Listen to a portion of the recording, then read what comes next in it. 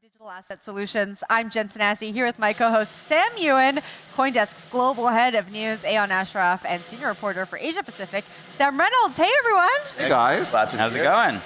Great to see you all in Hong Kong. We're here for Consensus. Our audience at home might hear a lion dance going on in the background. We're getting things kicked off for Consensus Hong Kong. Sam, you and I join our audience from the live desk all over the world. Before I bring in other Sam and Ayon, what are you looking forward to over the next 2 days?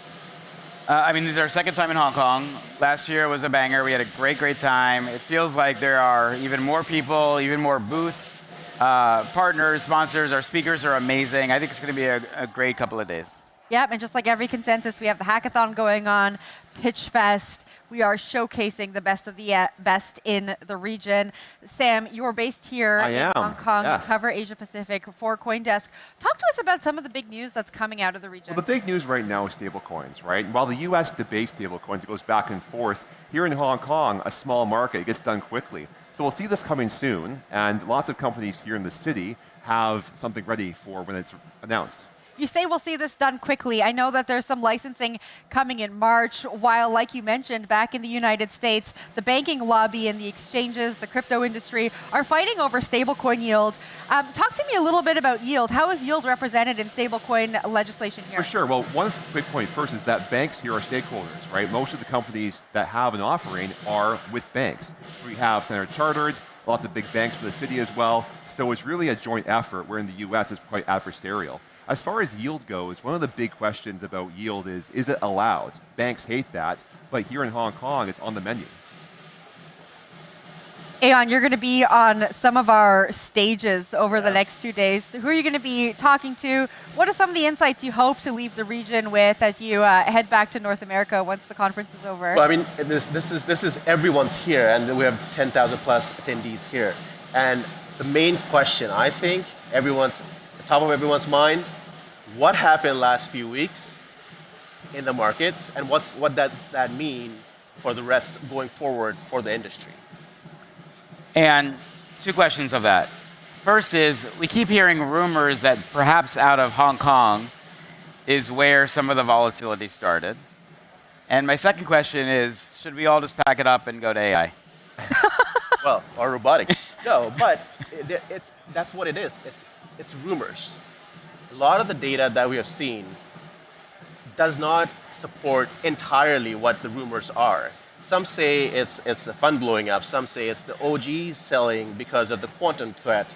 Some say it's the macro factors. No one has exact idea of what exactly happened. And I feel like that is the question I'm going to be asking, and everyone's going to be asking all the panels. I think one of the questions is who is selling, right? And there are some theories out there that it's OGs. You know, Aeon, you were telling me before the show that maybe OGs are selling because of this pending quantum threat. There's some talk about ETF outflows. I spoke to Eric Balchunas on Markets Outlook recently, and he said actually ETF holders are coming out of this latest downturn as the diamond hands of the market, which is pretty funny to me because I never thought I would be saying that boomers would be the diamond hands. No boomers. Yeah. Do you think, Sam, yes, you're talking about stablecoins. Stablecoins was really the dominant narrative of last year.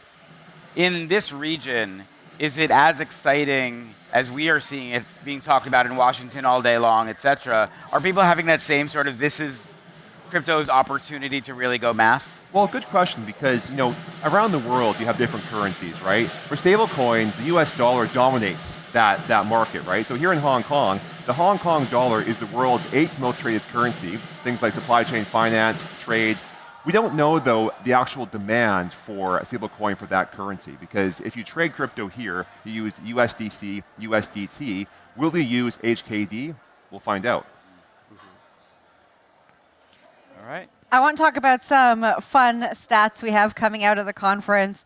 Some big names are going to be here at Consensus Hong Kong, including Tom Lee. I look forward to hearing what his bullish prediction is, despite what's going on in the markets. Aeon, I know you're going to be asking those questions to folks out there, so maybe you can ask Tom Lee what his prediction is for ETH as we head deeper into 2026. We're going to have Joe Lubin on stage. He's also going to be joining us at the desk here. The Mooch, Anthony Scaramucci, can't miss him at a Consensus.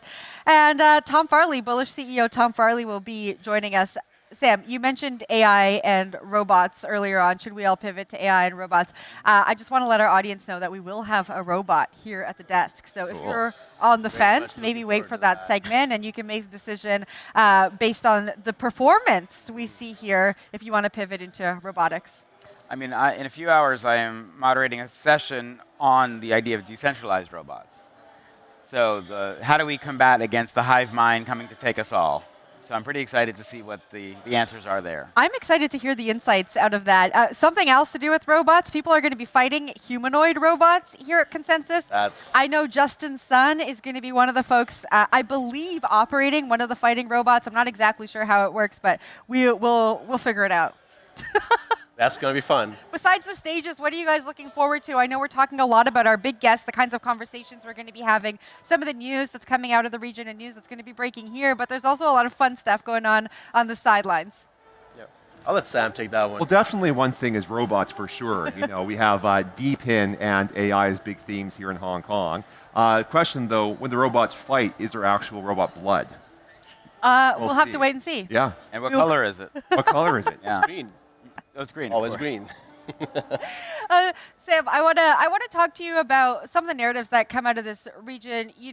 Sam and I, like I mentioned, we do CoinDesk Live all over the world. One of the big narratives is institutions. Institutions are here, institutional adoption. But when I think about Asia, I think some of the narratives of times past are still really very much exist here. A lot of folks are really building on some of those when it comes to culture and IP. We're going to be talking to some of the folks here at the desk. Besides the institutional narrative, what are you seeing seeing here in the Asia-Pacific region? Well, definitely for Hong Kong, all these big banks, all these big hedge funds, they have a crypto desk, right? They trade commodities, they trade real estate, they trade crypto. So that's a big one. I would say last year would be NFTs, this year not so much. That really is a kind of a dying narrative. Definitely AI. So here in Hong Kong, every week there's a great IPO from another Chinese AI tech company, right? These chip companies, they're all bangers in the market. Now, we'll see if that has attracted risk assets, see if that competes with crypto. But right now, the headline, at least in Hong Kong, is that these AI companies are huge drivers of interest in capital. And how hard is it to cover an event like this? You have 5 different stages. You have people walking the aisles that you also want to talk to. There's a lot of side events, a lot of parties, a lot of meetings you guys take offline. How do you sort of manage what makes news when everyone is here to try and make news?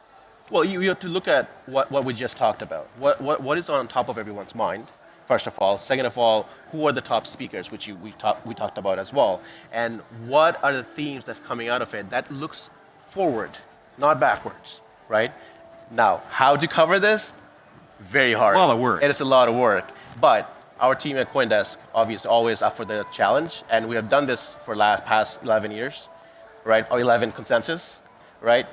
We're going to crush it. We have a lot of journalists all over. They're going to be Best in the game. We do, yep. Yeah, best in the game. They're going to be on the stages. They're going to be here at the desk. Absolutely. They're going to be talking to some of your favorite folks. So if you want to follow along, obviously watch this live stream, but also check out CoinDesk.com. Those articles are going to be updated as we continue throughout the next 2 days. Speaking of CoinDesk.com, I logged onto the website this morning and saw Sam Bankman-Fried is back in the news. That's one of the big headlines. It's scrolling here on our screen for our audience watching at home. But it seems like his mom has filed a motion for him. He's still fighting this thing, doesn't want to spend the next 25 years in prison. Yes. What's going on? That's, So his mother's motion tells the court, or asks the court rather, were the funds actually at risk? And they argue, they were not, which would attack the entire legal theory the prosecution used to put him in jail. President Trump has said that a pardon is not on the agenda, but let's see. Sometimes the taco trade can be extended to pardons. Our audience who's watching at home might not know what the taco trade is. What is that? Trump always chickens out. Okay. So maybe we'll see that there might be a pardon in the works. I don't think so personally, but never say never. All right. So that's one piece of news that's coming out. I also saw Michael Saylor is saying, don't worry, despite the markets. MicroStrategy is going to continue buying Bitcoin. That's not really a standout headline these days. Michael Saylor is going to keep buying Bitcoin. I think the day he says he's going to stop buying Bitcoin, that's going to be a big headline. That's when we pack up and go. That's when we pack up and go. It does seem, though, that that even with the taco reality of the U.S., that the tariffs are affecting prices. Across equities as well as across crypto. People are still worried of an uncertain sort of economic environment. Do you guys have any prediction of, are we going to see this for a while? Should we just get used to this volatility? Or is this something where, 6 months from now, new Fed chief is in town, like everything is looking good? Where do you guys stand on that? I don't think we will ever be able to get used to this. Markets don't like uncertainty. And every time a headline comes out related to tariffs, things are going to either go up or down. So until we have certainty, which I don't see it coming anytime soon, I don't think market's going to calm down anytime soon based on those headlines. I will say, though, that looking at the macro in China, all the data shows that they're doing fine right now. Like, they have rewired their economy to deal with tariffs. So things like BYD, the car maker, all their exports are now geared towards this tariff world. So they're not concerned as much about the taco trade, about the headlines. They can export to South America, to Southeast Asia, and also internally. So even though we have volatility with crypto, the macro narrative in this part of the world is doing fine. Sam, Marcus Thielen from 10x Research is going to be joining you at the desk later today. I know Marcus Thielen has said that previously in midterm election years, Bitcoin has a drawback of, I believe it's 60%. I stand to be corrected. That is a very US-centric take. And so I'm curious how the Asian markets are looking at what's going on in the United States, especially since it's a midterm year, and how that might be affecting crypto over here. Well, it's uncertainty right now, right? So the numbers show that the Democrats might take this back, and we don't know that quite yet. Now, the world does still follow the US, right? So when the US opens, Asia watches. And if Bitcoin will dump in US hours, that'll make for a very dynamic Asian morning. The world still follows the US, but isn't crypto supposed to be this global thing? Wasn't it meant to be It's meant to be, borderless? but it's now an asset for Wall Street. So you do see that the US as a large capital market does attract capital flows, and that is the world's center of commerce. I had a chat about that, and I do want to say one thing, and someone had a really interesting take on this, because my question was that whatever we asked for has happened, institutional regulations, ETFs and all that has happened. What is the next catalyst, right? Someone said, and I think it's a very fun one, is that Satoshi needs to come back. That is the catalyst that we want. Maybe Satoshi will come back right here at Consensus Hong Kong. I think Satoshi coming back would be a good thing for crypto. I don't know. That is. He's here right now. Who knows? Maybe. Oh, very It is. Jen. Yes. I'm just getting word Okay. that we have our first announcement. Okay. Our first announcement is today is your birthday. Happy birthday. Happy birthday, It is my Jen. birthday. Hey. Thank you. Oh my God. There we go. So we had our special delivery Oh, thank you guys. all the way from New Jersey. All the way from New Jersey. Very hard to get these on the My plane. birthday balloons. Yes. Well, thank you, everyone. Well, we wanted to celebrate that you are, run the show here. It's your birthday. You're working on this most important day, and thank you for being here. Well, it's such a pleasure to be spending my birthday with all of you. I wouldn't have it any other way. Thank you for the balloons. And, I think just because it's my birthday, I got a little bit more energy, a little more pep in my step. So everyone watching at home, make sure you stay tuned. We're going to be here for the next 8 hours. It's not only going to be me, thank goodness. We're going to be joined at the desk by several co-hosts, many of them from CoinDesk, many of them from other shows that you probably follow and love. So thank you so much for the birthday wishes. I look forward to spending it with all of you and everyone at home. It's going to be great. You don't look a day over whatever age you tell people you are. 18. Okay. Yep. There you go. Thank you. Perfect. Thank you, everyone, for celebrating my 18th birthday with me. All right. On that note, let's head on over to the main stage. We are going to hear welcoming remarks from Consensus Chairman Michael Lau. He's also going to be at the desk with us, I believe, tomorrow. So we'll hear from Michael Lau about everything that it takes to put into Consensus Hong Kong. And after we hear from Michael Lau on the main stage, we're going to hear an opening keynote from a Hong Kong government official. Let's head on over there right now. Crypto is absolutely a way to survive. They're cheaper, that they're faster, that they're more transparent, they're more modern. Cut through the noise with something powerful. Katie bar the doors, $1 trillion will come and index that asset.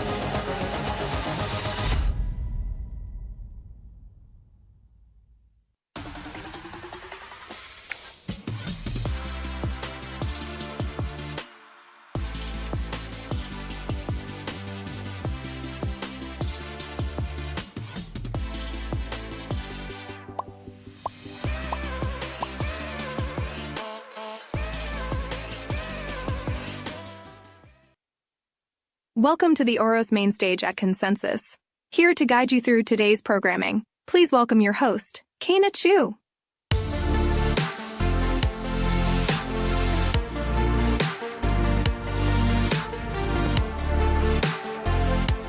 Good morning, Hong Kong. Welcome to Consensus Hong Kong 2026. My name is Keynote Chu, and it's my absolute honor to be your host here today at the Oros main stage. Look around this room. We're standing in the absolute epicenter of the digital revolution.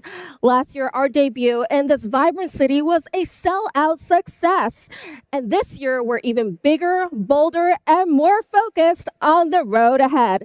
But before we dive into our first session, a quick housekeeping note, make sure you download the Consensus app to customize your schedule across our 6 stages, set up meetings with fellow attendees, and of course, access our digital map. And don't forget to share our event on socials. The official hashtag is ConsensusHK.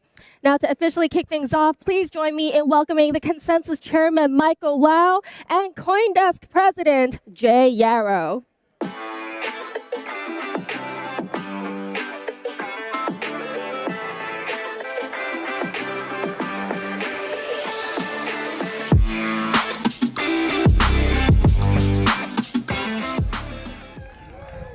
All right. Welcome to Consensus Hong Kong. Thank you for joining us for yet another landmark conference here in my home city of Hong Kong.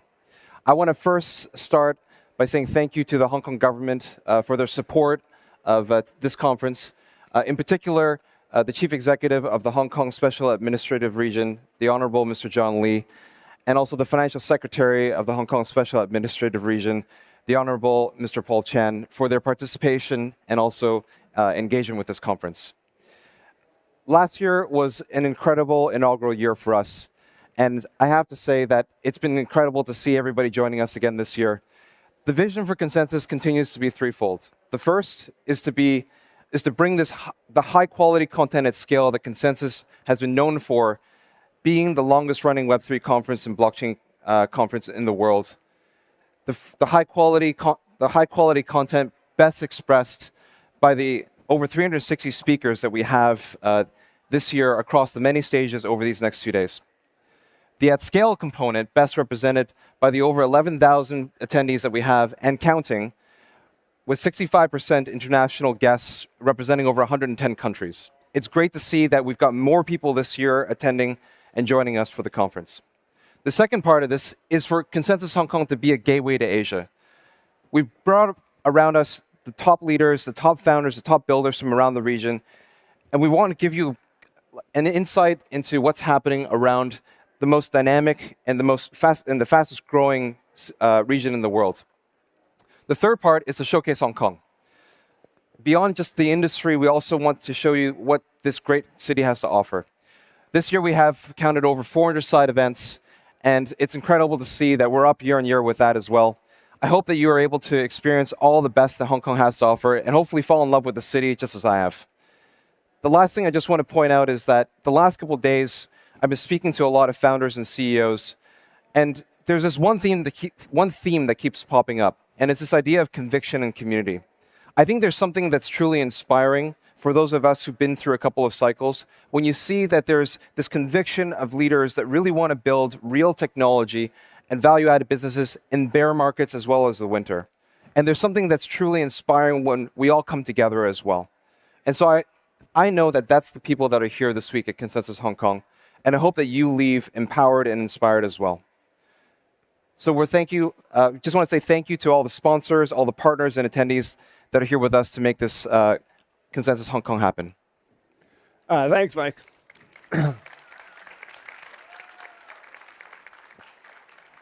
I'll try to keep it brief because I'm pretty sure nobody in this audience is here for me. We've got an incredible lineup ahead of us. I just want to say, when you come into this industry, it has periods of booms, it has periods of busts. If you spend too much time online, and Lord knows I do, you would think we are currently in a bust period. But when you come here and you meet with people, you see the energy. We have more people attending more events than we've ever had before. The excitement, the energy, it's palpable. So I can't wait to hear from all of our speakers, and I want to just thank everyone, all the sponsors who made this possible, and everyone who paid for tickets, and everybody who came, the attendees. This doesn't happen without you, so thank you. Great. So without further ado, I'd like to turn your attention to the screens for a special address delivered by the Chief Executive of Hong Kong, Mr. John Lee. Thank you. Mr. Michael Lau, Mr. Tom Farley, Mr. Jay Yarrow, industry leaders and innovators, distinguished guests, ladies and gentlemen, good morning and welcome to Hong Kong. It is my pleasure to join you today at Consensus Hong Kong 2026. This is a key platform that brings together Web3 leaders from around the world to discuss and shape the future of the Web3 ecosystem. I would like to begin by thanking CoinDesk for returning to Hong Kong, hosting this iconic conference once again after last year's success. Your choice underscores Hong Kong's distinct advantages. It also helps to show the world our growing prominence as a global hub for Web3 and crypto innovation.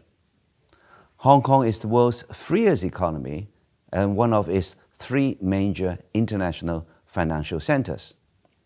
Under the unique one country, two systems principle, Hong Kong is the only city that converges both the China advantage and the global advantage. We have a long tradition of the rule of law, a judiciary that exercises its power independently, and a common law system that is similar to many financial hubs around the globe. Hong Kong has an open and transparent market, and we enjoy the free flow of capital and a low and simple tax regime. What's more, Hong Kong's financial regulatory system is robust, and our financial market stands out for its deep liquidity, innovative products, and world-class investor protection. As the only city in the world that counts as many as 5 universities in the global top 100, Hong Kong boasts a highly educated workforce and a welcoming environment for global talent. These and many other advantages have helped to make Hong Kong the world's number 3 in global competitiveness and number 4 in the World Talent Ranking and World Digital Competitiveness Ranking. With this unparalleled positioning, Hong Kong has consistently served as a platform that brings together international capital, talent, and information, continuing to expand our global markets and reach. The world of Web3 and digital assets carries with its vast potential. They help to realize more efficient financial transactions at a lower cost and with more inclusive options. The Hong Kong SAR government is committed to establishing Hong Kong as a global hub for innovation in digital assets. That's why over the past few years, Hong Kong has been actively building the regulatory framework to promote the steady and sustainable development of our Web3 ecosystem. Last June, the Hong Kong SAR government issued the Policy Statement 2.0 on the development of digital assets in Hong Kong. It sets out a vision for a trusted and innovative digital asset ecosystem, one that prioritizes risk management and investor protection while delivering concrete benefits to the real economy and financial markets. I'm pleased that a lot of our initiatives in the area are in good progress. One key initiative is our implementation of the Stablecoins Ordinance last August. This new law provides for a licensing regime for issuers of fiat-referenced stablecoins in Hong Kong. The Hong Kong Monetary Authority is actively processing licensing applications, and we believe the first batch of stablecoin issuer licenses will be issued within next month. Meanwhile, our Securities and Futures Commission announced last year the Aspire roadmap. It's planned for regulating Hong Kong's virtual asset market. We have since implemented a series of measures to boost liquidity of the VA market and expand VA product offerings and services, all for the purpose of facilitating the development of this vibrant area of growth. Ladies and gentlemen, Hong Kong is in a strong position in promoting Web3 development. Hong Kong will continue to go all out to stay at the forefront of this pivotal shift in finance and technology. We welcome companies and institutions from around the world to join hands with us and build a brighter digital future together. On that note, I wish you all a fruitful conference these 2 days. Do remember to take some time to experience the life and culture of Hong Kong, Asia's world city. With the advent of the Lunar New Year, I wish you a healthy and prosperous year of the horse. Thank you.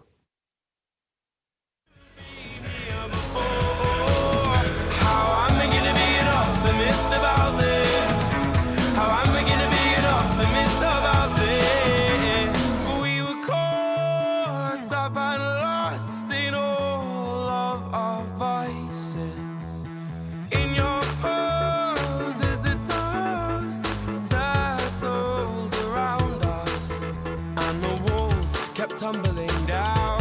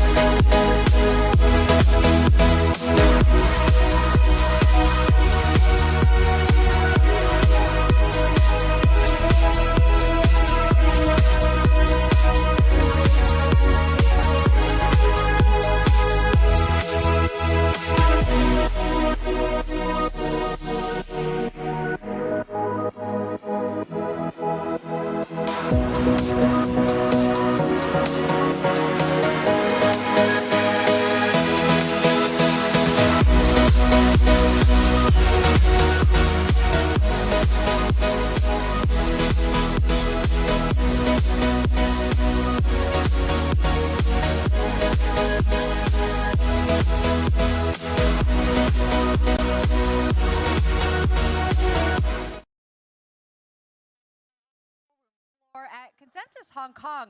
Over the next 2 days, we'll be bringing you conversations with some of the top voices in attendance, insights, and the best moments from stages, booths, and everything in between. Let's now head on over to CoinDesk's socials to see what attendees have been up to. All right, first off, we have the Twin Towers of Ethereum. We have the Twin Towers of Ethereum. Tom Lee, Joe Lubin. Looking forward to Consensus Hong Kong in a few days. They're both going to be here. We're really excited to have them and the whole Ethereum community. So people are talking about that within this, although really every protocol is very excited for Consensus. All right, let's go to the next one. All right, next one. This one is about the weather, Sam. I know we can't see the words, but I know it's about the weather because just a few days ago, it was very cold here in Hong Kong, and I had to head out to the mall to get a few jackets. And when I did that, the weather took a turn for the better, and now it's warm and delightful just in time for Consensus to start. I did not know what to wear since I've been here, but I'm glad to hear that the weather's getting better. When I go outside, I will be in a tank top. All right, let's take the final one. All right, this is from our chairman, Michael Lau, really welcoming everyone to Hong Kong. We're really excited. Michael just got off the main stage, really opening the conference. He's a real champion in the region for crypto, as well as for CoinDesk and Consensus. Please, though, everyone, if you're listening, tag Consensus. Let us know. We will feature some of the best posts on the stream throughout the next 2 days.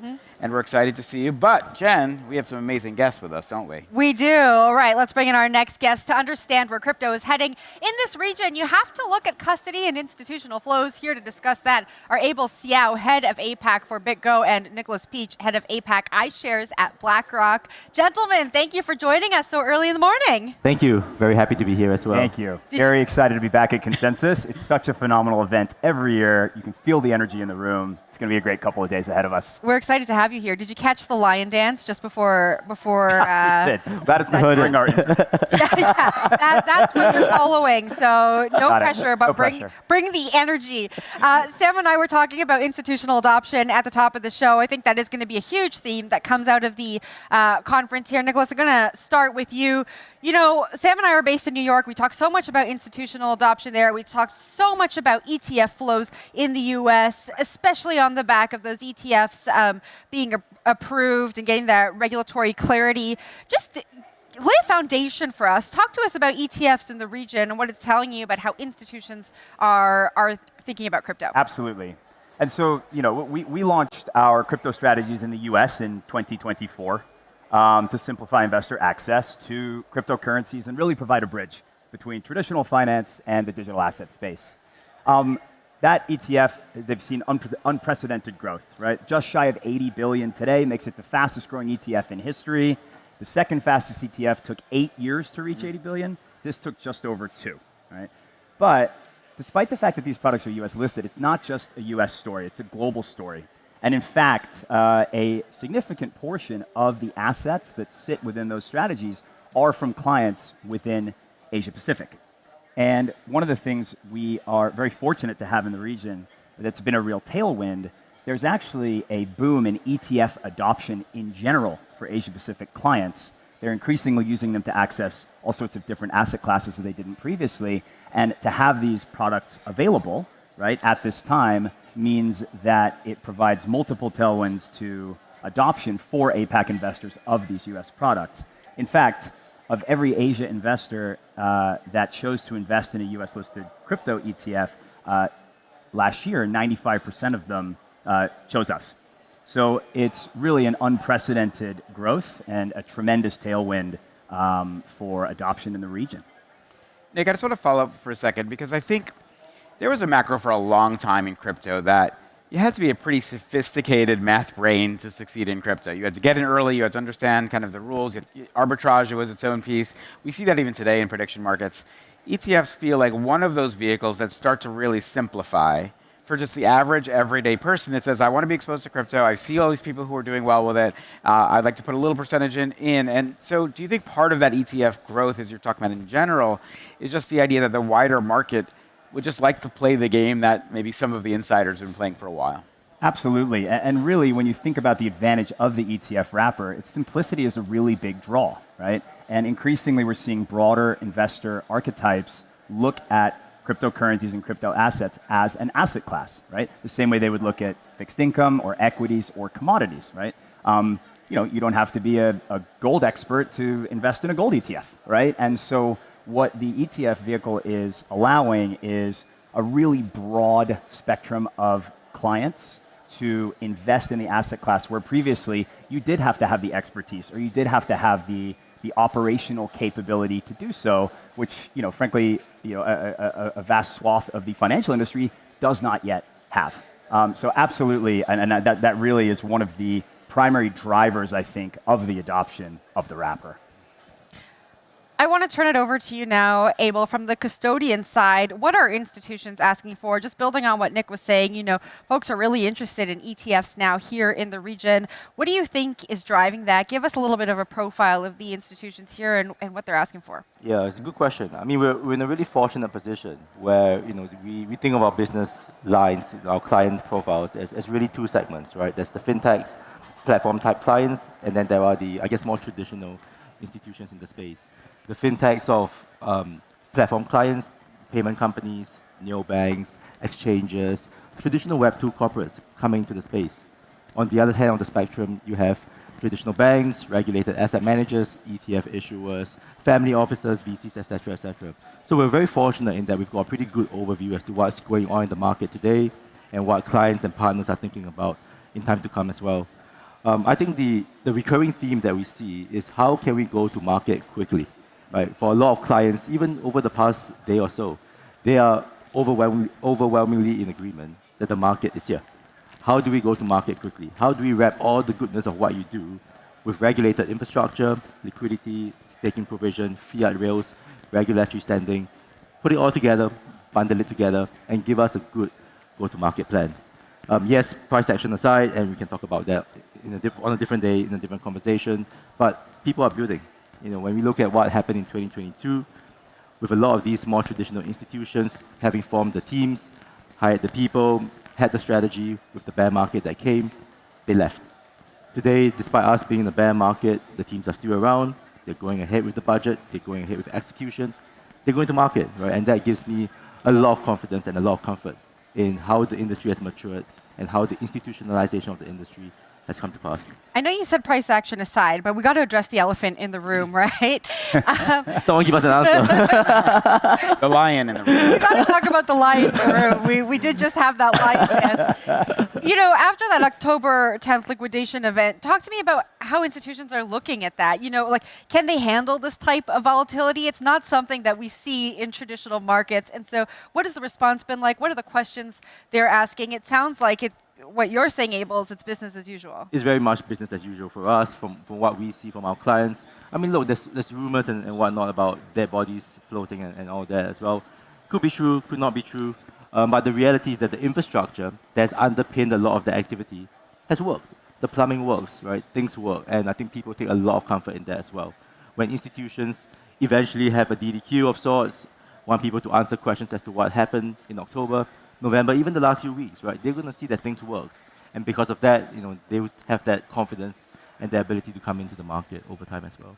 Yeah, I couldn't agree more. I think that part of the advantage of getting a more broad-based adoption of things such as a crypto ETF wrapper is that you start to see much more institutional involvement. Now, institutions think about asset allocation very differently than individuals do. Right? So when they think about allocating toward the digital asset, it will be as part of an investment portfolio, along with equities, along with fixed income, and typically have a longer time horizon than a retail investor. What that means is you see less price sensitivity to short-term moves, right? If you're accumulating a position as part of a portfolio over years, right? Well, an asset decline could just as easily be an opportunity to add more as it is a reason to be concerned. And the data really bears this out. I saw an article from Eric Balchunas at Bloomberg talking about the stickiness of ETF holders in particular. And again, it's that institutional mindset in that, you know, I think on the last 40% sell-off in Bitcoin, only 6.6% of the ETF AUM was redeemed, right? So people are holding.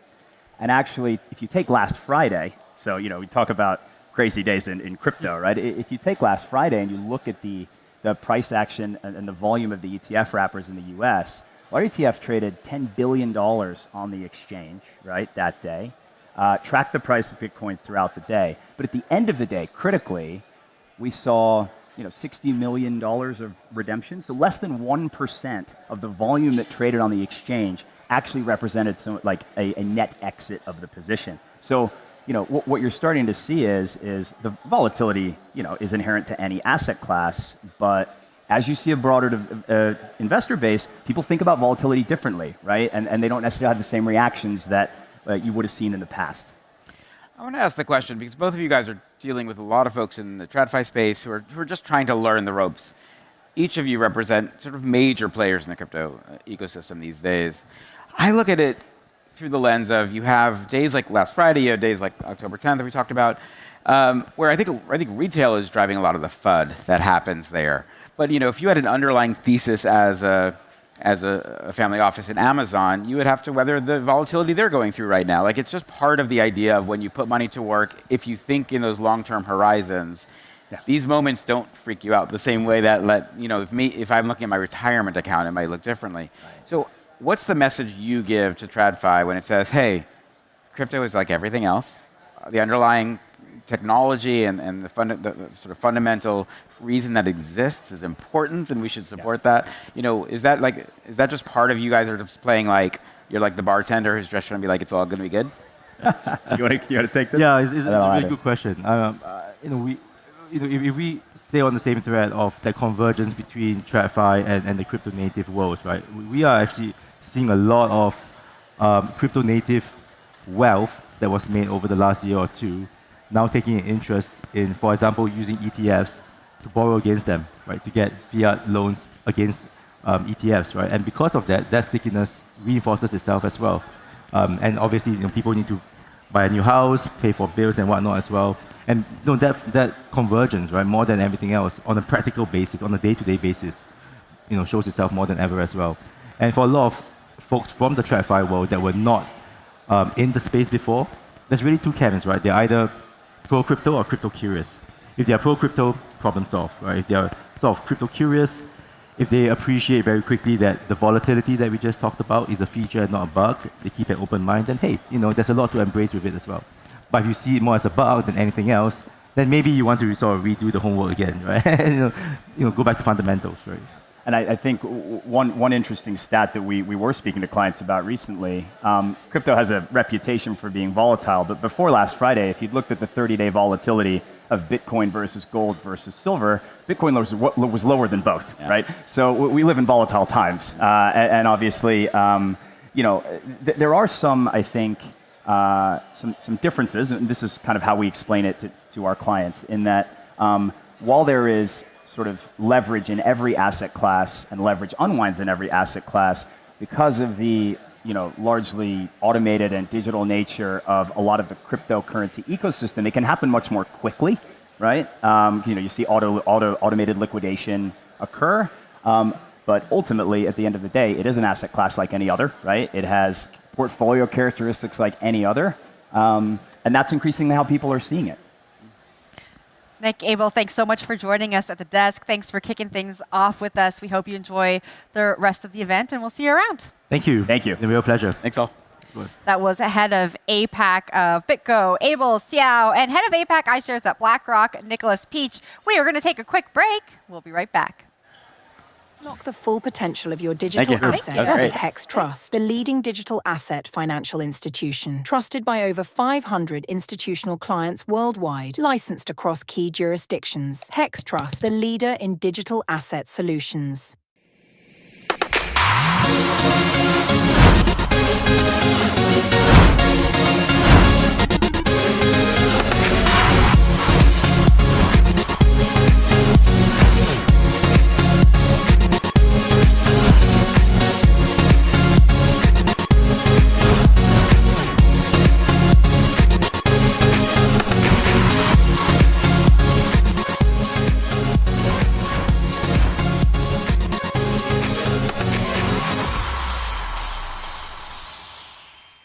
Get the breaking news that moves markets right to your phone, track your favorite token instantly, and dive deep into the latest data. Download the CoinDesk app today.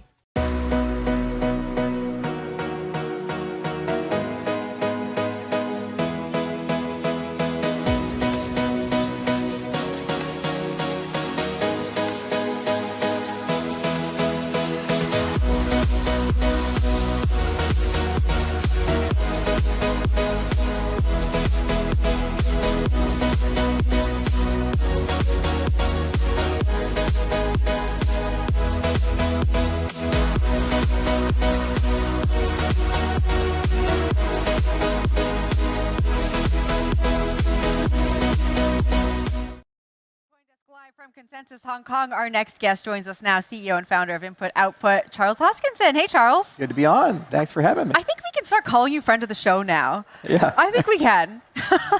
Our last guest, Nick from BlackRock, was saying we're living through volatile times right now. We're talking about volatility in the market. Just kick us off. How are you watching volatility right now? What are you focusing on? I mean, you have to get pretty desperate these times. We're looking for like new demographics to bring into crypto, AI agents, uncontacted tribes in the Amazon, all kinds of people. But I've been in it in tough times and been in it good times. This one particularly stings because we expected a really strong cycle in 2025, and we didn't quite get it. So a lot of people are pretty bitter about it. But the good news is we're looking for a new narrative. I saw this in the first to second generation turnover between Bitcoin to Ethereum, and again with Ethereum to the third gens. So I think when we get to that new narrative, it's going to bring a lot of new people in, and it's going to revitalize, refresh the markets. We just got to get through the next 90 to 180 days. It's going to be tough. What do you think, in your opinion, what is driving that narrative most of kind of the hesitancy, the worry?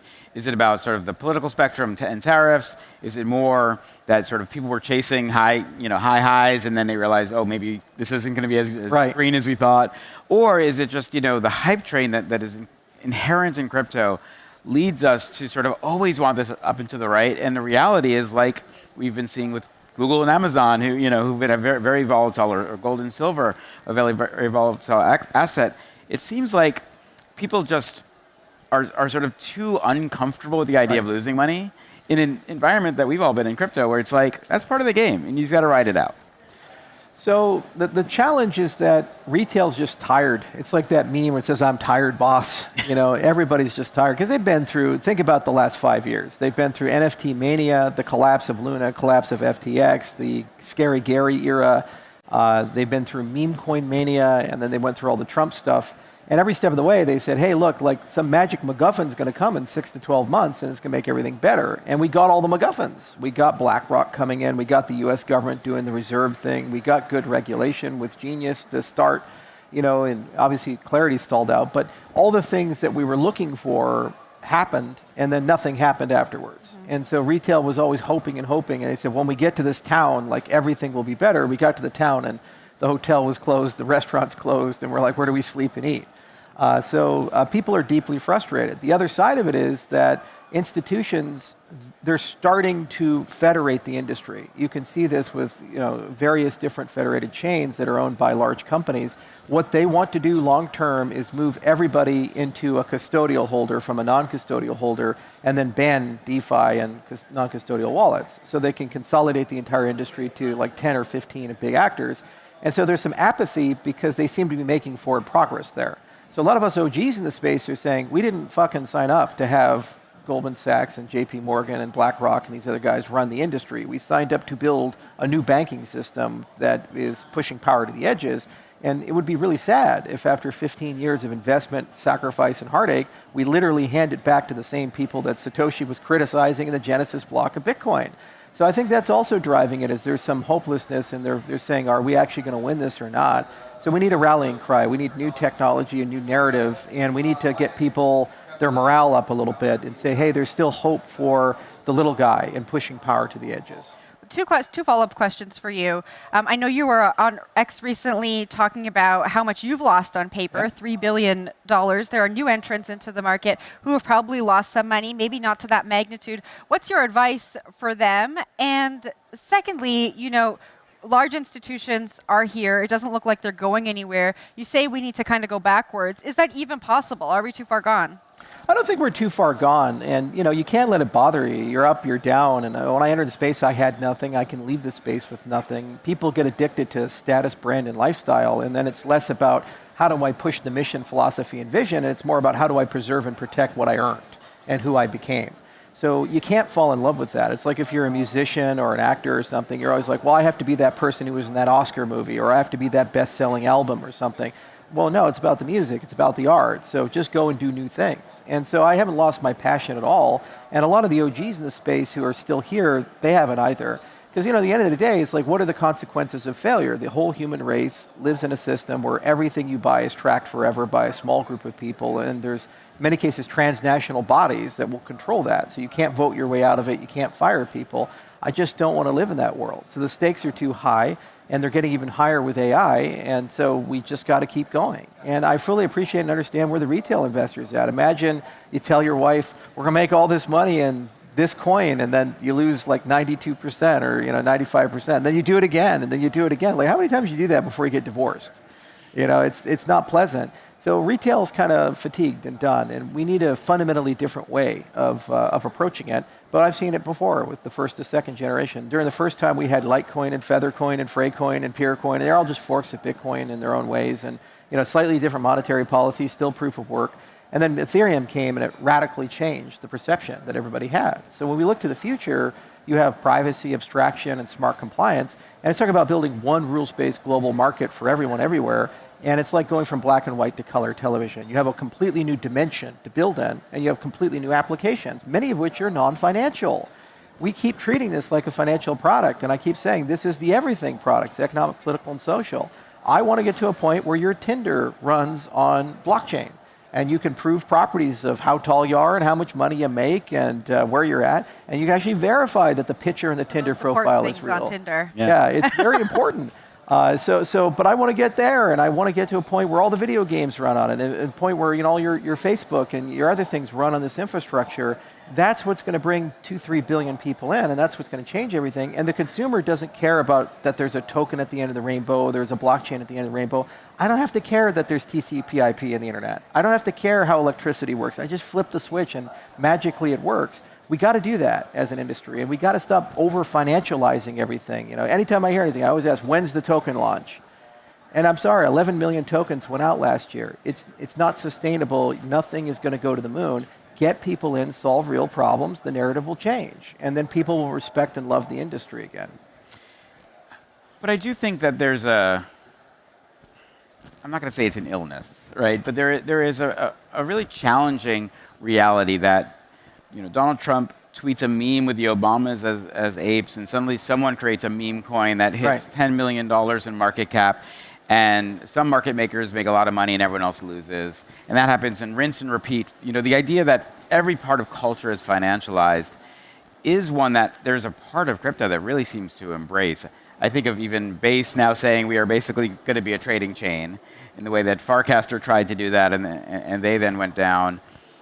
How do we get people to focus on the things that you're talking about, which are humanity, which are privacy, which are ways that you should exist as a human in a world where there is so much unknown and technology is reading everything?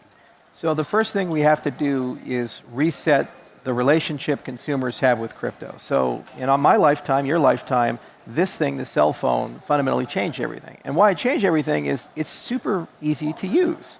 You just click a button, you put your thumb, you enter a PIN code, and then magically you're in this entire new world, and it's one-click install. Right now, I have to understand how the systems work, understand the culture, understand private keys, understand how to back up wallets, all this stuff. So really the only interface is for people that are doing this for financial reasons. So the first step is make it ridiculously simple with wallet abstraction. Make it so that you can create a wallet in 30 seconds with a fingerprint and a PIN code. You don't have to remember any keys. You can do social recovery. Then once you have it, make it really easy to connect it to things like Facebook or YouTube or these other things. And then organically, experiences develop that we didn't have before. And then everybody's interface to crypto is non-financial. They're looking at more as an extension of an experience they already have, as opposed to a marketplace where they're going to trade. Now, yes, people are going to financialize, and that can be an augmentation of an experience. Like now I have micro tipping when there's Twitch stream or a VTuber or this live stream here. People like what they say. They can click like, and then all of a sudden we get a penny or something. But it's not core about that. That's an extension of an existing experience, and what crypto does is now enables that extension, or prediction markets and media. The other thing is we have to know where the world is going. By 2030, the majority of internet searches and commerce will be agentic. So the vast majority of people using internet aren't people, they're robots. And you see this with Claudebot and Moltbook and these types of things. They created their own religion, Crustafarians. So that's the payment system for those creatures. And it's going to change how advertising works and commerce works. So we as an industry, we have to stop trying to chase the bouncy ball and saying, how do I build a token, get a 10x on the token, dump the token, do it again. This is what the industry's done now since meme coin mania and before, and everybody's tired of it. They don't want to play the game anymore. Consumers are too smart for that. So what we need to do is pivot now to real experiences for real people. They work on a phone. They're super simple. And then they extend and augment things that we already have, experiences we already have, like the YouTubes, like the streaming services, like your Netflix, whatever it may be. And you're adding a new dimension, whatever that dimension is. Once you have it, you'll get billions of users that come on in, and you'll create trillions of transactions for these networks, which creates real utility and value for them. I know you've been experimenting with agentic AI, with Logan. Just talk to us a little bit about that. What are you fiddling with? What are you doing when you're at home? And what's that future that you are working towards? So I left Twitter and I replaced myself with a digital twin there. So I had all this spare time because I was no longer doom scrolling all the time. So I started programming again. And actually, it's never been more fun to program with some help from our good agent friends. And so what's nice is now I can ride every wave. So when Claudebot came out, within 48 hours, I forked it and I created my own version with a lot of security enhancements. I put it in a trusted enclave with an HSM and dual Docker with a sidecar. And I just started running Logan, the exit liquidity lobster. And I connected a lot of Cardano apps, and I put them on Moltbook and said, hey, start posting about Cardano and these other things. But what was really fun about it was just seeing how quickly agents can self-assemble and create experiences like social networks or dating apps or religions or these types of things. And there's something to it.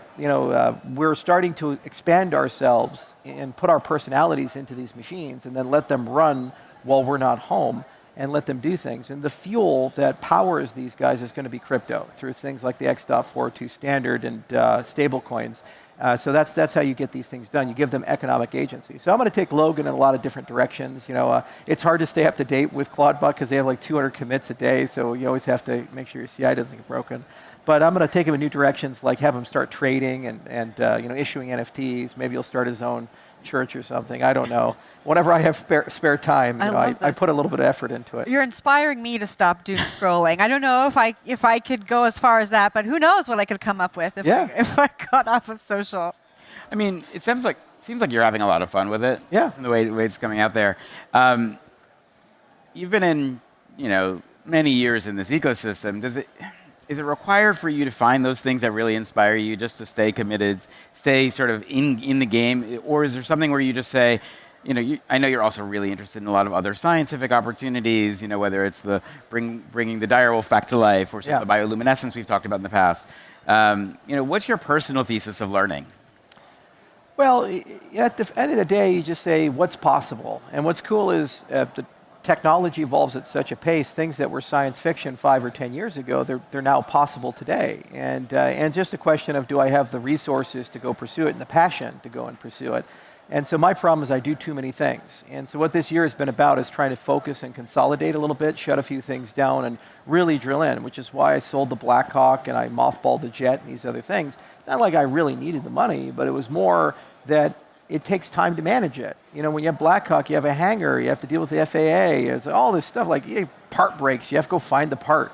And I found I was spending a lot of time in meetings about this stuff, and I said, well, I got these 400 other things to deal with, let's go deal with those, and those take priority.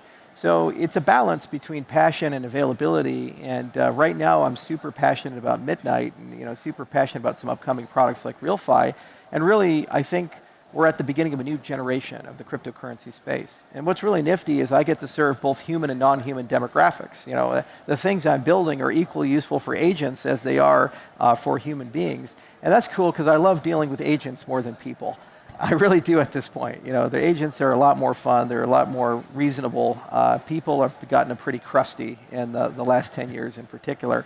As for like horizontal things, what's cool also is we're at an inflection point where everything is changing. The mode of computation is changing. Quantum computing is coming, for example. So then you say, okay, well, how do I build defenses against that or use that to make the systems better? Like there's something called quantum money where you can have cryptocurrencies without a blockchain if you have a quantum computer. So there's just a lot of really cool things that exist there. So being able to stay up to date and read and say, well, what's the horizon going to be? That's the fun part. And when you're right, it's magical because you kind of know the future 5 years before other people get to know that future. It just takes time, and you have to be deliberate and focused. And when you get rich and you get a lot of friends, you lose time because you end up getting pulled in 50 directions. And to be a real good entrepreneur, you have to find the time. You have to pull it all back together and say, okay, I'm just going to do this one thing. I'm going to go really deep and really enjoy it. Charles, I want to get your opinion on quantum computing. Earlier at the desk, we had a few of our journalists here talking about a rumor that this recent market downturn could be from OGs who are selling because of the quantum computing threat. Do you think there's any validity to that? Or have you heard in your circles that people are offloading their Bitcoin because of the quantum threat? I mean, if there are, they're stupid. Quantum computers are not a threat right now. You have to have good epistemic hygiene for this. The first step is saying, who's the best group of people to measure whether they are coming, when they're coming, and what they can do. So that's the US military and the intelligence agencies because they have the highest risk profile. So they formed a program at DARPA called QBI, the Quantum Benchmarking Initiative, and 11 companies, including IBM, are participating with them, and they've already passed the first round, and they're measuring whether quantum computers will be a thing by 2033. So by the end of next year, we'll actually know definitively when and how and who, and then it gives us a sense. Second, we already have all the defenses for quantum computers. FIPS 203, 204, 205. We help work on them alongside many, many cryptographic groups with NIST. And it's not a question of can we defend against them, it's who wants to pay the price. All the post-quantum stuff is 5 to 10 times less efficient than the elliptic curve stuff. So nobody wants to be the blockchain that says we're now immune to quantum computers, but by the way, you're 10 times less efficient. So you've lost 10 times of your transaction throughput and all this other stuff. So right now what we're doing as an industry is less about protection and it's more about optimization. how do we take what we have and get it to run faster, cheaper, and also start beta testing put together. So we have a program, we work with people from Google and from Linux, and we have some people at Microsoft Research. It's called Nightstream, and we're very involved in lattice-based crypto. We've made amazing progress with it, and it's a drop-in replacement for the ZK systems that we have, and it's post-quantum, and it works on AI chips and all these other things, so it's really fast and linear scales. So whenever we need it, we have it, but I don't want to pull that trigger because I still think there's several years left over on the elliptic curve side. But always when you have an emerging threat, you have to say, who cares the most? When did they say it's going to come? What defenses do I have? What trade-offs do I want to live with? And also, is this just my problem or is it a universal problem? And then if it's a universal problem, get in bed with the people that are most able to do it. So the Fortune 10 companies worry about this a lot. So get in bed with their cryptographers, get in bed with the big universities, build a coalition, and you solve it as a group, and then you just make sure it's ready to get turnkey and go through.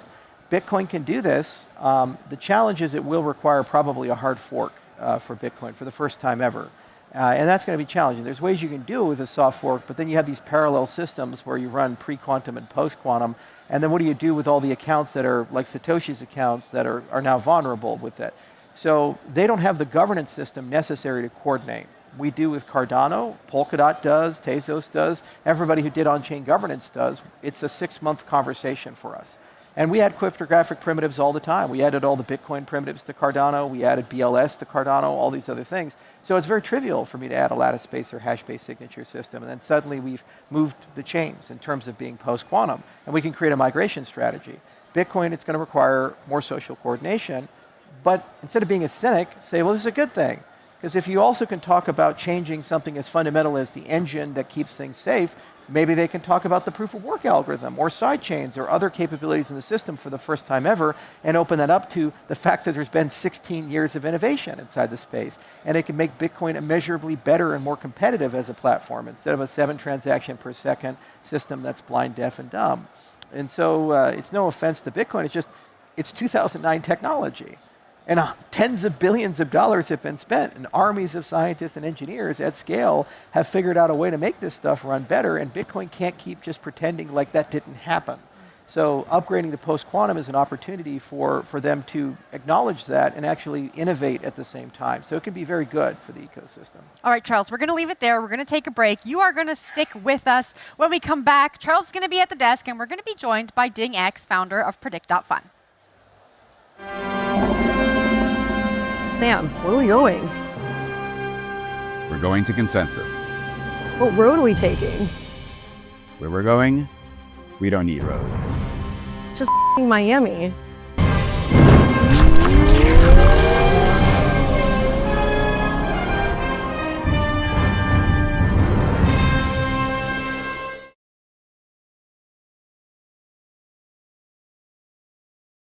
Get the breaking news that moves markets right to your phone, track your favorite token instantly, and dive deep into the latest data. Download the CoinDesk app today.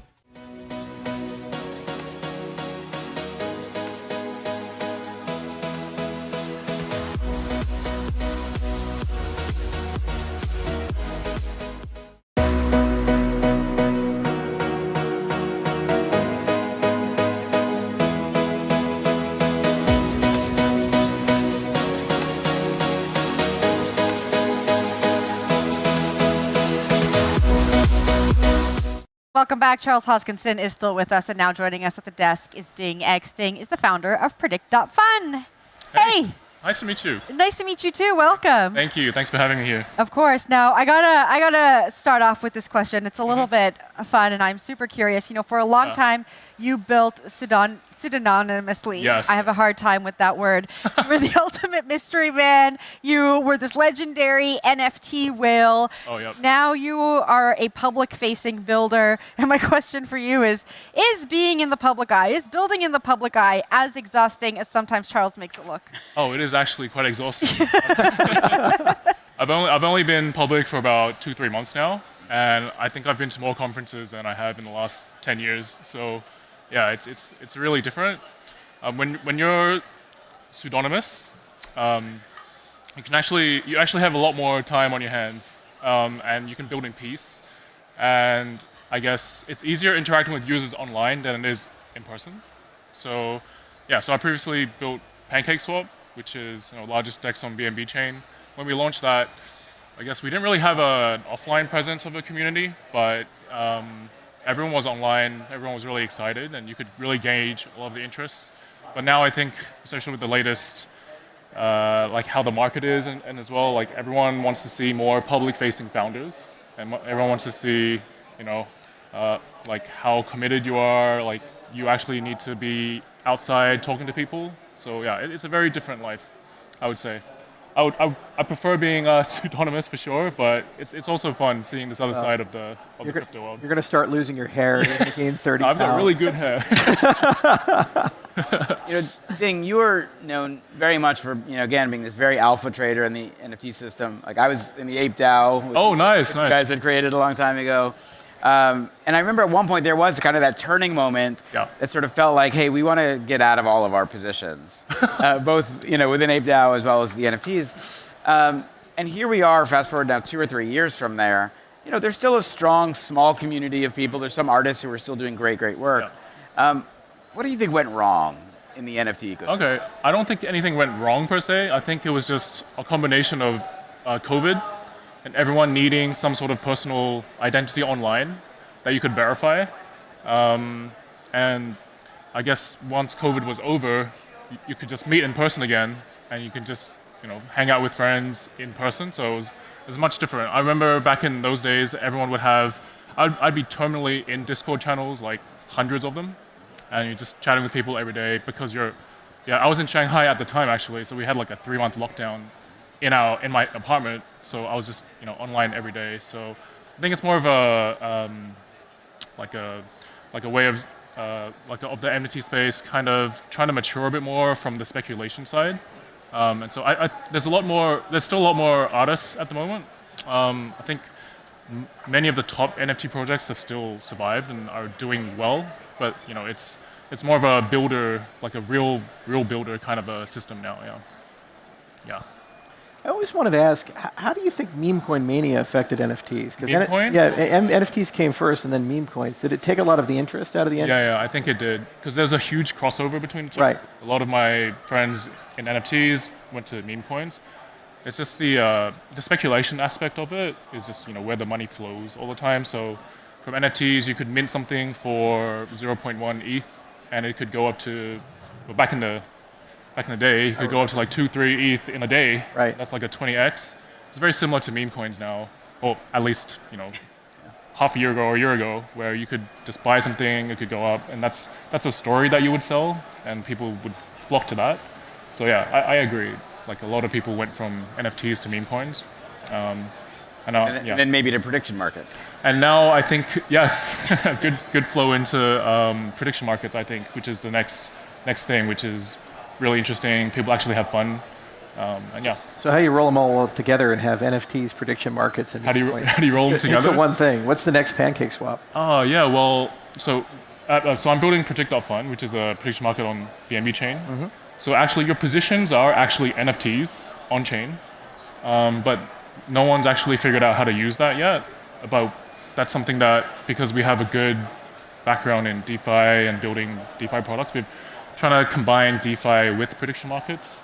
So there's so much liquidity in DeFi that it's such a waste to not have Polymarket or any other on-chain prediction markets use the DeFi liquidity available. Mm-hmm. So what we're trying to do is, first of all, we're providing yield to position holders on prediction markets, where as soon as you open a position, your funds get deposited into an on-chain lending protocol, so they get the yield over time and it's on-chain. There's also, because they're NFTs, the positions, there's no reason why you can't use them as collateral to do lending, to do borrowing, to do some sort of leverage as well in the future. So yeah, there's a lot of untapped potential with DeFi and prediction markets. And NFTs, yeah. We were just speaking with Charles about kind of the financialization of everything. And I know prediction markets are really having their moment right now. But how are you thinking about the sustainability of that? Are humans going to want to continue to bet on everything under the sun? Like, how does this evolve? Yeah, I mean, gambling has been around for a long time, but we don't use that word in prediction markets. We use trading information, right? So it is going to be I think, very intertwined with a lot of every aspect of trading or some sort of financialization. People love like the crossover between news, media, events, and being able to place a wager or bet on which direction, like who wins what, is going to be very intertwined. It's like very easy to get exposure from that stuff as well. I think a lot of the poly market, most of the viral tweets are on like big news events that they had good odds on before.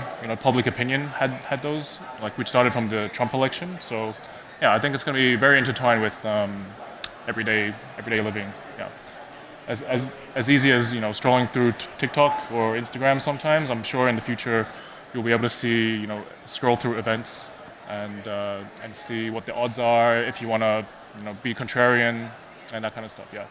Do you think the large social media guys are going to finally enter the industry and actually put their own prediction markets and their own wallets in the platform? Because every 3 years they talk about it, but they never do it.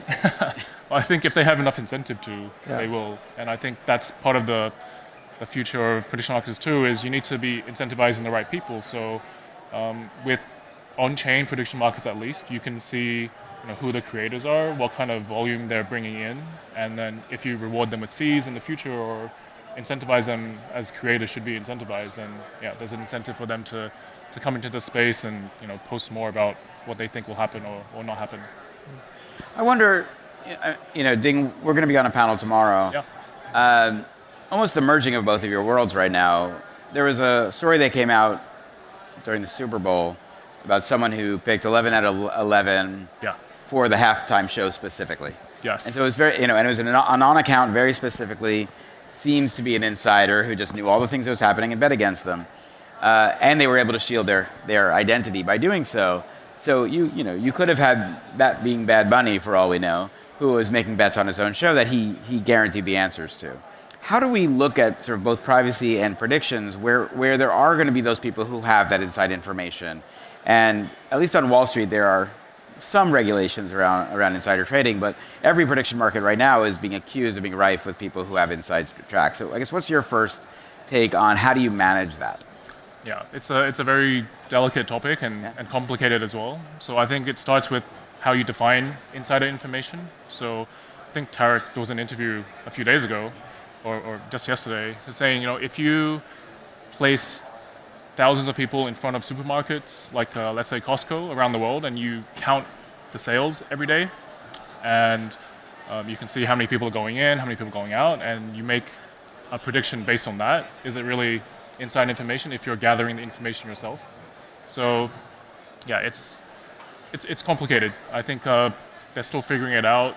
I think there's definitely going to be different definitions of inside information going forward, and yeah, we're going to adapt to however it comes as well. Yeah, we'll be talking more on our panel tomorrow. Yeah. And Charles, do you think it's a challenge or an opportunity within the privacy world of shield that? Because what's going to happen is you'll have very sophisticated selective disclosure tools, and so you'll be able to say pseudonymous, but then you can prove attributes and properties, like you're an accredited investor, or you're allowed, or you're not affiliated with a particular entity, because somewhere in the chain somebody knows the real life human identity, but on chain it's a zero knowledge proof.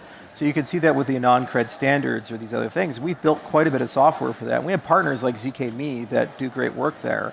So I don't think it's necessarily a huge problem. It's a bigger question. I like where you're going with it, the epistemic hygiene of what is insider information. Because hedge funds are notorious when they trade oil of measuring how deep the tankers are in the water to estimate inventories. And that's derived knowledge that gives you a trading edge. And you're allowed to do that. It's problematic when you're the CEO of the pharmaceutical company and you know the FDA approval is coming on Tuesday, so you call your brother and be like, hey, bro, you need to buy on Monday. Or, if you're the president or something and you're going to tweet something, you let somebody know, and then suddenly the market goes way up or market goes way down.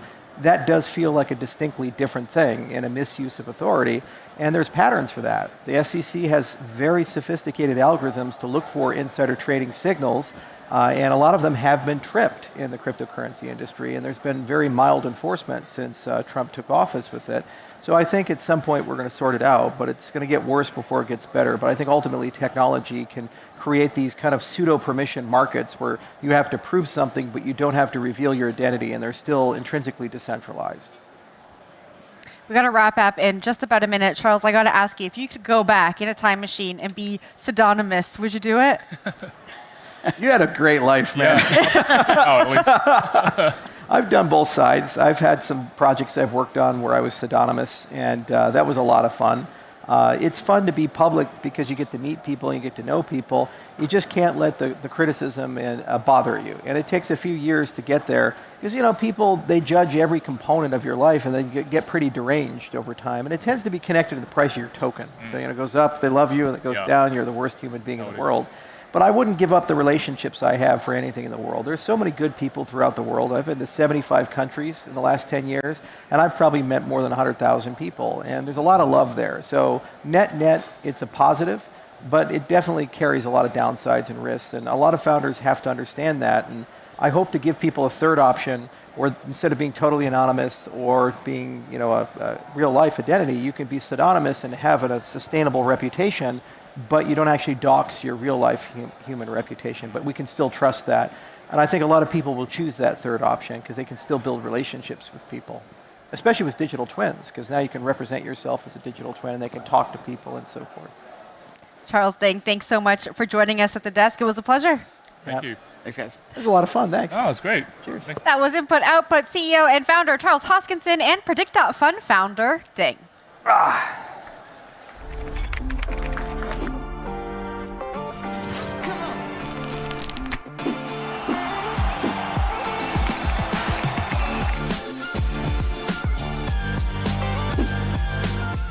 Get the breaking news that moves markets.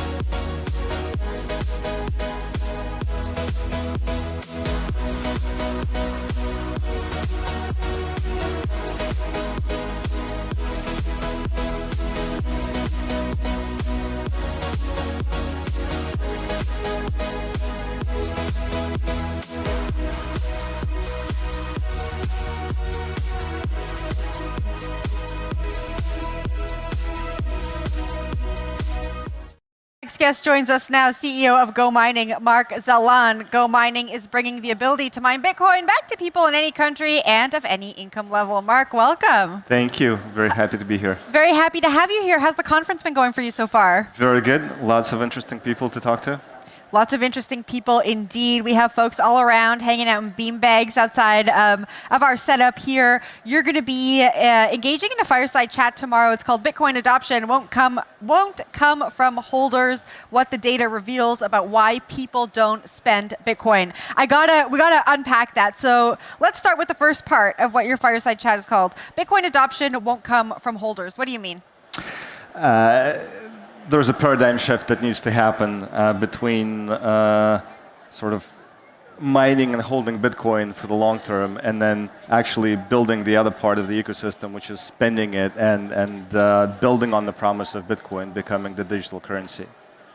Let's talk about the promise of Bitcoin becoming the digital currency, because I've heard a lot of folks shift what they believe is going to happen with the regulation of stablecoins and the adoption of stablecoins. They think maybe Bitcoin does really become digital gold. People hold on to it to protect their investments, and stablecoins is actually the digital currency that folks use for payments. What do you make of that? We think that that's shortchanging the Bitcoin story. The original promise was always for Bitcoin to be the digital currency. So it's over the past 15 years plus 18 years, I guess, Bitcoin has fulfilled part of that promise, which is accumulation of wealth and being able to hold it for long-term appreciation. But we think as Bitcoin maximalists, which has always been our sort of reason for existence, we think that that second part also needs to happen. And this is something that we have been hearing consistently from our community and as we talk to people in the industry that there is a demand for being able to literally pay for coffee around the corner with Bitcoin, but the infrastructure and the capability is not there. So from our perspective, that's sort of the next frontier that must be solved, which is being able not to just hold Bitcoin for long term, but also being able to use it as an economic means of payment. What needs to happen for us to get there? I think first is the mindset shift, and secondly is the infrastructure needs to be there. Or actually, let me reverse maybe those two things. First, the infrastructure needs to be there, and then secondly, people will start to change the way they think about it. When you say the infrastructure needs to be there, I know there are a bunch of folks who are building in Bitcoin DeFi. They're thinking about how to implement layer 2s on the Bitcoin blockchain. Just talk to me a little bit more about that. I mean, while this is happening, it still feels like adoption is still sitting on the sidelines. Exactly, and it's a chicken and egg thing, right? You have to build it, and then they will come. Yeah. So right now, you don't have the ability to go into a local Starbucks or whatnot and buy a cup of coffee with Bitcoin. That infrastructure needs to get built, but the investment in that infrastructure is not taking place because the demand is not there. So somebody has to make the first step, and this is something that became apparent to us as we went through last year, and we've been talking to our community and people around the Bitcoin ecosystem. So this is sort of the next frontier that we've set for ourselves as a product company, as a Bitcoin product company, to solve in 2026. So further on this year, we'll be rolling out payment rails and solutions, not just at level 2, but level 1, that will be able to accept payment in Bitcoin, will enable merchants to accept payment in Bitcoin that is immediate, that is immediately recorded in the blockchain, and that is virtually at no cost or very little cost to the merchant, certainly well below the acquiring expenses that they're incurring today with Visa and MasterCard and the major payment networks. I know you've gone out and talked to people who hold Bitcoin about their desires for using Bitcoin and payments. Have you gone out and spoken to merchants? What are they saying about accepting new forms of payments? What are they saying about accepting cryptocurrencies? Do they understand? And what is the education gap there? Yeah, that's a great question. And I've been in consumer finance for since 2000, and this is the conversation that happens around every new payment technology. I remember the same conversations when contactless payments, when Visa PayWave and whatnot, NFC payments came out in the early 2000s. That everybody's happy swiping cards. Why would we need to make investment in infrastructure to make contactless payments a reality? And here we are, everybody's happily paying with their phones, and nobody wants to carry cards around. So the merchants will go where the consumers are.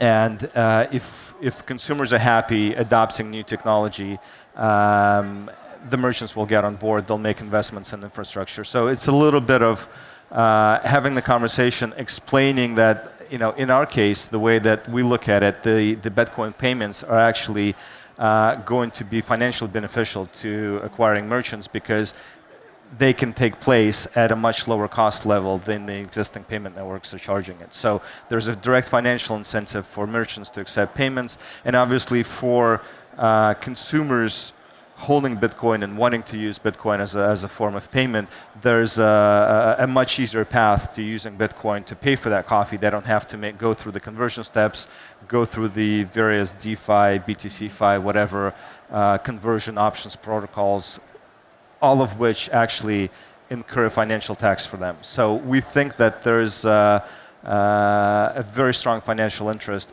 from everybody in the ecosystem to make that happen. And 2026 for us is going to be exactly that year where we focus on having those conversations with all of those stakeholders and making actually the technological solution a reality, and then rolling that out into the marketplace. We're sitting here at Consensus Hong Kong in the Asia Pacific region. Why is it important for you to be having this conversation here in this region? this is where the future of payments is. It's always been here. It's actually, I was based in the United States for a long time, and we've been coming to Asia, East Asia, to Japan, to Southeast Asia for the past 20, 25 years to see the future of payments. Japan had contactless payments, 10, 15 years before the rest of the world got it. So this is the place to be. The people are extremely open-minded. There's a lot of interest in new product solutions, new payment solutions as part of that. So there's a willingness to have that conversation, to look at the next step that is available. So this is where we definitely want to get started. And Mark, just before I let you go, we have people come on our shows on CoinDesk all the time making these Bitcoin predictions. One I can think about most recently, Bitwise's CIO came on the show and said Bitcoin could be $6.5 million within the next 20 years. I'm not going to ask you to make a Bitcoin prediction, so don't have to worry about that. But when we think about spending our Bitcoin, what's incentivizing people to want to spend their Bitcoin when they think that their holdings could, 10, 20x in the next X amount of years? Well, it's ultimately we want to see and we want to be part of the community and the ecosystem that's driving Bitcoin adoption. And Bitcoin adoption must have a payment component to it as well. Holding it, that digital gold story, is only part of it, but not being able to spend it is a huge in our mind, is a significant sort of roadblock that is preventing mass adoption. That payment component has to become available for people, and an integrated ecosystem where you can earn Bitcoin, you can store Bitcoin, you can keep Bitcoin, you can spend Bitcoin. All of that must become part of an integrated solution. So that's something that we're focused on building as part of the community and as part of our product line that we're rolling out throughout 2026. Mark, it's been such a pleasure having you on the desk. I look forward to hearing you speak on stage tomorrow. Thank you very much. Enjoy the conversation. That was Go Mining CEO Mark Zalan.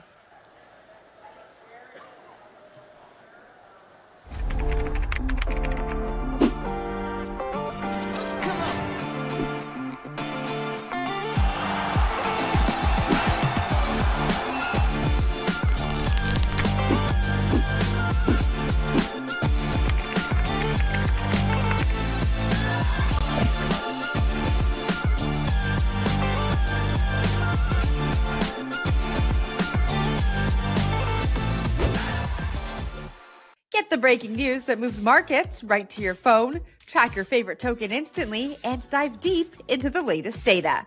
Download the CoinDesk app today.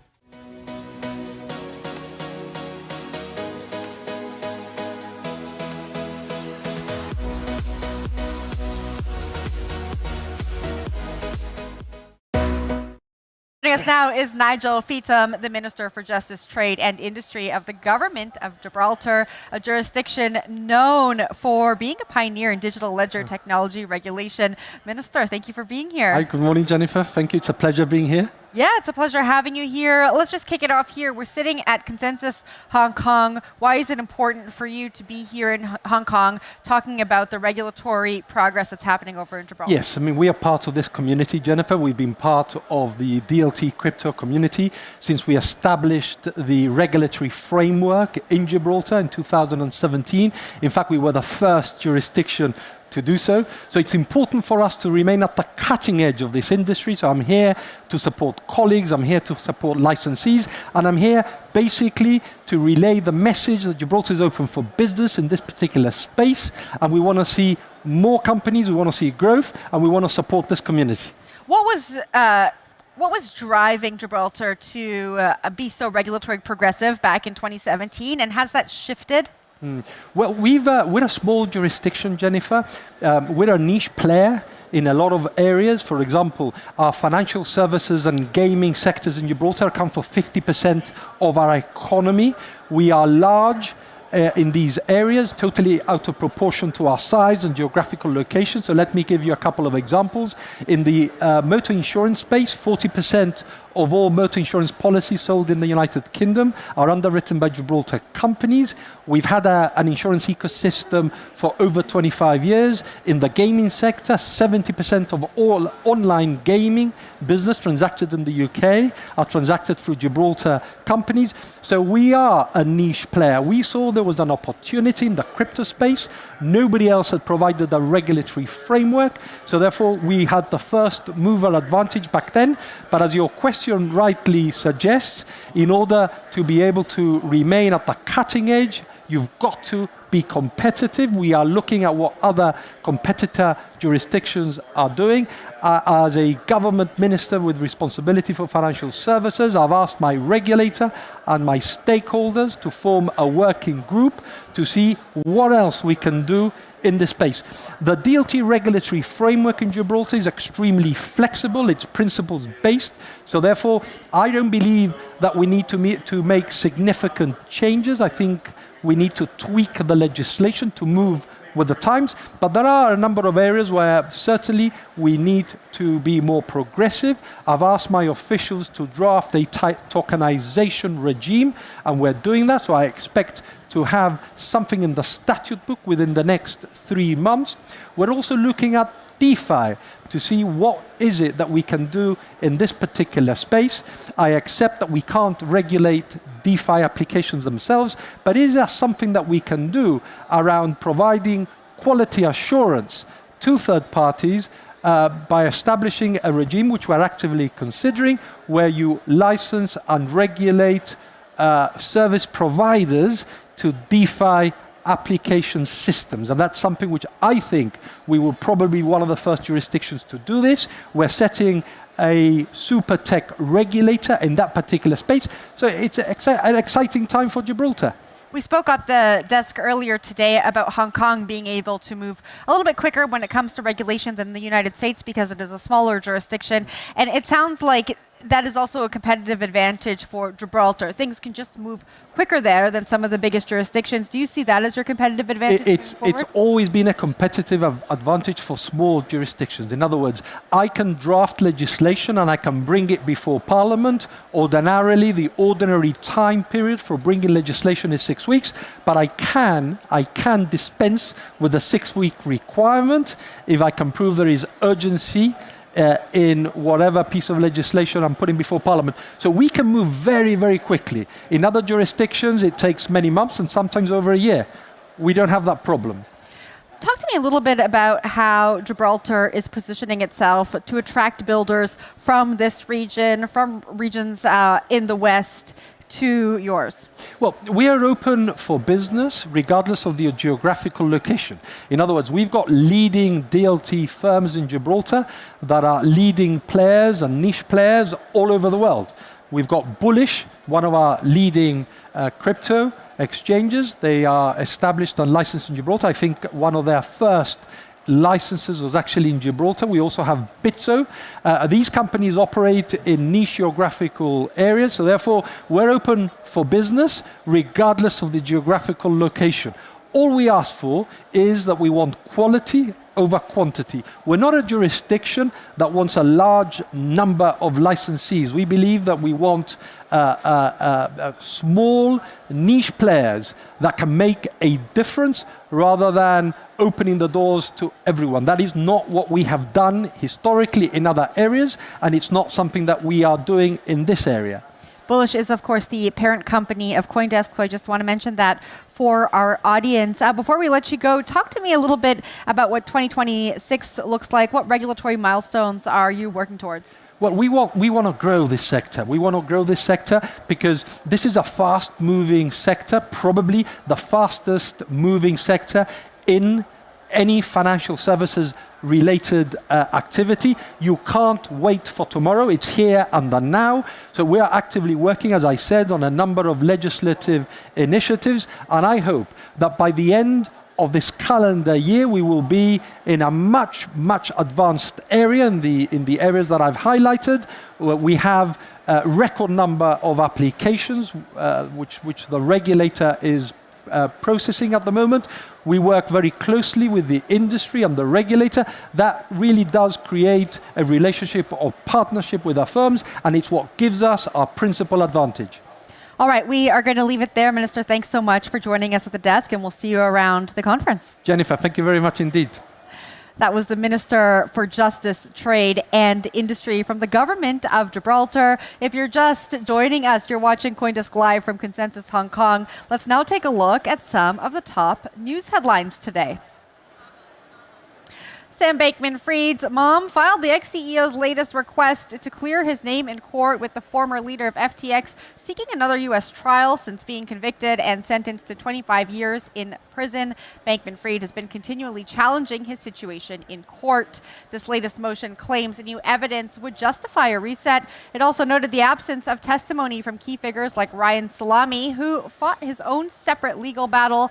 Moving on to our second story now, Michael Saylor said concerns that Strategy will be forced to sell Bitcoin amid price declines are unfounded and reiterated the company has no plans to stop further acquisitions of the asset. Last week, the company added 1,142 Bitcoin to its holdings for roughly $90 million. The company's total stack now stands at just above 700,000 coins. And our last story today, shares of Coin are down nearly 30% this year, with JP Morgan analysts warning that softer trading and crypto prices are likely weighing on revenue. The bank cut its December 2025 price target to $290 from $339 ahead of fourth quarter earnings. JP Morgan analyst Ken Worthington remains bullish on the stock, and his reduced target still suggests a 75% upside from Coin's current price of $163. Those are your top headlines for the day. Get all of your latest news updates at CoinDesk.com. History doesn't just happen. It's built by the bold, the brave, and the bullish. Consensus Miami is where crypto, culture, and trillions in capital converge. And ideas that fuel institutional scale are sparked. A place for those who refuse to settle for the status quo. The builders reprogramming the future of finance through every deal and decision. Breaking boundaries begins with being there. Experience the epicenter.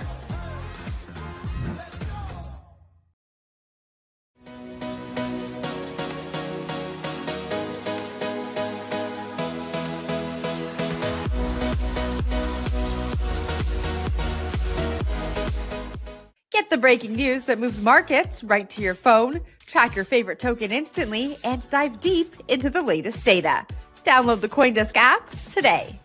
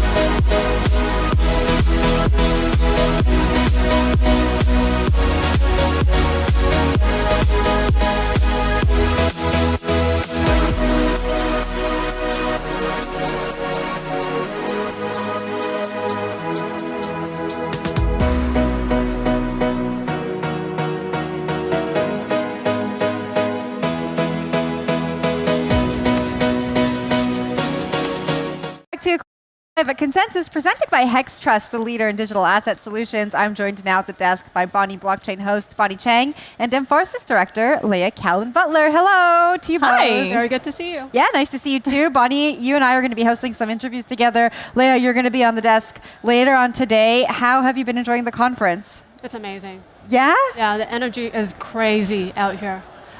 This is my first Consensus. Woo! Welcome. I know. I'm amazed. You're amazed. Yeah. Okay, Yep. Bonnie is amazed. Leah, are you amazed? Totes amazed. I've been coming to Consensus since 2018, like back in New York. I love Consensus Week, but it's so special to me that we actually have it in Asia now as well. So this is our second year, right, that we've had it in Hong Kong, and it's super cool. I'm Australian, but I'm based in the Philippines, so being able to see Consensus in our own region is the best. Both of you are based in the region, but Leah, I want to talk to you for just a second. You talk about coming to Consensus. It's 2018 since it was in New York. What an evolution. Oh my God, like the vibes in 2018 were amazing too, but it was totally different. Like it was all suits. I remember the long queues for the elevator. We had like NFT artists like set up with a folding table on the in the corridors. Like it was such a vibe. But now like it's a different vibe. I think we're actually like achieving a lot of mainstream adoption, institutional trust, regulatory clarity. So it's a journey. And the suits are kind of back. Yeah. The suits are back, yeah. We kind of went through the t-shirt and jeans phase, and we're back to suits. Suits are back. 360. Bonnie, I wanna bring the conversation back to the region. You know, we're talking about local narratives here while we activate Consensus for the next 2 days. You obviously host your show. Talk to us about some of the dominant narratives that you're hearing from the guests you're talking to. What's driving the crypto narrative here? Everybody's talking about tokenization, stablecoin, because they all want stablecoin for their own region and their own country. Obviously, there are so many different countries in Asia, and I think people are still trying to catch up and learn about this new trend. I think that's a good point. I mean, we talk so much, especially on CoinDesk, we are very focused on the North American market about USD-backed stablecoins, but there are so many other currencies, and there are a lot of other currency-backed stablecoins that are emerging here in Asia and doing pretty well. Yeah, I actually am going to be doing a bunch of interviews with founders and CEOs over the next couple of days on the floor, like kind of hearing what they're working on. And one of them is they're working on a USD-pegged, gold-backed stablecoin for Kyrgyzstan. Oh, wow. Yeah, and it's to do with helping remittances and local businesses and, amazing payments evolution there. But yeah, I think there's so much innovation happening with stablecoins. I'm looking forward to learning a bit about that one. That's one thing I love about Consensus. You know, we talk about the suits being here. We talk about these large narratives, tokenization, institutional adoption. But there are still so many builders that attend Consensus. There's still so many people working to solve real problems for real people. And I just love getting the chance to see them IRL and talk to them and to watch some of the programming on the stages or some of the videos that you're going to be doing, Leah, to learn more about these. It's all about amplifying the stories that are pushing this industry forward, and it's not just one sector or one narrative. I know that you were really focused on gaming, IP, and culture for a really long time, Leah, and I think that narrative is one that's still pretty predominant here in the region, more predominant than I would say it is in North America, where CoinDesk is based. Talk to us about some of those themes that are emerging.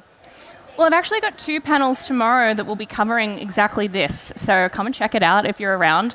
The first one is with Abstract Chain and the Pengu Asia community, which represents the Pudgy Penguins IP in the region.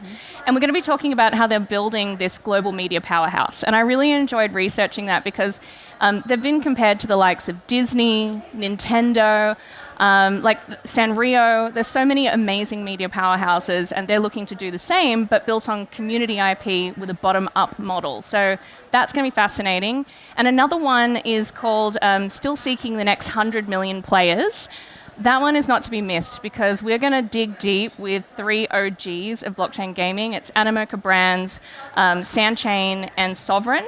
They've been around since between 2018 and 2020, which is the beginning of blockchain gaming. but they're still surviving, which is more than can be said for a lot of people in that space. So we're going to be digging into the pivots that they've gone through, how it's affected their strategy, and where they see the space going. So come check it out. I will for sure be You probably there. won't be able to. I mean, You're I'm gonna going be to on try. the desk, but I'm going to be on the desk, but I do have some breaks, so maybe they will align. I hope. It's going to be good. There'll be a lot of lessons for builders. If not, I will look at the recording afterwards. Okay.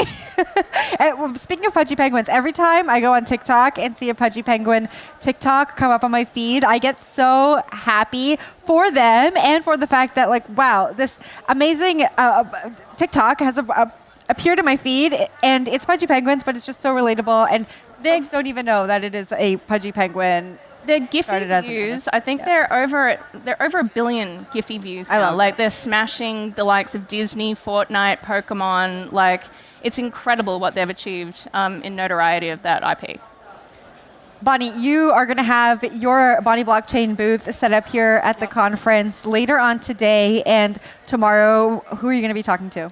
I'll be talking to Tom from ARK Invest. I'm super excited about that one because ARK Invest come up with this annual report talking about the big idea of that particular year. And this year, I think, except for Bitcoin and tokenization, they've been talking about how, we should send solar panel to space and, that energy sector. I find that really interesting. And there are a lot of AI elements in this conference as well. Mm-hmm. There's going to be robots, a robot fight. I saw that today. This humanoid robot fighting will be happening at Consensus, and I know Justin Sun is going to be controlling one. I think Sue is also going to be controlling one. I stand to be corrected. I think Justin and Yat are fighting each other. This is hilarious. Oh, yeah. He posted something about this. That is why. Okay, it explains. I saw the robots fighting each other. I didn't realize it was going to be like humans. Okay. I just have to see this. Humans controlling robots. This is my understanding. Okay. I could be wrong. It's happened in the past. We will have also a robot at the desk doing a little dance.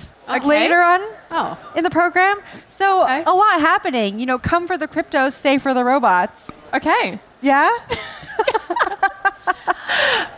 I'm just trying to imagine it in my head. I'm going to have to see this for myself. You don't have to imagine it. You can see it IRL. Yeah. Well, there's a lot of events happening around Consensus too. So many side events happening. I know that we will be at the Jockey Club, which is super fun. Happy Valley. I don't know if you got to attend Happy Valley last year. That's where you can go and bet on the horse races. I think there's some synergies between the crypto community and the betting community, I'll call them. For me, if it's getting wrecked, then I did not do well on any of my bets at Happy Valley Racecourse last year. I had fun. Mm-hmm. That's what it's about. It's about having fun. Bonnie, one thing I wanted to ask you before we move on to the rest of our programming is, you speak to an audience that is based here in the region. What are some of the questions they have? How are they engaging with your content? Oh, that's a very good question. So I think even among Chinese-speaking audience, it's so different. We got people from Taiwan, China, Hong Kong, Singapore, Malaysia. Everyone's sort of asking different questions because of the culture, because of the regulation. I'd say people in Taiwan mainly, retail investors, they're still trying to figure out what's happening with Bitcoin right now. And I think we'll be asking that question to a lot of experts today. Yes, we will. All right, I am told to pause for a surprise.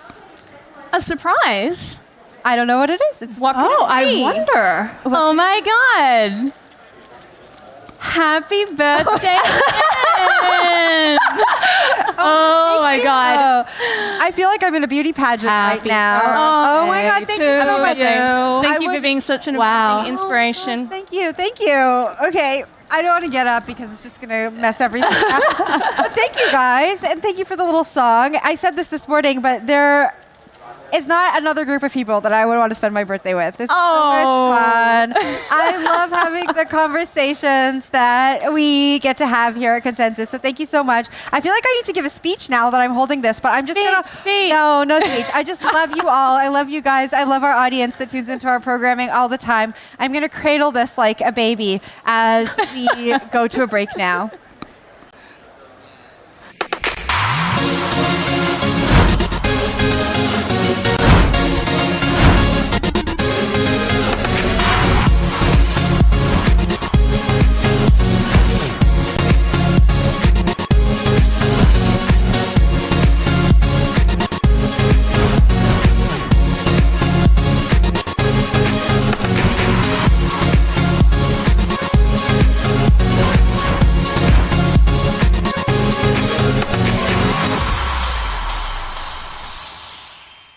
Get the breaking news that moves markets.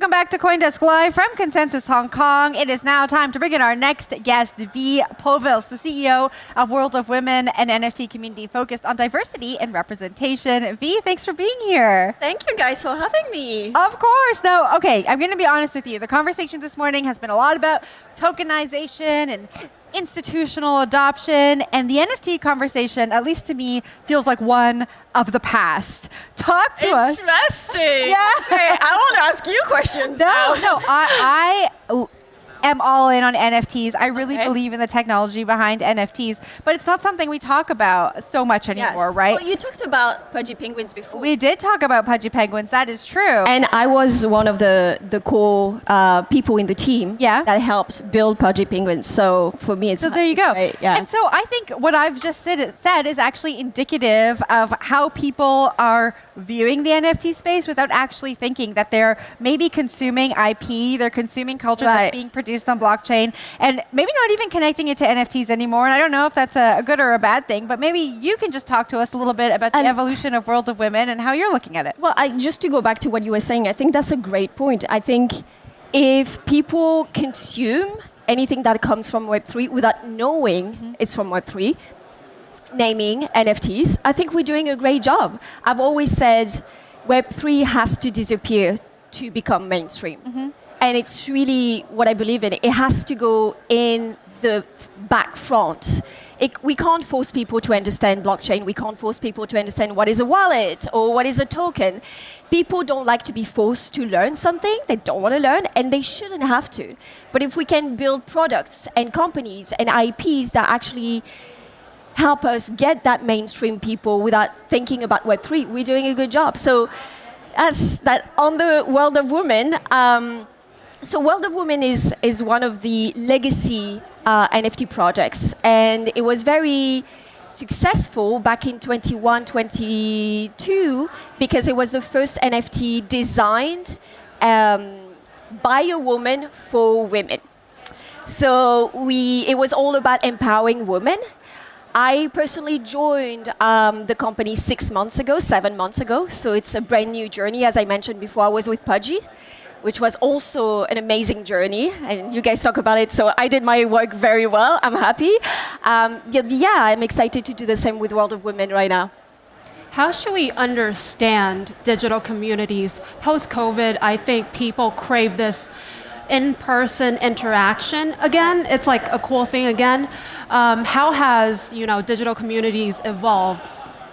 Over time, I think COVID was a thing, and as you said, yeah, it reinforced that need for people to have social interactions. Yeah.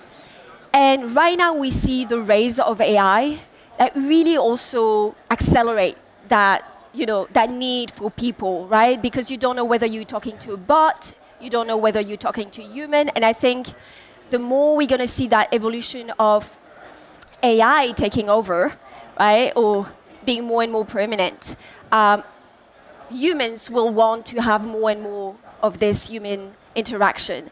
And I think NFTs will play a big part in that, and we've seen it already through building those communities. And, we've talked a lot through 2022, 2023, early 2023. We're in this speculation phase for NFTs with traders buying and selling.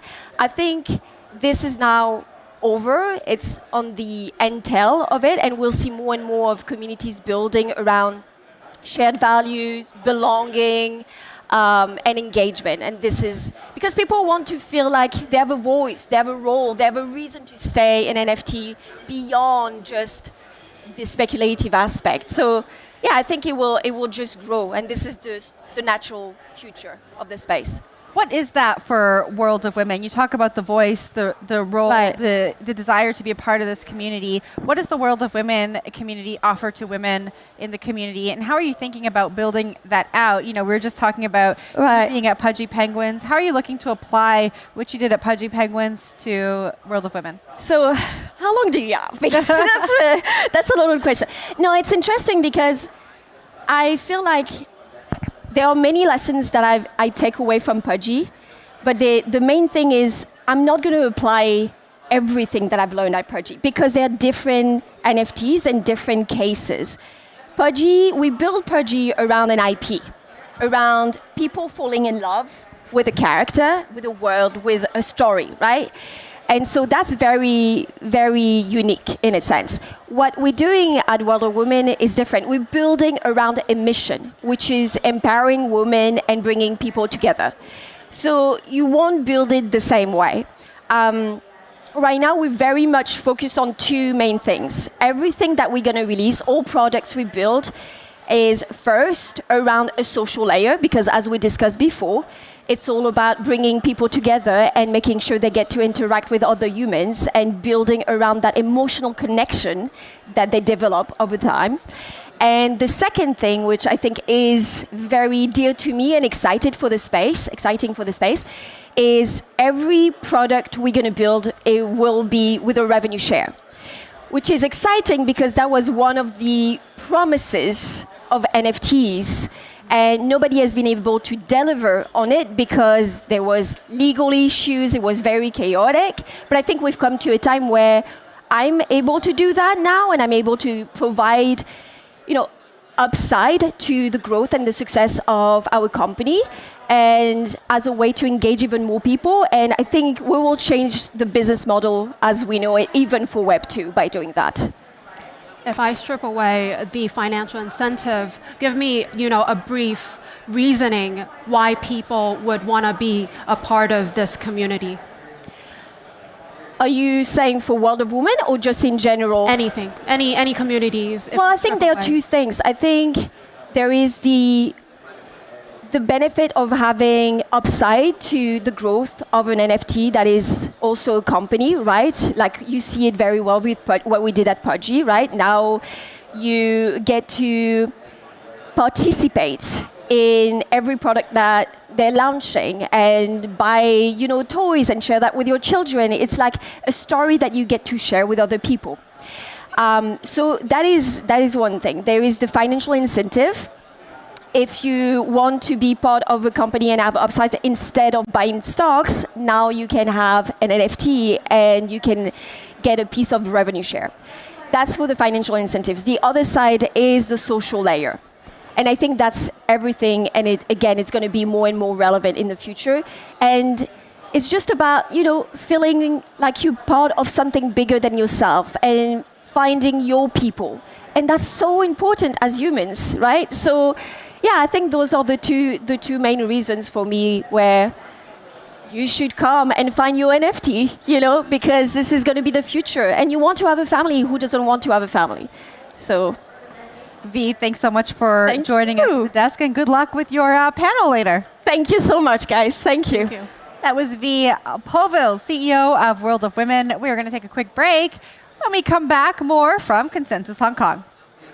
Full potential of your digital assets with Hex Trust, the leading digital asset financial institution, trusted by over 500 institutional clients worldwide, licensed across key jurisdictions. Hex Trust, the leader in digital asset solutions. Get the breaking news that moves markets right to your phone, track your favorite token instantly, and dive deep into the latest data. Download the CoinDesk app today. Sam, where are we going? We're going to Consensus. What road are we taking? Where we're going, we don't need roads. Just Miami.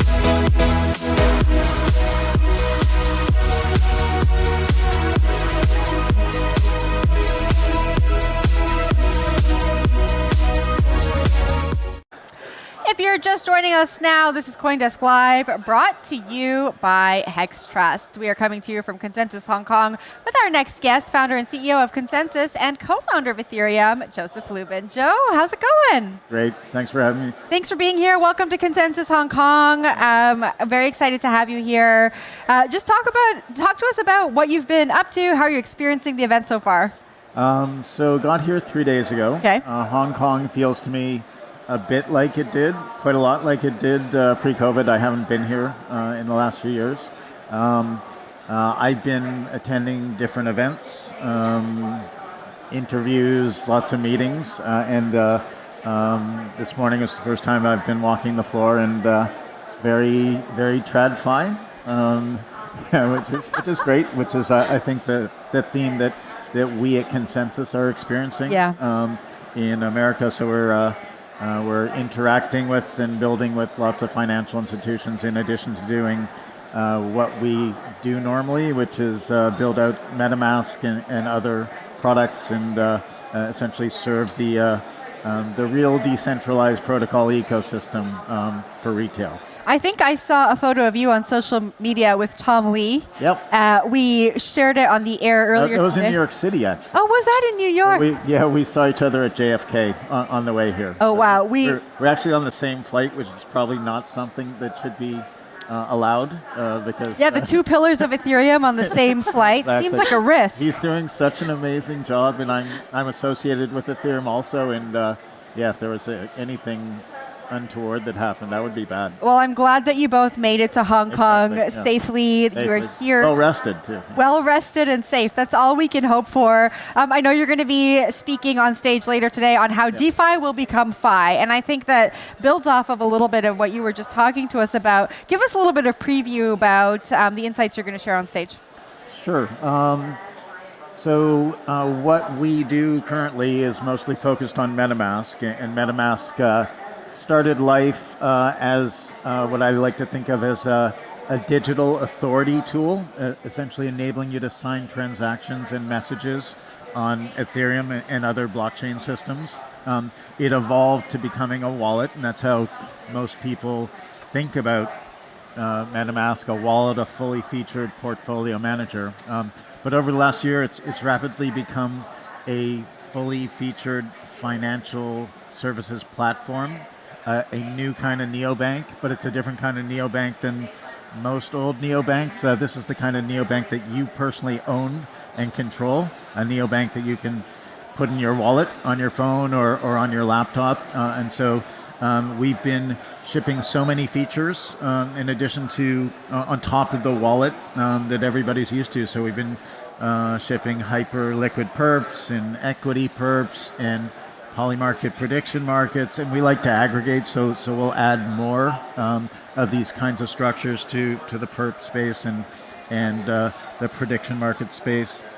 We recently announced with Ondo Finance that we're providing access to tokenized equities. So Ondo's way out in front of everybody, and that's going to bring a lot of better access, not just to people outside of the U.S., but just different ways of interacting with equities, like instant settlement and being able to use the tokens as collateral in DeFi systems. So it's a real revelation. We've got a debit card, we've got a stable coin, we have a rewards program. Maybe most importantly, our rewards program has had some early success in incentivizing people to use the different features on MetaMask, but we also have massive distribution. We're essentially over 100 million users on an annual basis, and so protocols, DeFi projects, etc., are partnering with MetaMask, integrating with MetaMask, and giving us tokens that we can share through our rewards platform to our users to drive activity. Earlier you talk about, this feels very TradFi. If you could go back to when you first started, is this what you would have imagined? Yeah, so I was very optimistic. I got into Bitcoin very early, and Bitcoin had a lot of cataclysmic existential things happen to it, and it was anti-fragile. Ethereum is anti-fragile, so it just kept cranking. And after a few of those, I recognized that it was so anti-fragile that it was going to survive and thrive and become long-term successful. And so when I got into Ethereum about a month after Vitalik wrote the white paper describing the project, I was already convinced that decentralized protocols, this new form of trust, decentralized trust, was such a powerful construct that it was going to win, that the world was going to recognize that a decentralized trust foundation would enable decentralized finance, and that we would be able to re-architect the systems of the world, essentially, on sounder financial and trust foundations. And so here we are. We now have TradFi onboarding itself to DeFi. And all at the same time that our ecosystem continues to build, the Ethereum ecosystem, the real degens, the real retail projects and users. Maybe some of the speculators are a little bit stressed right now, but the real builders, the real users are benefiting from DeFi, and we're looking to share DeFi with TradFi. Earlier at the desk, we were talking about quantum with Charles Hoskinson and some of the worry that the Bitcoin community has about quantum. I know Ethereum is now working on becoming quantum resistant. Do you think that is going to, how do you think that's going to position Ethereum as we move forward and we move closer to this larger quantum threat or the quantum risks? Quantum safety has been on Ethereum's roadmap for a long time, and now there is an actual group inside the Ethereum Foundation to really make that concrete and to project the things that are being done. Bitcoin has a potentially existential problem. It's reasonable to worry about that because we don't know how fast Q-Day will happen when encryption can be challenged by quantum computers. I personally think it's a long way off, but I also think that AI is magic and that AI is going to supercharge many different scientific and technological pursuits, so it's prudent to get started. Ethereum's going to be in great shape very soon, and the rest of the world is going to it's going to be like a Y2K situation. I think it's going to be a dud. but Ethereum is extremely well positioned at this point. All right, Joe, thank you so much for joining us at the desk. Unfortunately, we've run out of time. I wish we had more time with you, but I know you're going to be on stage later on today. We are going to head on over to the main stage now, where CDI is making an announcement. Multi-token indices, the CoinDesk 5 and the CoinDesk 20. We are incredibly excited about this, Jen. Yeah, and to be working with CoinDesk is so special. ICE has been in the markets with crypto a lot longer than a lot of people have realized. Back in 2018, we started Backed, and we started to look at cash-settled futures contracts. We even did a physically delivered Bitcoin contract, but the market really wasn't ready for it. So we sort of pulled back, took our time, started talking to the firms like CoinDesk, and CoinDesk has been in this market since 2014. And even back to 2020, ICE was talking to CoinDesk about doing different futures contracts based on their indices. Our relationship between ICE and Bullish has a long-standing history. So Bullish, CoinDesk is owned by Bullish. Just to put this all in perspective, Tom Farley, who is the CEO of Bullish, when I first met him, he was in the role that I am in now as president of ICE Futures US. He then became the president of the New York Stock Exchange, moved on to other things, and became the CEO of Bullish. Working together with CoinDesk, we are two companies that are synonymous to compliant innovation and to doing new and exciting activities. And this is like doing these new futures contracts. And the idea of having multi-token futures contracts on crypto has never been done before. So we both have institutional quality attitudes towards innovation. And we're answering the call that we have heard from the market. The market is asking for futures on multi-token indices, and we couldn't possibly have a better partner than doing this with ICE. Now, our index business holds itself to the utmost standard on governance and the utmost standard of how we're going to run our business. So we're FCA regulated, we're BMR compliant. That means we have regulatory standards that are the same as S&P or MSCI or FTSE. So we're holding ourselves to the highest level of governance and obviously partnering with an institutional quality player like ICE to make sure that we're bringing these products to market in the most compliant fashion. And really, with the changes in the US, with regards to regulatory framework around crypto, the change in the administration is putting in with the Genius Act and looking forward to the Clarity Act has really brought these institutions to come forward and start asking us. It's like a call to arms. We have had clients, or actually we have a number of our product heads, they go out and they talk to the different asset managers or talking to different providers who are asking, great, you guys have index contracts on MSCI and other FTSE products, but what are you doing in the crypto space? How ICE works is we work with what our market clients want and what they're asking for from us, and they're asking for these types of contracts. Some of the most exciting, as we've said, is the CoinDesk 5, and it is linked to an ETF that is listed on Grayscale. We have the CoinDesk 20, and there are two ETFs. ProShares listed one 3 or 4 days ago in New York, and then ARK Investments will be listing one in 2 or 3 months, settled off of our futures contract.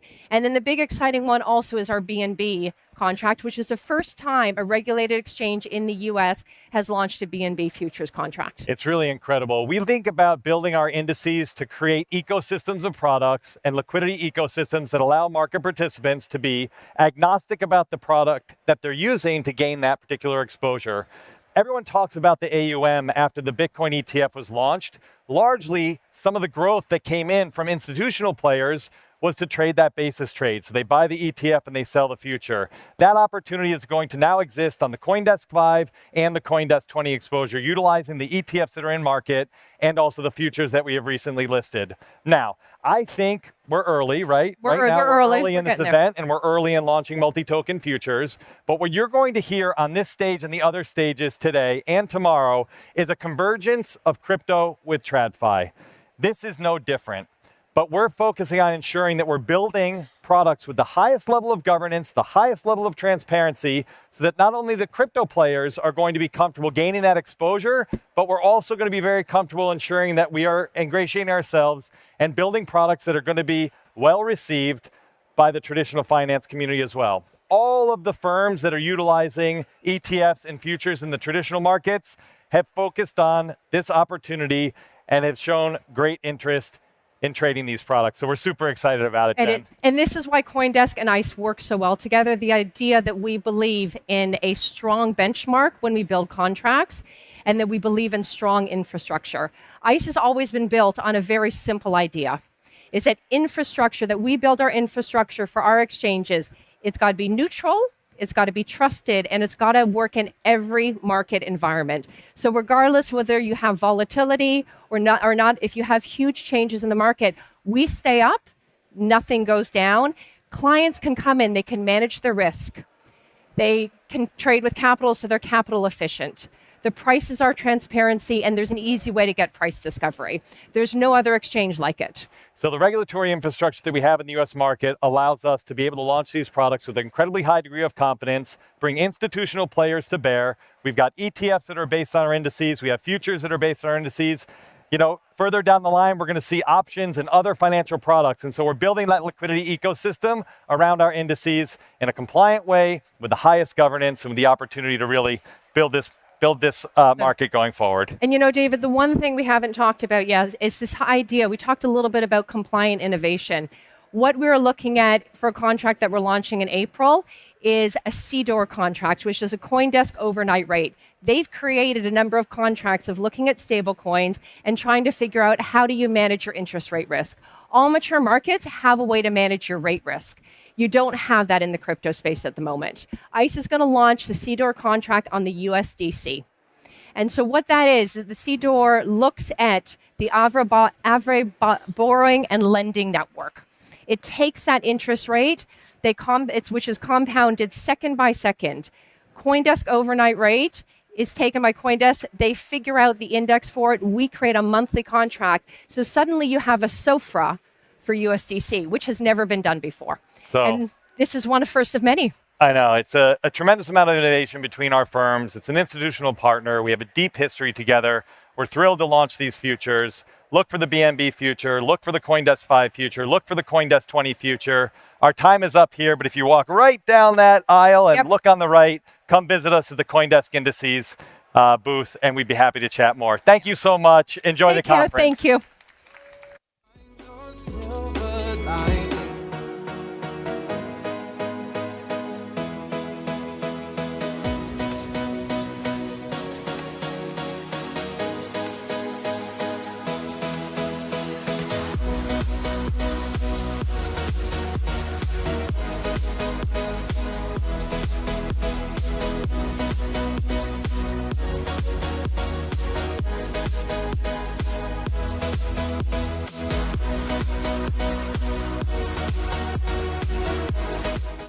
If you're just tuning in, this is CoinDesk Live coming to you from Consensus Hong Kong. The buzz here on the showroom floor is being amplified on social media. Let's take a look at what our attendees are sharing.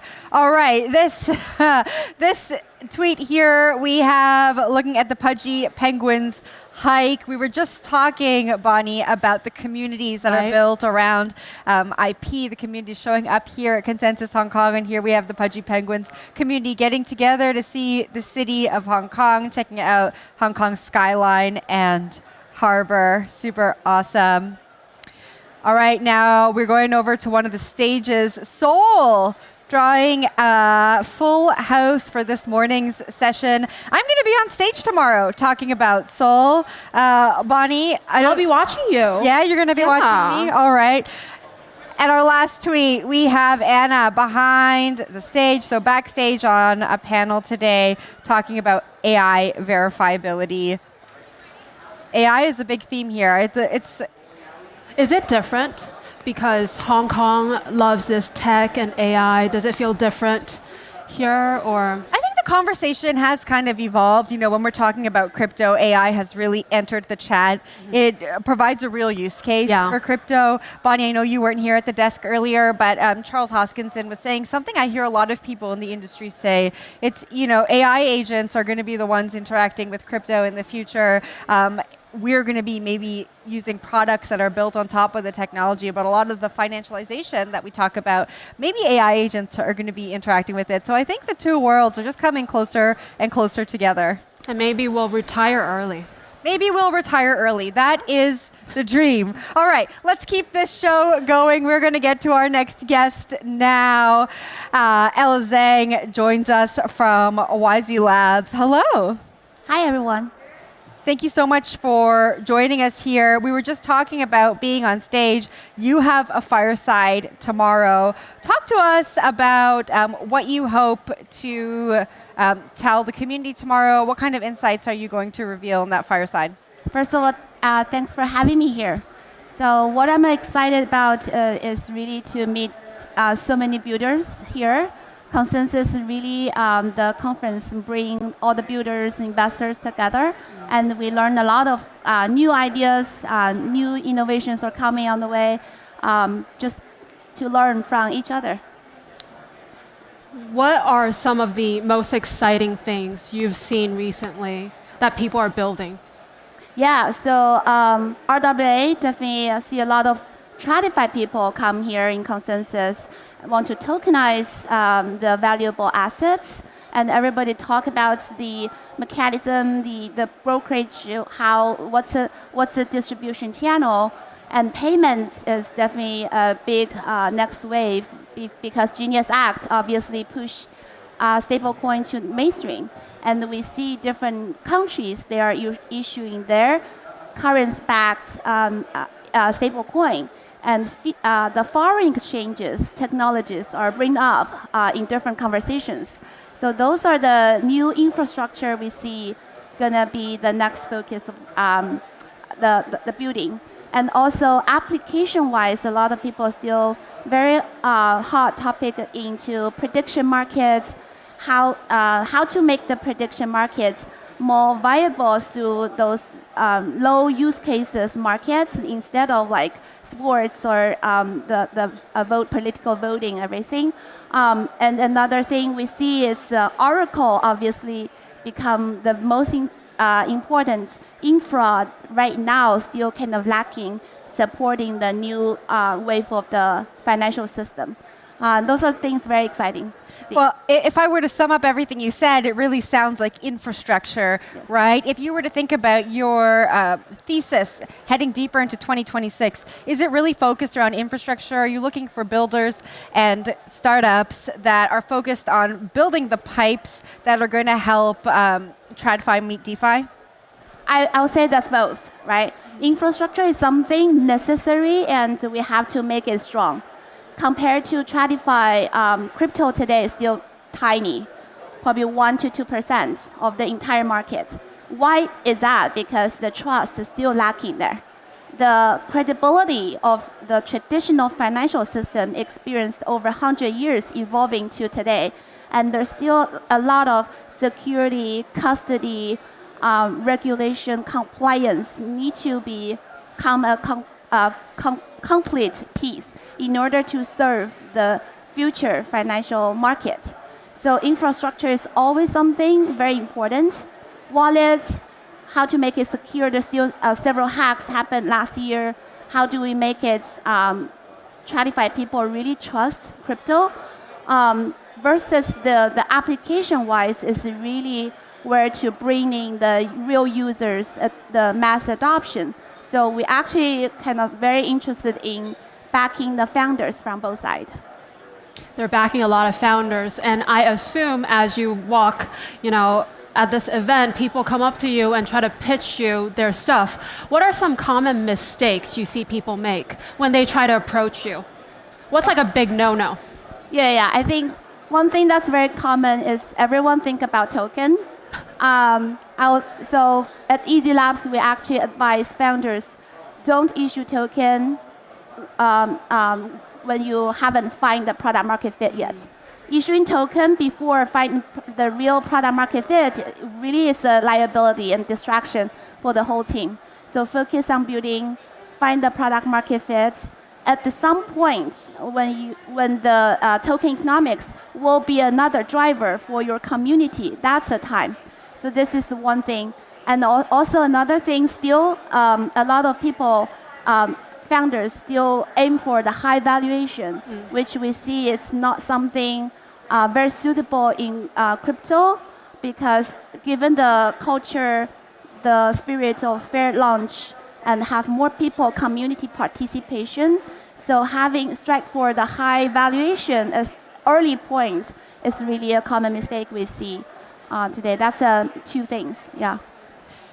You know, there was a time when I saw founders raising money and then blowing that money really quickly on things that didn't really help them bring their product to market. When you see founders who are raising money, how do you advise them to best spend that capital so that they have enough runway to experiment and to bring the right product to market?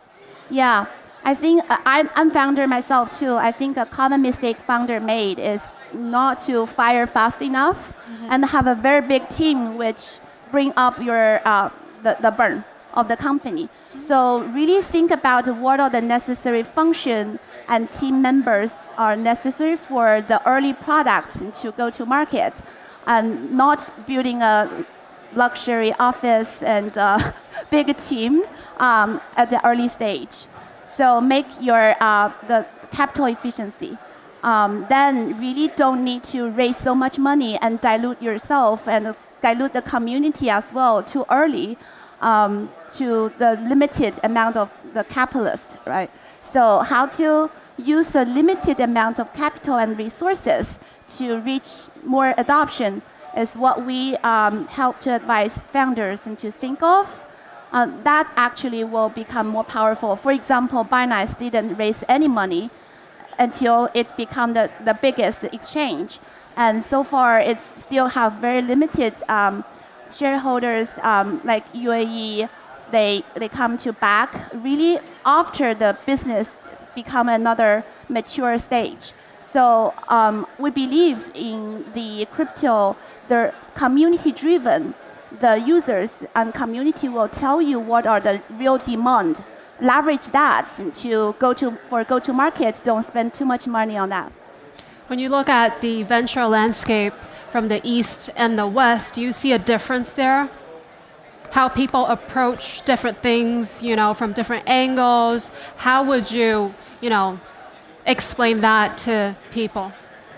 Yeah, very interesting question. I think US is definitely the center of the capital, talents. So we actually see founders are more focused on domestic markets more. That's a natural advantage, unfair advantage they have. Versus the Eastern founders, they are forced to be international from day one. They are navigating the different countries' policies from day one to talk to understand different frontier markets. That's what we see, the mindset, the focus.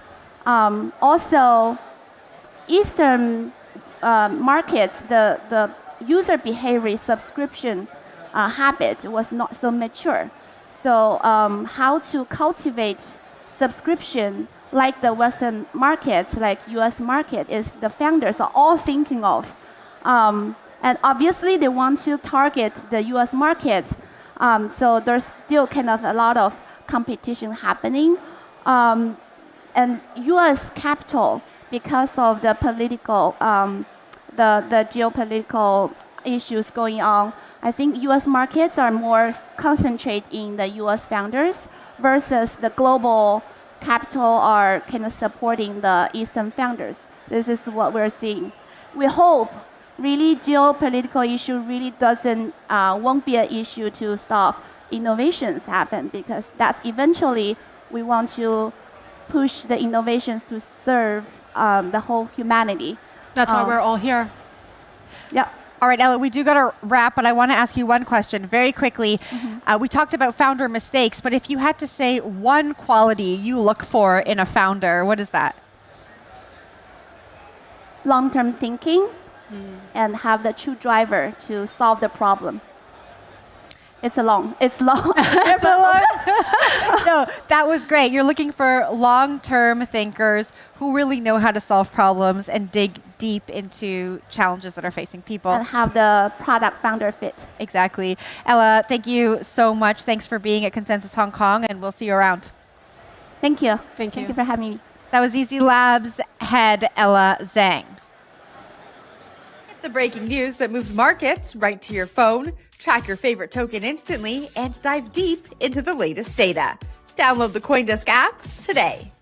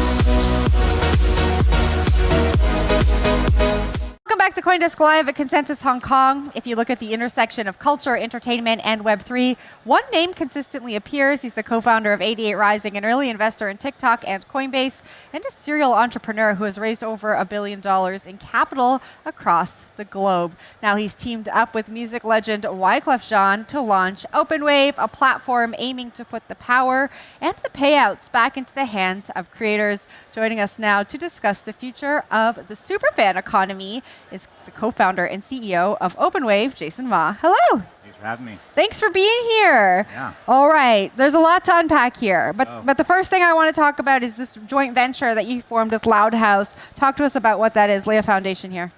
Very exciting. We just announced it during Grammy Week. So Loudhouse is a artist-first social commerce platform. It's actually invested by a Universal Music Group. And so what they're doing is powering, I would say, like the Disney businesses around the biggest artists around the world, music artists specifically. What we're doing is supplying the supply chain. So we're actually going to tokenize, and we're actually going to give them supply chain to build premium, what I call on-demand products. And so basically imagine high-level LA apparel type of hoodies, Yeezy level apparel. Could be toys like your own Labubu, but your own Post Malone version, but basically powered by OpenWave. So we're a social commerce platform that does supply chain for a variety of products, and we ship around the world. Now, you were just at the Grammys. You got to talk to us a little bit about the Grammys. You said this launched there. I know that you had an event. How are artists talking about tokenization? How are they receiving it? Is it something that they finally understand the benefits of, or is it still something that the artists on the fringe are participating in? I think that conversation is a very 2021 conversation. I think artists honestly just have a very negative experience with NFTs, just the backlash of how everything went in 21, 22, and off of FTX and all these other companies that kind of went downhill. I think that left a bad stench in a lot of these artists' mouths, just to say frankly, like Katy Perry or Tom Brady that was connected with FTX. I'll just be straight and honest and straight to the point. But I think they don't care about tokenization as much as they care about fandom, right? And so I use this analogy, and I spoke at this at a Warner Music CEO conference a few years ago, when I was trying to explain the idea of a digital identity or tokenization, or what we call non-fungible token NFTs. And I said, basically, imagine if you met The Weeknd and you're a fan of The Weeknd before he was The Weeknd, and his name was Weekday. And he didn't have 10 million followers. He wasn't performing Super Bowl. He only had 10,000 followers. I know so many A&Rs. Those are executives go and look for talent. And I have so many that through the years told me, Jason, I saw The Weeknd when he was in a warehouse with like 500 people in Toronto in this underground basement. I'm like, how do I know you're for sure that you really were there? How can I actually authenticate that? So imagine if you're actually a Weekday fan on OpenWave, and you actually get a Weekday badge because you're Weekday fan subscribing number 1, your Weekday fan number 10, number 12, number 55, number 111. And when he goes from 10,000 to 10 million, 100 million, and performing the Super Bowl, you still have that badge of honor, that BABA membership that gets you access to early tickets, early merchandise access, early exclusive content, front row seats backstage, at the tour, behind the Super Bowl, at the after party. So that is the power of a non-fungible token. It's really a receipt. It's an authentication that says, hey, I really was there. I really was at day one. I was there. I was number 55 before this artist became the weekend, I knew him when he was the weekday, and I got a badge to prove it. That proof doesn't need to be tokenization or NFT. Artists don't care about that verbiage. What they want is use case, what they want is value, and what they want is to bring value to the community that supports them, which is what I call the true fans or the super fans. And OpenWave really is a 1% platform. What I mean by that is you only need 1% of your true fans to support you to actually make a living. Because the lie is, in social media, from 2012 till now, since Instagram came and now TikTok, is, oh, get bigger and you'll get more money. Bigger's better. If I get 1 million followers on social, I'll get 1 million monthly listeners on Spotify, I'll make money. That's not the truth. That's not the case. You can have 1 million followers on Instagram and still not pay the rent. I know a lot of influencers and creators that do that. But if you have 1,000 true fans, give me $10 a month on OpenWave, and they subscribe and they can prove that and authenticate that through a smart contract, that's value, right? That is actual value. You're now making 120 grand a year as an independent artist with $10 a month of subscription with 100 or 1,000 full fans, true fans, and that's what I'm talking about. You're talking about the super fan concept. If I were to start out as a content creator today, how would you suggest me to approach this career differently versus if I want to reach mass audience? It's a great question. I think at the end of the day, 2026, we're going to see AGI, automated AI, automation, continue to explode. But how do you actually know what's real and what's not real? So literally, I remember just watching the Minneapolis, madness with ICE right now, and all these videos coming up in my Instagram and TikTok, and I found out 90% of them were fake, right? So how do you actually authenticate that? That's where blockchain comes in. That's where Web3 comes in.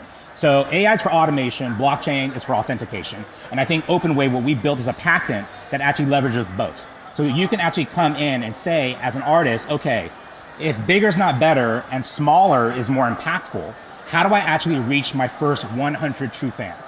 How do I reach my first 1,000 true fans? I used to be a missionary in another life. If you had a church of 1,000 members, you're a rock star. Okay? You had a church of 10,000, you're TD Jakes. Okay, at this point, right? You're what's that guy's name? Joel Osteen. Okay, right? You're a literal megachurch celebrity rock star. If you got 1,000 true fans, and I meet these artists all the time, oh, and I got 10,000 followers, only got 50,000. Yo, you got 10,000 potential real customers. Bring them value. How do you bring them value? Okay, I'm going to give you access to tickets first. I'm going to give you front row seats.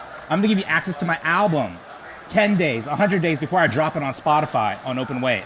I'm going to give you access to this limited drop with only 100 of these hoodies signed by me with exclusive vinyl, and you're going to get it first, right? And you're going to get it in my community chat. So we literally built Discord, Patreon, OnlyFans, Shopify, Printify, and literally Spotify in one platform. It's the everything platform for any artist. And so I'm very excited about launching this with Wyclef.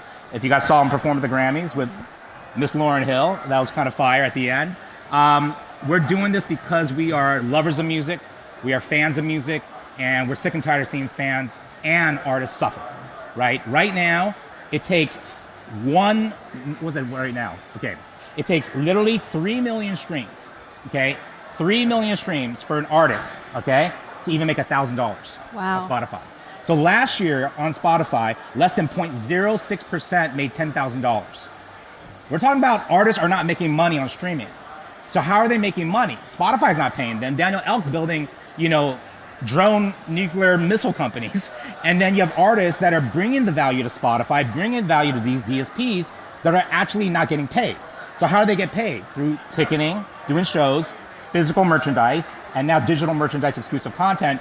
OpenWave built a platform leveraging blockchain technology and generative AI technology to give the artists a full label in their pocket right here at the palm of their hands. All right, Jason, we do got to go, but I want to ask you one quick follow-up. I think a big misconception around this conversation is people are thinking about the big artists. They're like, why are the Taylor Swifts and Drakes not participating in this? But what you're saying is it really is the next iteration of the music business. This is for the artists that are coming up. This is for the artists that are building their audience, and it's going to inform how the music industry continues to grow. Absolutely. So I think in the future, 99% of artists will not need a major label, okay?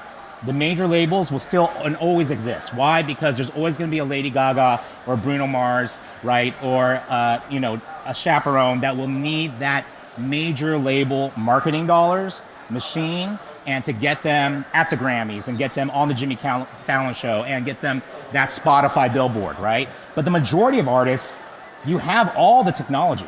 You have all the software, you have all the distribution. Distribution is a commodity now. Everyone can just go on DistroKid, pay $25 a month and get their music on Spotify and iTunes, right? So now the question is, what are the tools that we can give to an artist to actually build their community so that they can make a living?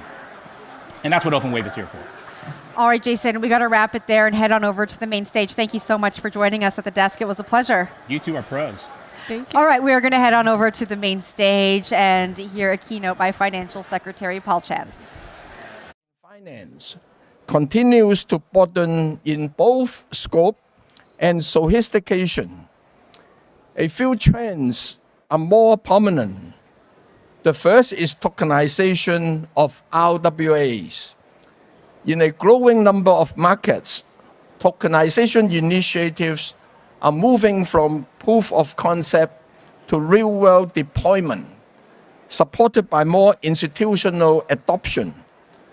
Government bonds, money market funds, and other more traditional financial instruments are increasingly being issued on Miller on-chain, using digital ledgers to enhance settlement efficiency, enable fractional ownership, and unlock liquidity in assets that have traditionally been less liquid.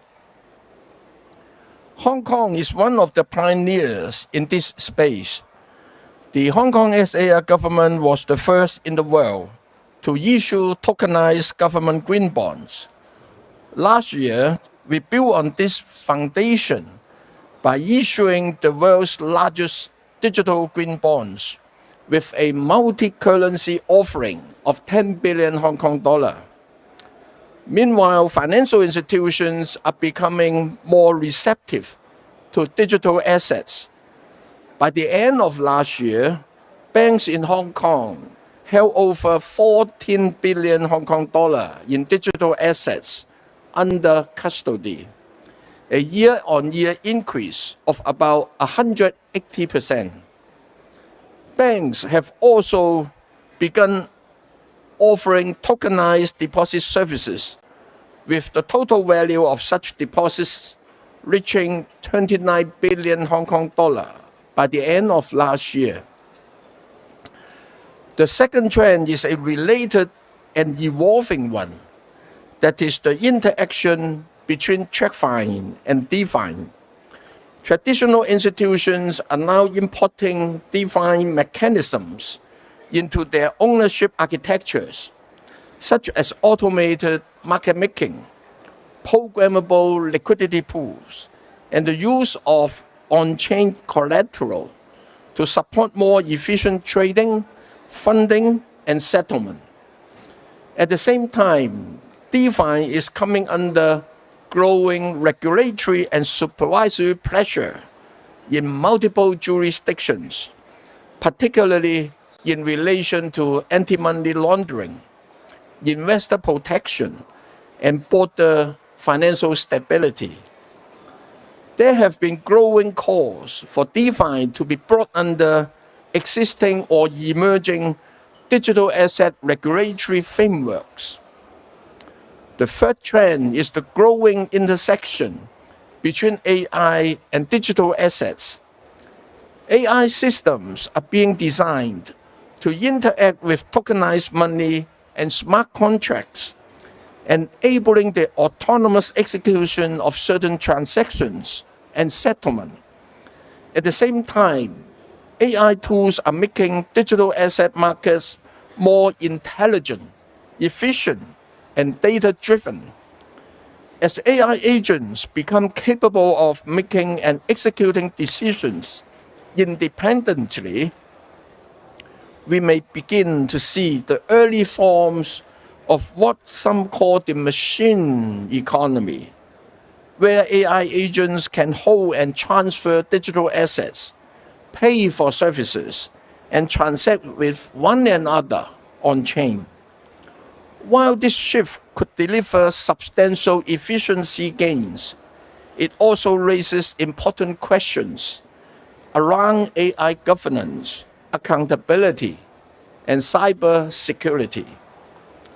Against this backdrop of rapid global experimentation, what are we doing in Hong Kong? We are charting our course, leveraging our unique strengths as an IFC, International Financial Center, to stay at the forefront of innovation and keep pace with emerging developments.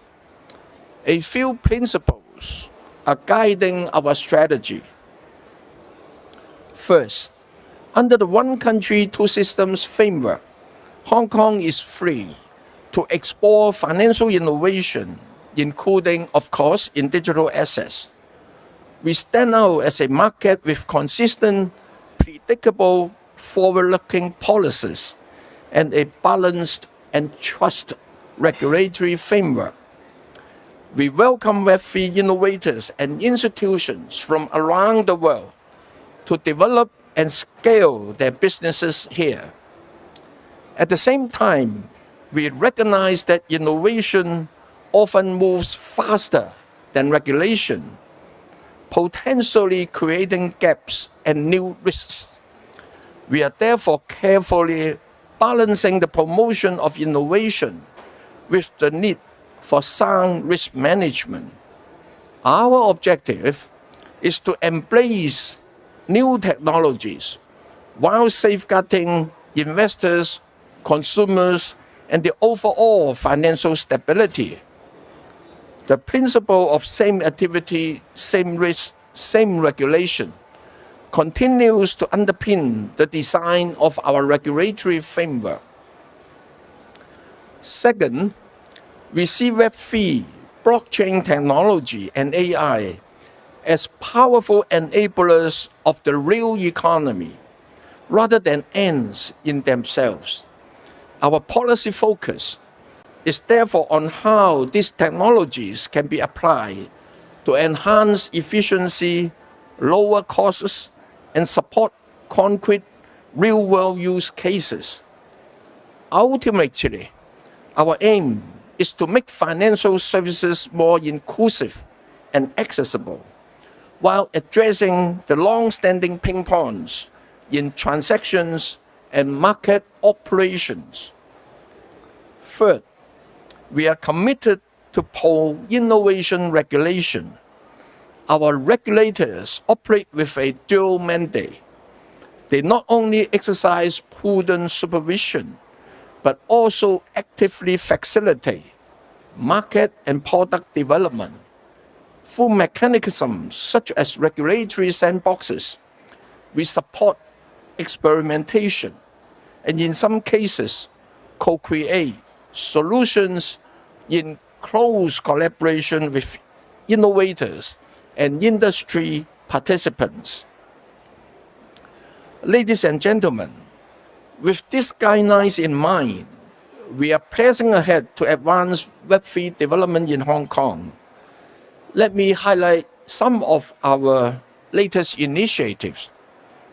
First, on regulation, we continue to enhance Hong Kong's regulatory framework for digital assets, including the launch of a regulatory regime for stablecoin issuers in August last year. We see stablecoin as a practical tool for addressing the pain points in the real economy, particularly in payment and settlements. In giving out licenses, we ensure that licensees have real-world use cases, a credible and sustainable business model, as well as strong regulatory compliance capabilities. Our strategy is moving forward fast, step by step. Therefore, we plan to issue only a small number of stablecoin issuer licenses in the first batch in March this year, but more will follow.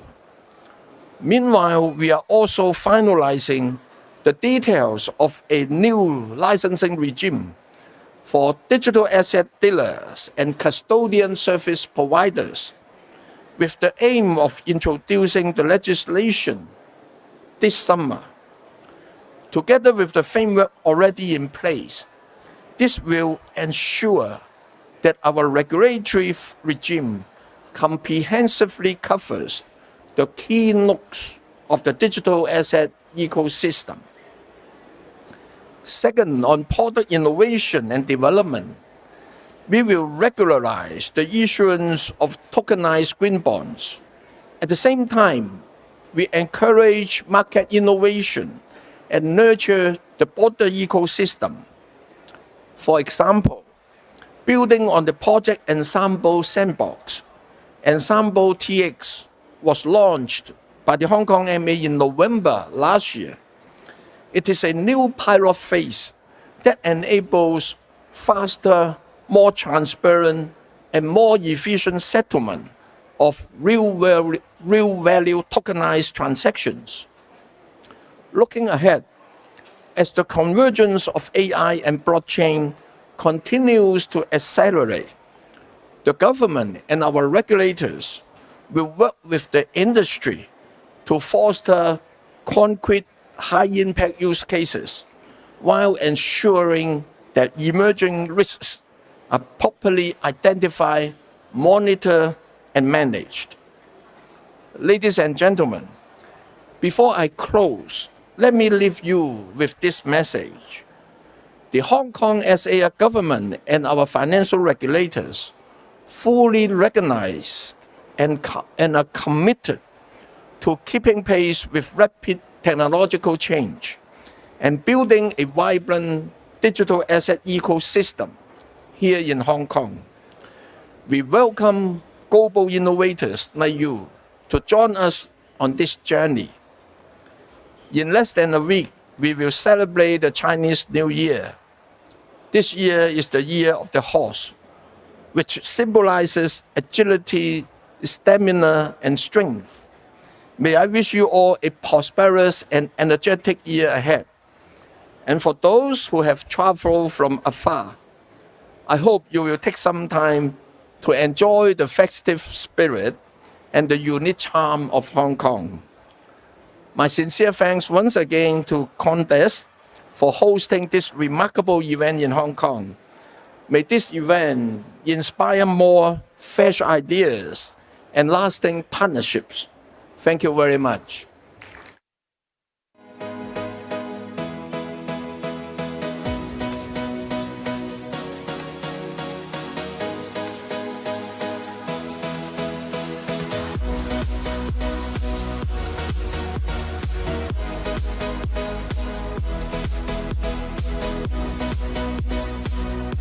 Hello and welcome back. That was Financial Secretary Paul Chan. If you're just joining us, welcome back to CoinDesk Live. Coming to you from Consensus Hong Kong, APAC has emerged as one of the most active regions for institutional experimentation with tokenization, on-chain settlements, and regulated digital assets. Joining us now for more is Stellar Development Foundation Chief Business Officer Raja Chakravorty and MarketNode CEO Rehan Ahmed. Hello to you both. Hello. Hey, Jen. Great to see you. Great for you both to be here. The vibes at Consensus are vibing. I know the two of you were just on stage. Give us a little preview for our audience at home that weren't able to watch. What were some of the insights you walked away with? Yeah, I think from my end, we had the opportunity to talk about APAC, talk about tokenization, and really start to focus on this concept of distribution, which is really key. I think over the past year, what we've seen is this real acceleration in terms of how many tokenized products are now available on chain. But now, over the course of the next year, what we're really going to be focusing on is this idea of how do you distribute them? Where are the investors? How do you build really unique profiles that are going to be really tangible for investors to come in? And I'm really excited to see that move at scale. And I think in particular, APAC is a region where we're going to see a lot of that growth. Rehan, how are you looking at the APAC region? Sure. So let's introduce APAC to your viewers who may not be watching from the APAC, right? So I'm sure you know about the population demographics, but some of our partner research has shown by 2030, we're expecting 7 million millionaires in the region. 60% of the world's youth is in the region. 3,300 fund managers that are between Singapore and Hong Kong, and between them, roughly 10 trillion plus in assets, right? So the opportunity we see, we were actually with one of the large global fund managers on stage, and it was a great nexus of infrastructure, network, asset originators, looking to tie in this demographic to, frankly, the future of wealth distribution, right? So that was one big theme that came out. What are some of the Asia demographics that make it very natural, not just for experimentation, but commercialization, right? And the next learning for me was we always felt that tokenized real-world assets would move beyond money market funds, simple bonds, into more complex products. And if you think about the wealth portfolio for a typical high net worth individual in Asia, on-chain assets should start mirroring that, right? So we're really excited in 2026 to work with partners like Stellar and see how we can actually take product diversity to the next level. I think those stats you shared were really interesting, Raja. I want to build on that a little bit with you. You know, we often, at least at CoinDesk, we're based in New York. We focus a lot on what's going on in North America, in the news we cover, and the conversations we're having. Of course, the administration in the U.S. wants to make the U.S. the crypto capital of the world. But when I hear stats like that, it really sounds like all of the pieces are in place in this part of the world for real experimentation when it comes to both institutional adoption and even on the retail side. I definitely think that Asia Pacific is really well poised to do it. I think one of the big growth drivers we saw over the last year was this tokenization of US Treasuries. And so we saw an 80% growth last year in that asset class. And I think we exceeded about $7.4 billion on chain. Now we expect that to grow to 20 billion plus over the course of the next year. But in Asia Pacific, there's this whole host of incremental opportunities that are happening as well. What we're starting to see with a lot of institutions out here is this real view that tokenization can help create incremental opportunities on the distribution side. So one of the conversations that Rayon and I were having was, hey, look, we've seen some growth in what I would almost describe as vanilla assets. Certainly Franklin Templeton is a great example of a partner that is built and I think scaled well on the Stellar network with almost $1 billion worth of tokenized treasuries. And now the question is, well, what else is next? So there's now opportunities to start thinking about structured products. And this is an area where we've seen a lot of potential opportunity. You're seeing structured products like AAA tranches of CLOs coming on-chain, and they're DeFi enabled. And what you're able to do with that is able to take those, put them in a protocol, perhaps actually isolate new yield profiles, which starts to attract a different investor base. And that investor base can start to curate a portfolio that is a lot better designed for what type of return that they want. So that's really exciting. The other thing that is even more exciting in my mind, though, is this efficiency layer. And that's something that we're seeing is having a lot of attachment. So if you look at kind of traditional finance, people are looking at like a T+2 settlement timeline. Well, now you can actually move from T+2 to about T+5 seconds. And that's incredibly exciting from an efficiency layer. And so you're seeing this opportunity for both growth in terms of incremental value, which drives incremental revenue, but also this efficiency layer. And so you're increasing the value dramatically. And we're really excited to see APAC really take off from that area. I want to hear a little bit from you on that settlement speed. Is the infrastructure ready for TradFi assets to come on chain en masse and settle at that speed? Or is there maybe still some development that needs to be done? I think the infrastructure is ready. I think one of the pieces that we think about is this idea that a network, if you're going to actually be institutional grade, it really needs to have institutional grade capabilities. It needs to have institutional grade uptime. With the Stellar Development Foundation, one of our core focus areas is how do we ensure that the Stellar network has that? And I think we're really excited to talk about our 4 to 5 nines of uptime, which is critically important for financial institutions as they come on board. When you couple that with the settlement speed basically being sub-second finality and kind of 5-second block times, you're actually allowing that to happen at scale. And then of course there's the cost of infrastructure where the cost is down to about 0.005 cents per transaction. And so you combine all of these things together, and that is institutional grade. And so, yes, without a doubt, it is ready to scale. It has scaled. There's multiple examples of it. And I think this is the year that we see the investors come in because they've now seen that that has demonstrated scale. I'll kick this question, Rehan, to you next. You know, Raja was talking about starting with vanilla assets and moving into maybe some of the more exciting ones that the crypto ecosystem has to offer. What are institutions asking for? How are they looking to grow? And if we look at where we sit today, is current market volatility making any of them take pause? Sure. So the way I'd look at on-chain assets is, if you think to yourself, the starting point is, how do I bring a typical Asian investor's portfolio online? What should that look like? Part of it will be your liquidity items, your money market funds. Then you start graduating to bond funds. Almost everyone in Hong Kong and Singapore owns a structured product. You can't be a true wealth investor without that. And then you have commodities. And then after that, you have, for example, private debt. And you must have real estate in Asia, right? So when I'm thinking about asset manufacturers, I think they're looking at the demographic change in Asia and thinking, the same representation of assets that I bring to the traditional world, how do I bring it to the on-chain world and allow a bit more composability between them, right? So I think that's a demand from the actual asset originators. If you are someone who's consuming the asset, you may look at yourself and say, you know what, all my assets sit in a wallet. I want to have my traditional assets in a wallet as well, right?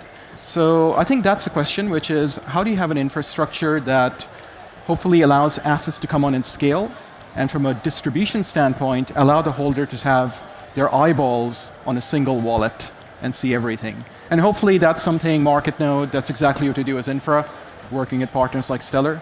Hopefully that's something we enable for Asia in 26. And Raja, just before we go, what do you expect to see as we head deeper into 2026? What do you think is going to change for institutions this year? I think it is really moving from creating an asset to distributing it at scale. So I am incredibly bullish of that opportunity. So really excited for that, and also really excited to wish you a happy birthday. Thank you so much, Raja. I'm having the best birthday here at the desk. Everyone wishing me a very happy birthday. If you are just tuning in, I've already gotten balloons and flowers. And I will say, apparently balloons, we're not allowed to have balloons in the building. So some people risked some stuff for me. Anyways, moving right along, Raja, Rehan, thanks so much for joining us at the desk. Thanks for being at Consensus Hong Kong, and I'm sure we'll see you later. Thanks, Jen. Happy birthday. Thank you. All right, we're going to take a quick break. When we come back, Bonnie Blockchain is going to be taking over the desk. Stay tuned. Sam, where are we going? We're going to Consensus.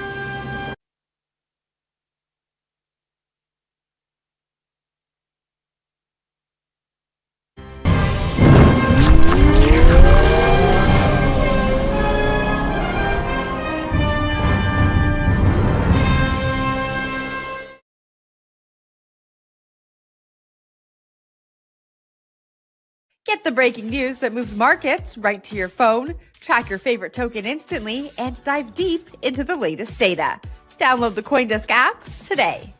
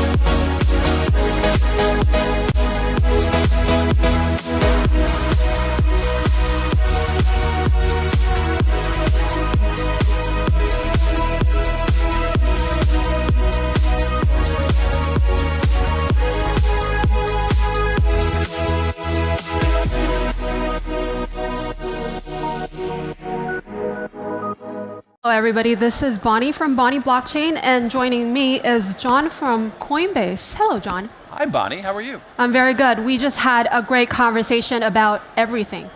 We did. Literally about everything. Yeah. And first question, I guess I'm going to ask you about legislation. the difference between Genius Act, market structure, and Clarity Act, because I've never seen anybody explaining it so perfectly. I've been binge watching your interviews, and I would love you to explain that to our audience. Well, Bonnie, thank you for having me. And thank you for not putting any pressure on me at the very beginning. So let's see, as a non-policy, non-government law expert, but someone who's been around for a long time and has seen similar legislation in the commodities space, hopefully I can break it down for your audience. So Genius Act became law in July of 2025, I believe. We still haven't seen that law turn into rules yet. Yeah. That's happening as we speak. And that was sort of a smaller version of what we're looking at in Clarity. So the Genius Act focused specifically on were stablecoins. And it said a couple of really, really important things. It said that non-bank issuers can issue stablecoins and pay some sort of rewards on them. It also said that stablecoins are not, by definition, securities or commodities. They exist in the currency money market realm. So that was a really, really important law, rule, act, however you want to call it. And it kind of laid the groundwork for the SEC, CFTC, Treasury, and other agencies to create rules around the issuance and propagation of stablecoins. Now, super important, because even though Genius isn't really actualized yet, we have just seen a mad rush to create stablecoins. Yeah. I think we'll continue to see that because, as Tether and USDC have shown, it's pretty good business. Now, Clarity is sort of the mom and dad of Genius and everything else. So Clarity is a market structure bill. Market structure bills deal with everything, including the umbrella of stablecoins.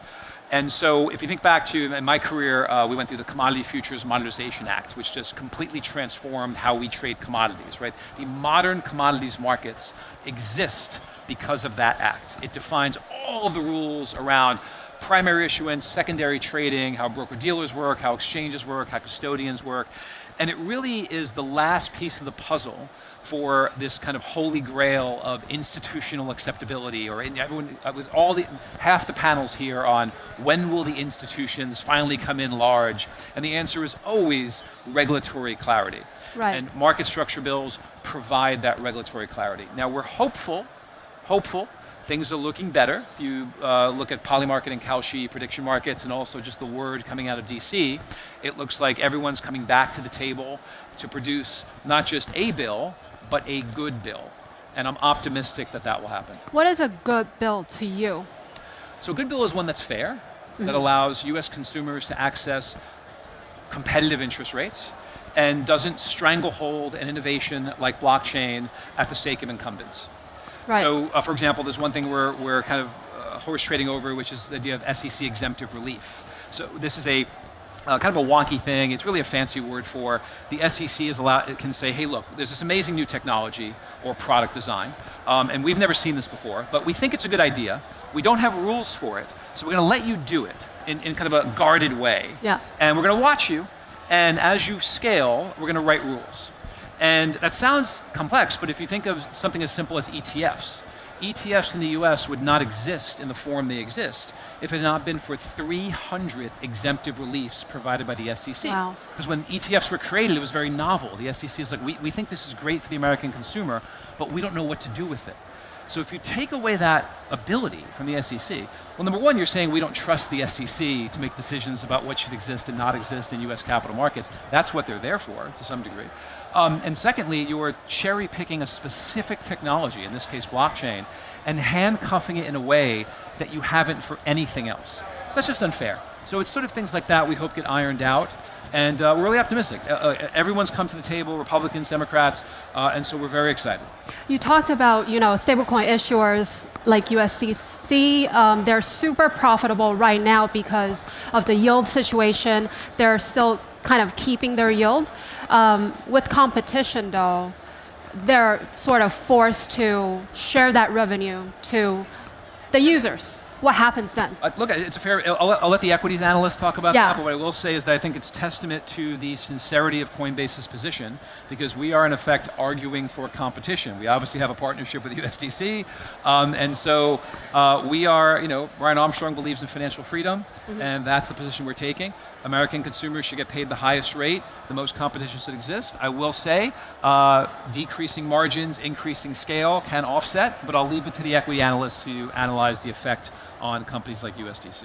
I love that. I'm talking to Anthony Scaramucci later today. You guys are friends? We are very, very good friends. We're I hope to be him someday. Wow. Well, I'll tell him, definitely. I'll tell him that later. Anthony's a great friend, a great guy, and a wonderful spokesperson for the industry. You know, interestingly, last year I met him at Digital Asset Summit in New York, and that was my first ever conference interview. And I remember he just came up to me. I told him, "Hey, you're the first ever." He's like, "I got you." And I'm like, "Oh my God, this guy, man." He's like a warm embrace. Yes. Yeah. No, there's nothing. You know, the most dangerous place to be in the world is between Anthony Scaramucci and a camera. So I got you, Mooch.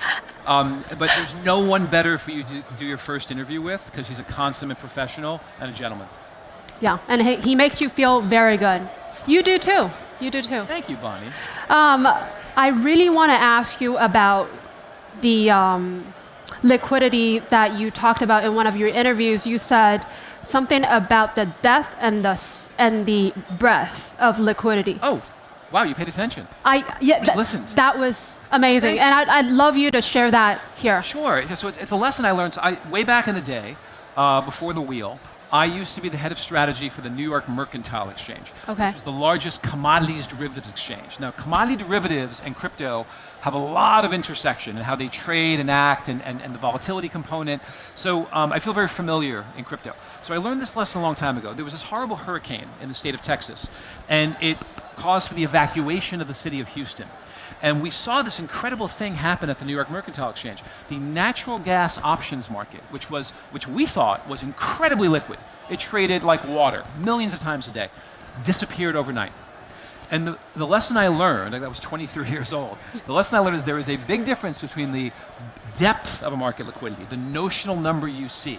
I own one share and it traded 100,000 shares that day. I'll have no problem getting out of this position. That's super easy. It's very, very liquid relative to my size versus breadth of position. What we found was all of that natural gas liquidity back then was really a bunch of hedge funds sitting in the city of Houston. And something happened that they thought reasonably would never happen. The city was evacuated. It's never happened before. And so we had a deep market. We didn't have a wide or broad market. Now, what does that mean? It doesn't just mean that those hedge funds or those market participants are in other cities besides Houston, although geographic diversification is part of it. It means different motivations for entering the market. You're not going to have luck selling your bicycle on eBay if every single person wants to buy a red bicycle and yours is blue. There could be 1 billion red bicycles bought and sold every day, but you don't have good breadth of bicycle market. You won't have a good time you won't have good liquidity if everyone's there for the same reason. They all want to be market makers. They all are speculators. They're all bicycle manufacturers hedging their excess bicycle inventory. You need all types. You need individuals, hedgers, specs, commercials, short-term traders, long-term traders, older people, younger people with different risk profiles. That's what I mean by breadth of market as opposed to the notional depth of market. If I use the same logic and apply that to crypto, do we have both? We have depth and we're building breadth. The ETFs were a wonderful onboarding ramp for individuals who might have not purchased Bitcoin or Ethereum or Solana because they were concerned and worried about how to store it through Ledger or even on an exchange like Coinbase, right? That's we have to be understanding, right? It's not that people are dumb. It's not that people can't figure out new technologies. It's that, a lot of people don't wake up every day thinking, I want to learn a new system. And so we have to make it as easy as possible for people because they're distracted with their everyday lives. My family wants me to get on Apple. I'm on Android. I can learn Apple. I know I can. I just don't want to at this point in my life. And so we have to be sympathetic to people who don't have time in their lives to learn a new system and make it easy to onboard. Now, since we're talking about Bitcoin spot ETFs, people are asking, you guys are talking about it like, after a spot ETF, everybody is going to be on board. But if you look at Bitcoin price now, it doesn't seem like that's happening right now. What's going on here? Yeah, so look, there's a lot of commentary being written on what happened to Bitcoin pricing post October 10th. Where I think the consensus is kind of coming around is a couple of very large players, whether they're in Asia, US, who knows, who cares, got over-levered on a pair trade between being long crypto, being short physical commodities, and vice versa, and they got what we call whipsawed, where they got caught on the wrong side of the crypto trade, got caught on the wrong side of the metals trade. That's really a symptom of the issue, not really a cause. This is a market that tends to trade in volatility spurts. People get excited, they go risk on, they go momentum trading, and they take on excessive leverage, and then it comes off. There are markets that are very stable and important to the US and global economy, like commodities, that have always traded this way. Crude oil, the world's most valuable commodity, went negative a few years ago, right? So it may be that assets like Bitcoin continue to trade in that way. Now, the one thing I would say is, if Bitcoin had not, over this 7-year time horizon, beat virtually every other alternative asset by 2 to 4 time return, then I wouldn't be too thrilled with that level of volatility. But it is a cost, a price you have to pay for a massively outperforming asset. To put it another way, simple math, Bitcoin or any other asset cannot continue to accrue on a compounded basis at 60, 70, 90, 500% a year in perpetuity. It will be larger than the global economy in a very short period of time. So if you're going to take the big ups, you got to be ready for the periodic big downs. We didn't have AI back then, right? So people can argue that the reason why, crypto or Bitcoin outperforming everything else is because that was the cool kid. So everybody wants to, be friends with the cool kid. Now we have a new kid that is cool. What happens now? It's entirely fair. Look, it'd be disingenuous of me to claim that crypto is special. Any market, if you pull users away from that market, whether it's tech stocks or anything else, liquidity will suffer. Generally, when liquidity suffers, you have lower marginal unit of buy-sell demand, and then that is more prone to rapid price escalate. And we always talk about the price going down at a rapid pace, but Bitcoin also has the potential for price escalation.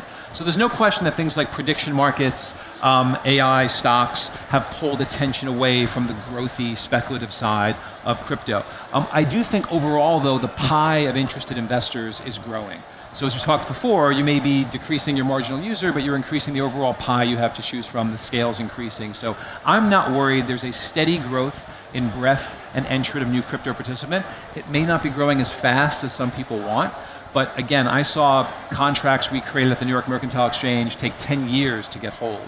So this is super fast from my perspective. And of course, you know the best because you are talking to all these institutions. And what are the conversations like right now? Well, look, I was here yesterday. Consensus hosted an amazing day before the main event, which was the LP Institutional Summit. And I had the luxury of not only doing a fireside with Anthony Scaramucci, but I hosted a panel of very, very large LPs. Now, it was Chatham House rules. I can't say who they were. I can't ascribe thoughts to them, but I can say what they were. Okay. They represented a massive Middle Eastern sovereign wealth fund, a massive Asian sovereign wealth fund, a massive multi-billion-dollar family office, and an advisor who advises on crypto investments for endowments and pensions all over the world.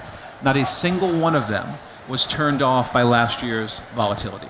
The advice they had to anyone looking to get capital from institutions like that have done the work on crypto is don't be embarrassed, maintain consistency and clarity of communication. We are big boys. We appreciate this has volatility, and we're looking to buy at the dips for high-quality investments. So that was extremely encouraging. Do you hear any concerns they may have?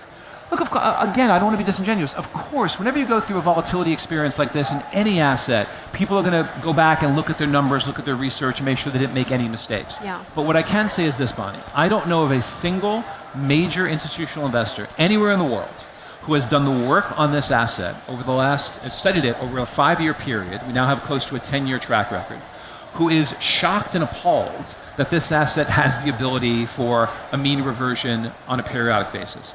If that's the case, you probably haven't done your homework on this asset or any other similar asset. So none of the surprise, no one's happy. I'm not going to suggest that people are happy about this, but no one's surprised, and it doesn't dissuade everyone. As I've said if you've watched some of my other interviews, I'll repeat something I've said often.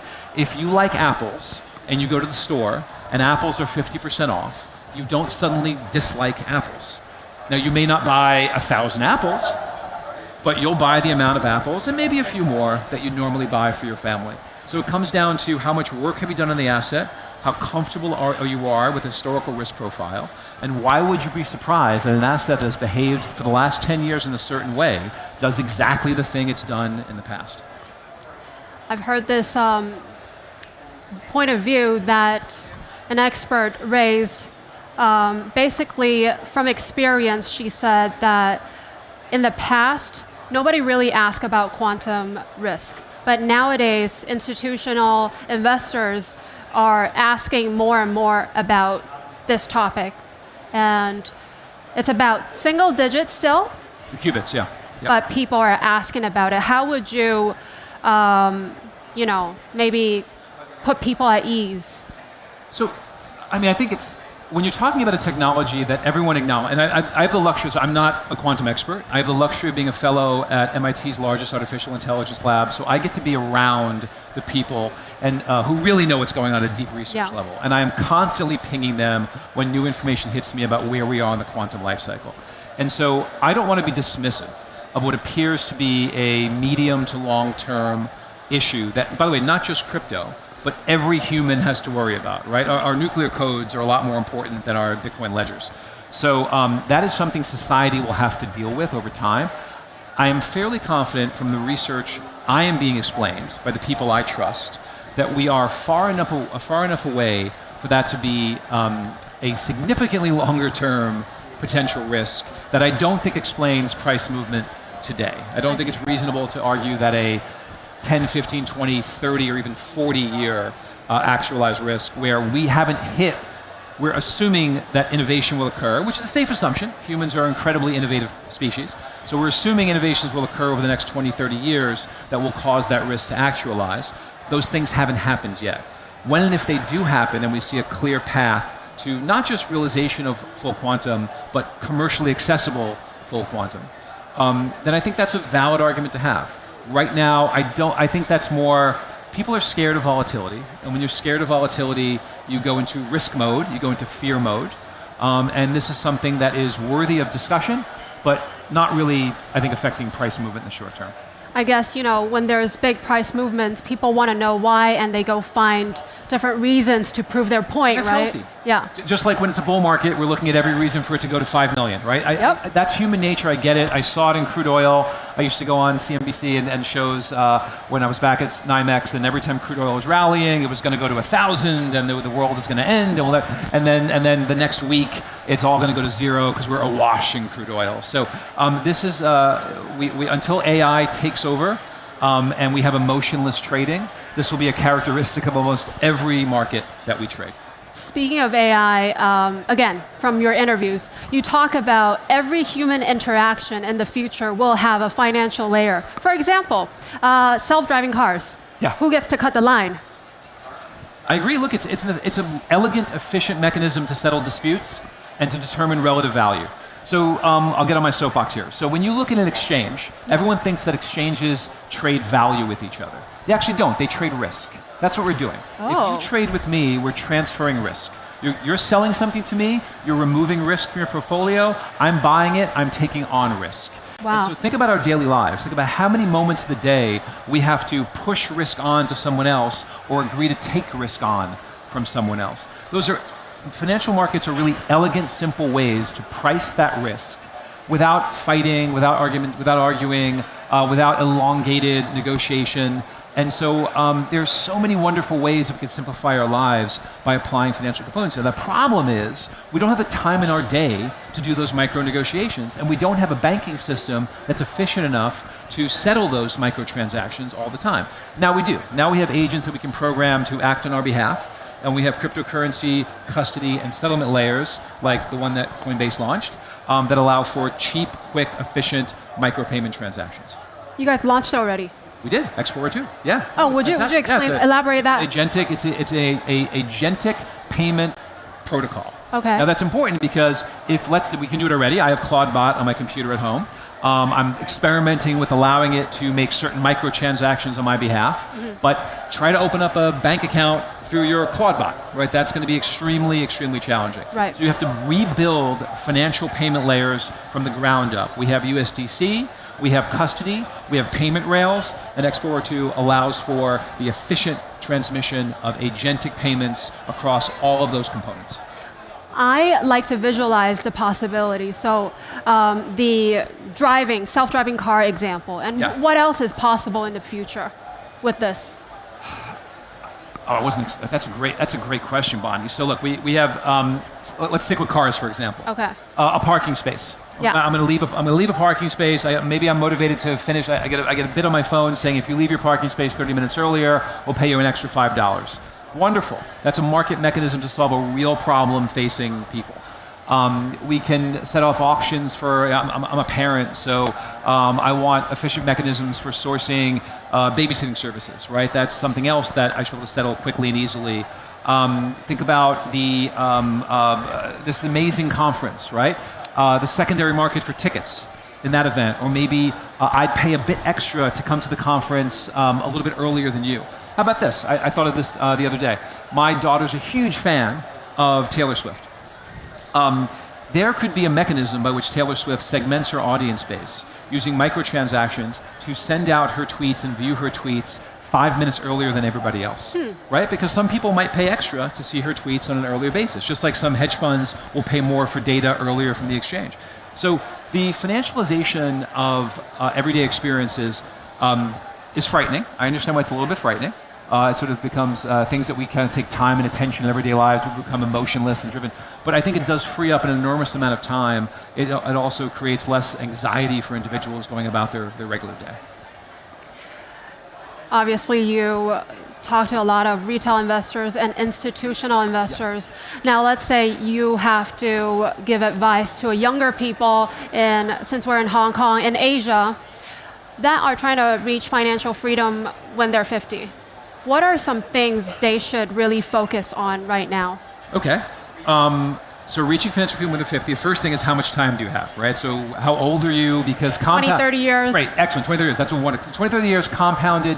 If you can get an investment portfolio through either capital gains or passive yields that targets anywhere from 9 to 14%, you're doubling your wealth every 4 to 6 years, right? On a compounded basis, right? So 4 to 6 years, over 30 years, you're looking at 5 to 7 compounding periods, right? If you can compound your wealth 5 to 7 times, you can build extraordinary wealth if you're dedicated and consistent.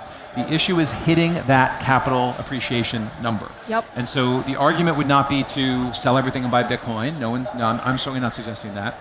But we know from the data that risk assets like Bitcoin that have a higher upside volatility than downside volatility. So Google Sharp versus Sortino. You want to maximize your Sharp, but you really want to maximize your Sortino ratio, because it talks about the upside volatility. You need assets in your portfolio that beat inflation at that 9 to 14% rate. So if you believe inflation is going to be 3 to 6% a year, you're now talking about having to hit a 15 to 20% return to double your money every 4 to 6 years to build real wealth over time. So I would say, know your age, know your risk profile, understand your inflation rate where you are, and understand your bogey to beat that has to be anywhere from 9 to 14% if you want to double your wealth every 4 to 6 years, and choose your portfolio accordingly. You know what else I would add? Listen to John more. Watch his interviews. He's so great. Thank you for being Blockchain. here. Watch John on Bonnie Blockchain. I hope to have you back in the future. I hope you'll have me. Thank you. Thank you for being here. Thank you for spending the time. Have a wonderful day. Full potential of your digital assets with Hex Trust, the leading digital asset financial institution, trusted by over 500 institutional clients worldwide, licensed across key jurisdictions. Hex Trust, the leader in digital asset solutions. Get the breaking news that moves markets right to your phone, track your favorite token instantly, and dive deep into the latest data. Download the CoinDesk app today. History doesn't just happen. It's built by the bold, the brave, and the bullish. Consensus Miami is where crypto, culture, and trillions in capital converge, and ideas that fuel institutional scale are sparked. a place for those who refuse to settle for the status quo. The builders reprogramming the future of finance through every deal and decision. Breaking boundaries begins with being there. Experience the epicenter.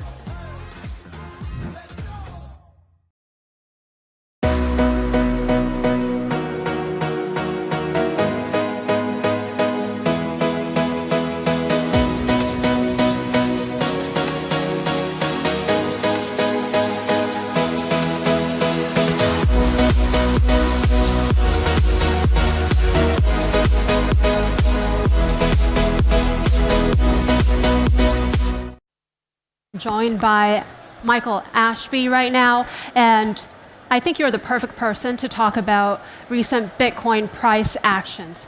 What do you think about the general sentiment, and what are some observations you can share with us? Yeah, awesome. Very happy to be here. Thank you. Thank you. Happy New Year. Happy New Year. So I think we've seen a lot of market changes over the last 6 months. Particularly market structure has adapted quite significantly. So what happened in 1010 really did jolt a lot of funds, and I think we've seen a new normal hit the market. And so a lot of the strategies that were being enacted by traditional trading firms have changed. And so I think that's been part of this. And if you couple it with the macro sentiment, most recently we've seen Bitcoin come off aggressively, and there's a lot of speculation into why that happened. It looks as though it's actually through traditional finance products. Now, if you look a year ago, we would have never dreamt that traditional finance products would influence Bitcoin. But if you want to take a positive out of this, is that we've now got to a place where we have the likes of BlackRock and all these other large institutions that are in our ecosystem and are influencing it. So I think naturally the market now understands what happened. It's going to be more robust. And I think having these folks with us is actually a good thing. And so I think we see the market evolving and becoming more institutional. And just this is part of the growing pains as we go. You are leading Algo Quant. Correct, yes. And a lot of people are arguing the reason why quant firms have been doing so well is because crypto market was. I'm not sure if it's still inefficient, right? What are you seeing now? Has anything changed after the Bitcoin spot ETF entered the game? What are some, interesting insights you can share with us? Yeah, that's a good question. So we definitely are seeing more institutional participation. And with that becomes less inefficiencies. So it's natural for a market as it evolves and grows up to condense these inefficiencies. And so if you look back 2 or 3 years ago, we had the basis trade. It was very easy to put on. You were looking at 20 to 30% unlevered. Today, that no longer exists. So what you're having to do is actually be a bit more sophisticated. We do see decentralized finance as being a new place. So again, in the last 12 months, we've seen the growth of Hyperliquid, and now some of their peers like Aster, etc. A year ago, there was very little liquidity. We've now seen a huge amount of liquidity, and even in the last 2 months, you've seen a lot of traditional metals be traded on decentralized finance. That would have never happened before, right? And so, again, I think if you're able and willing to be dynamic and grow with the industry, you're able to take advantage of this. But you can't be just focused on trading traditional centralized exchanges. You have to adapt as the ecosystem adapts. As a quant trader, do you care about what you're trading at all, or do you just look at the numbers? Yeah, so another good question. So I care about liquidity. Okay. I want to be able to get in and out without getting stuck. And so the underlying asset, as long as it is liquid and on venues that I think are safe, we're happy. So it's much more about, are we comfortable with the credit risk of that venue we're trading on? And then within that token or product, can we get in and out of it easily? That's becoming much more difficult. On the one side, the credit worthiness of the exchanges are getting better. DeFi exchanges are still new. So it's I guess, new for everybody to get comfortable with them, but the centralized exchanges are getting much better. The products themselves, the liquidity has become quite low in a lot of altcoins. So you're seeing a lot of wash trading happening. And although if you look at the actual headline numbers, it looks okay, what we've seen post 1010 is all the market makers have exited, especially the mid to lower altcoins. And so there's not the depth anymore. So it forces us to do more in the top 100 tokens, if you will. See, I think a lot of people are interested in your everyday work. What do you do every single day? But I think I want to ask you this. So I want to learn from the best traders I can find, and that is you. What can I learn from quant trading? Like when I invest in something, do I need a stop loss every single time, or is there anything I can take away from your trading logic? Yeah, so happy to. So I guess again, this is not advice, but if you're looking at crypto, the volatility in crypto is quite high. Mm-hmm. So running trailing stop losses can be quite dangerous if you're going to get pushed out. So the trick, I think, with any trading is to diversify and to ensure that you're not overly focused on one or two things. And so if you look at our portfolio, we don't hold assets more than one day. Excuse me, we're constantly moving in and out of these assets. And what we like to do is we like to have expectations of where we want these tokens to trade. And so let's say if something is trading down more than 10%, we get alerts. We'll look at it, understand what's going on, and then we'll come in and out. So what it actually suggests is that you have sort of, I guess, wider stop losses, but you have alerts as things moving away from you. And so you're aware of it, you're focused on it, you know what's going on. If the stop losses are too tight, you could get taken out right before it comes back up again. Exactly. We saw that in silver just a couple days ago, right? Yes, and it kind of bounced back. Yes. And that event inspired me to ask you this question because I was panicking for a while. Yeah. It's like a whip-saw, right? You're the car crash. Yeah.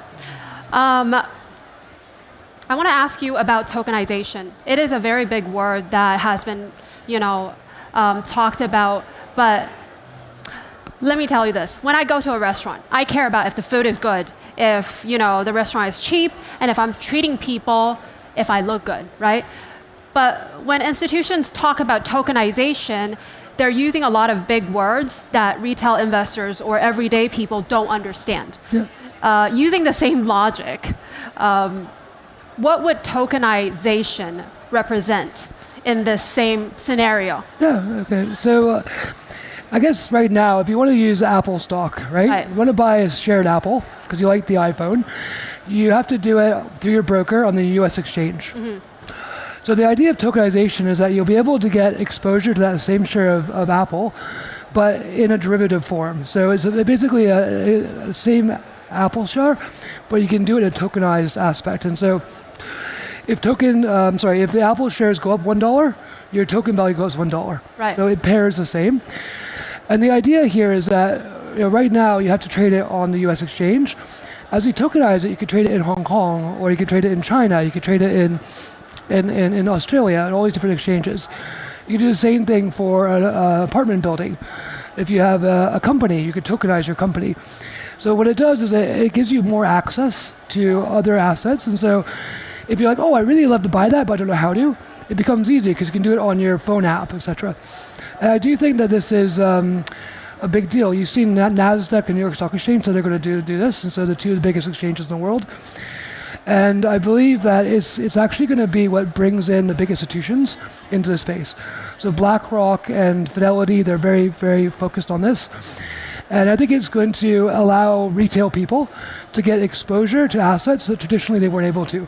So the really great private equity funds that you were never able to touch, you needed lots and lots of money, you can now buy a little bit of the same fund. So I think it's a really great thing.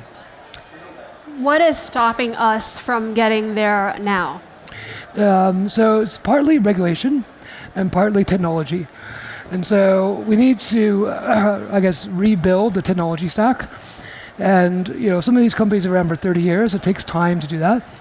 And I think the regulators are now starting to get more comfortable with the logic. And so, Hong Kong's been very, very forward on that.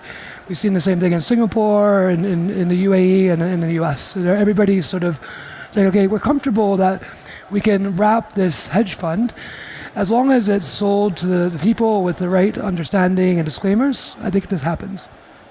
Does that mean the market is going to be more efficient? Yes, I think the market's more efficient, and everybody will have the ability to buy products traditionally wouldn't have access to. And so I do think this is a way that we can help everybody get more access. At Alloquant, we're building a fixed income business for Bitcoin, and we're going to launch Bitcoin bonds, and we'll tokenize those bonds. And so if you hold Bitcoin, you'll be able to get a yield on your Bitcoin, and it'll tokenize it, and then you can trade it between each other. So it's an example of, I guess, the innovation that crypto is bringing to the space is that we can take the best of traditional finance, combine it with the best of digital assets or crypto, and then we have actual strong products. See, that you just answered what I was going to ask you. I was going to ask you, isn't it better for you when the market is not efficient? So, okay, it's a very good question. Yes and no. Inefficiencies typically coincide with low liquidity. High liquidity means more efficiencies, so we can do more, but we have to work harder to make the same types of returns. Okay. So the days where funds were able to make 30 or 40% very easily are gone. Now you have to be very sophisticated, you have to have larger budgets, and be able to run stronger risk management. So at our company, we have about 60 professionals, and we're 24/7 globally. We have offices around the world. We need that level of staff to be able to run these strategies. I think where we were 5 years ago, most people were 5 or 6 people. That's not possible anymore. It's just much more complex. And I think we see a lot of the larger sophisticated funds now entering the space. And so in some ways, crypto is graduating from junior school to high school. Do you guys use AI to trade or make decisions? We have AI-enabled strategies. We still have humans, overseeing that. We tend to use AI a lot in research. Excuse me. So, what would take us maybe 2 weeks to do research from idea to having the actual research to deploy, we can now do in a matter of hours. So that's really been where we've seen the key lift. To actually use AI to run strategies, I think it's quite difficult to make sure that there's not going to be a bug. And so I sort of see this as a co-pilot type of situation. I see that sort of for the next couple of years, you're going to have the inefficiencies to do this, but it's going to be much, much longer. A lot of AI talks in this venue today. I want to ask you, so let's say in 10 years, everybody tries using AI. It's kind of inevitable. Yep. Who wins? Who makes the profit? The AI companies, I think, first and foremost. But anyway, we are going to be in a world, probably next year at some point, where we have AI bots that are going to be transacting. Right. And we see some of that behavior now, and you have we call wash trading. Yeah. The high frequency guys, I think, will be very quick to do this. At Algoquant, we do something called mid-frequency trading, which is intraday, but we're not looking for speed. We're actually looking for signals and deploying it. So for us, when I talked about research, the signals are what's important. Now, to actually replace traders with AI, again, I do think that our human creativity brings an added value to the AI. So I think what happens is that AI ends up being the execution layer, but we still have almost the driver and the overseer as being the human continues. And you think that's going to continue for the next couple of years? I do. I think again, it's going to be a tall order to. There'll be some aspects where that technology can integrate very quickly. There's other aspects that are going to take some time. And again, we have this concept of tech debt. And tech debt is how much you've invested over many years and your current technology stack. So if you think of a retail perspective, you have your laptop, you have all your programs, your files. If you try to change that, you have to go and fix it first and then adapt it. So it takes time to adjust your tech stack to be able to deploy this stuff. But I do think what we've seen with Claude very recently, and I'm sure there'll be their competitors are going to bring out something very simple. It is a game changer, and I think anybody that's not focused on it and embracing it is going to be left behind.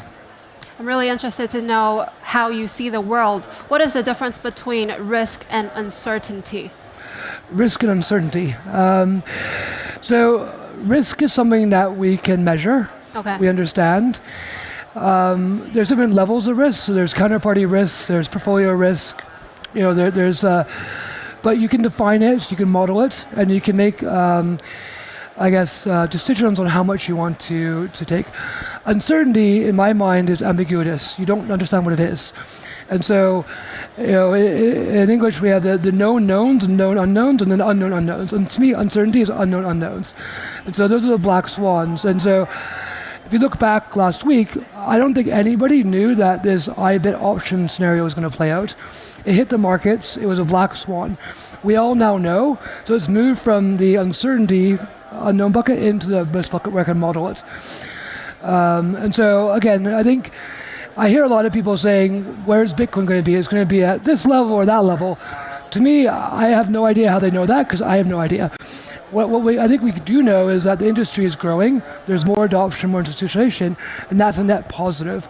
So I focus on the areas that we can understand and we can model, and try to ignore the bits that we don't, because it's just there's no point in trying to guess, if you will. To understand your point better, an example you just gave is using AI to trade, but there's a bug or a glitch. Would you consider that uncertainty or risk? Because we know it might happen. Yes, so I see it as a risk because we know it's going to happen. And so we can essentially run this in a laboratory, and we can model for it, we can test it, we can run a series on it. And then once we get comfortable that there's a manageable level of risk, we can deploy it. The bit that we don't know is what happens if AI starts to go crazy. Like, we don't know why. But I'm not an AI expert by any means, but I think we're conversational, if you will. And I think the speed of the technology advances in AI, it's very hard to know what's going on. And so I think there's far smarter people in this space I think could be able to model, and we engage with them to help us understand the risks. What about, risk like tariffs? It might happen, but people don't know when and how or why. How do people navigate this for everyday investors? We see the headlines and news talking about, the world is heading towards this uncertainty and, this very vague era. How do we adjust our trades or our investment strategy? Yeah. So again, from a quantitative perspective, we're very data-driven. So we look at data and we see what you described as a world with higher volatility. Now, in actuality, crypto volatility is dampened. So over the last year, the amount of volatility in crypto has reduced substantially. And the reason for that is ETFs. We have less players. A lot of people started trading digital asset treasuries. So some of the faster money exited. So it's counterintuitive that in a world with, I guess, more risk, macro risk, the volatility has actually compressed. But what I'd say for your retail investors is that if you find things that you actually like, research them, get comfortable with them, and then think in your mind's eye that the market could move 10 or 20%. But if you truly like that, you should be invested on that basis. And you should just always double click on your thesis and make sure that nothing changes. But expect in this world with the personalities we have leading it at the moment, that there is going to be some volatility, and just be comfortable to weather that storm if you want to invest in this space. If you had to teach a class that's called Investment 101, what is the main takeaway you want people to learn from? So again, I like to read a lot. So I would ask people to spend time reading about the part of the market that you're interested in, and learn from the past. And so there's a great book called Remnants of a Stock Operator, which is one of the more famous books. And it was on the advent of the US stock exchange where it first developed hundreds of years ago. If you read that book, nothing's really changed. In hundreds of years, nothing's changed. But you can study what people do and you can learn from them. Nothing's new. Like, everything rhymes. But I encourage you to get very close, and you can do this via the social media platforms. You can follow people. You can do it through studying.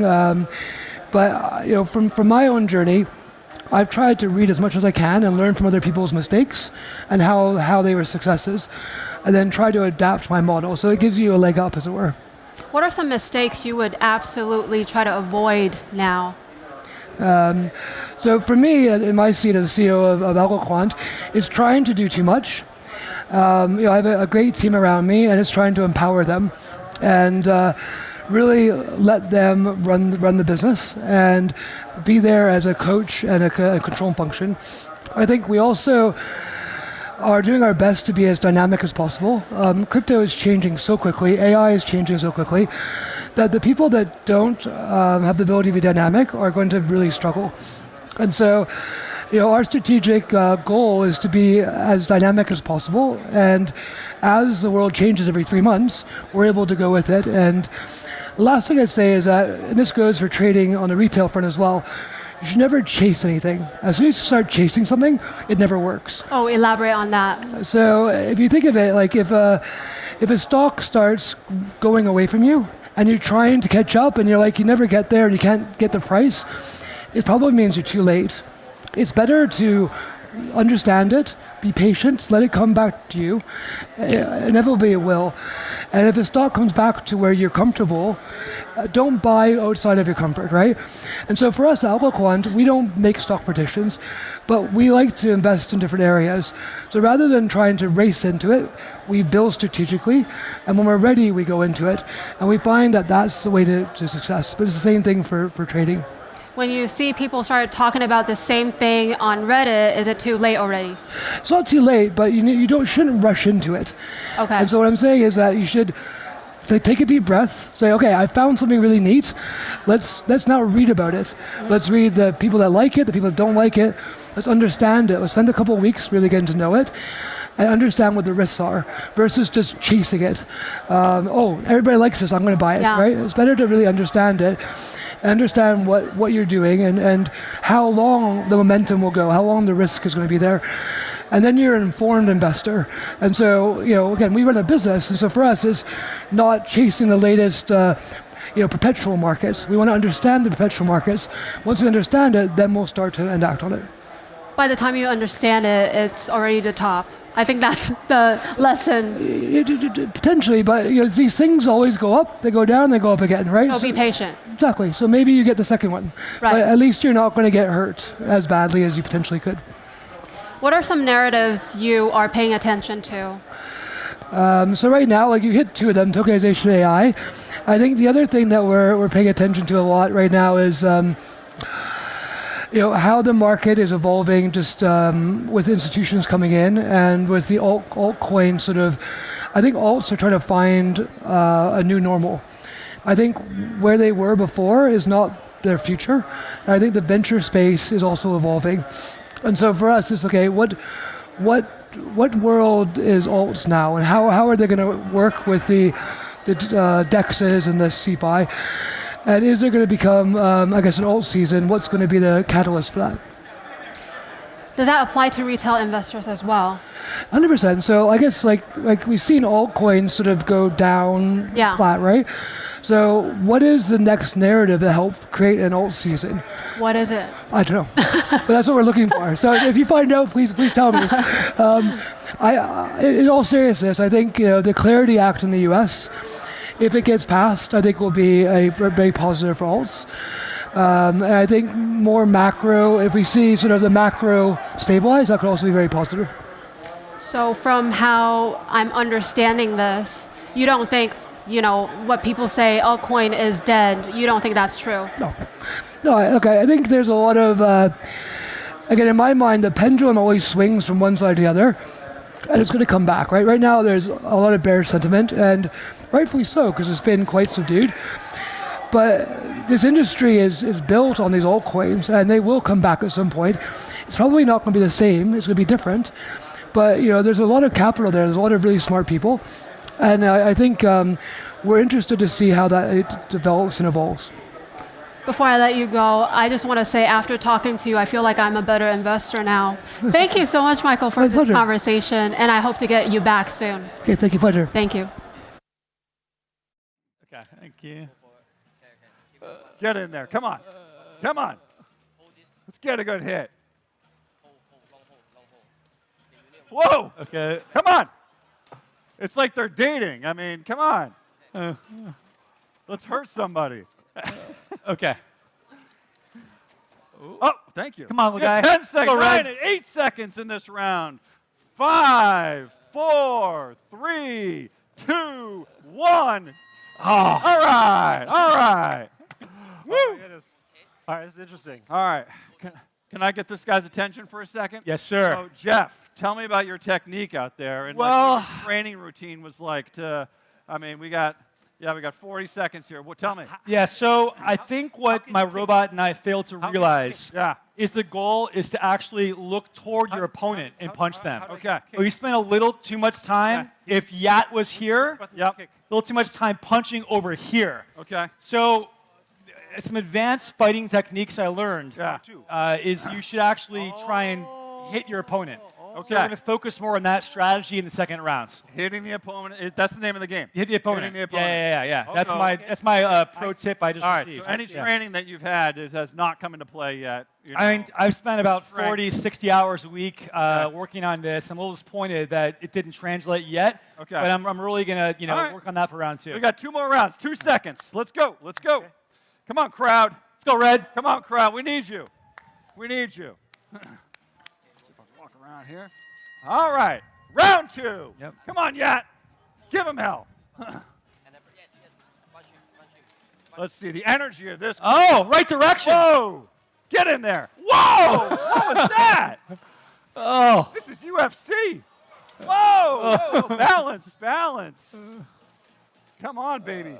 All right. Let's see something. Oh. Whoa. Yeah. Low blow. Oh, the crowd liked that one. Come on. Turn around. Okay, Come on. okay, Give it to him. This is, I'm not sure what technique this is. There he is. Okay. All right, let's Come go. on. Go. Oh. Swing and a miss. These robots are getting tired of shadow boxing. I mean, It's my patented spin move. Let's get some contact. Come on. Whoa. Hey now. Woo. Oh, yeah, there you go. Oh, come on. Get in there, Red. There you go. Wrong way, Red. Oh, okay. All right. Turn around. Jeff, have you ever done this before? This is amateur hour. Wow, this is harder than it's harder than it looks, folks. Whoa, good punch, Yat. Good punch. Woo. All right, we have. Whoa! Oh, come on. Low blow. Hey. Oh, yes. Oh, I think we have a broken rib. 30 seconds to go in the round. Oh. Whoa, big one. This is like Stay in there. Let's go. Come on, charge. Come on, Red. Oh, big one. Oh. All right. Woo. There it is. That's Come robot on. boxing. 10, 9, 8, 7, 6, 5, 4, 3, 2, 1. Oh.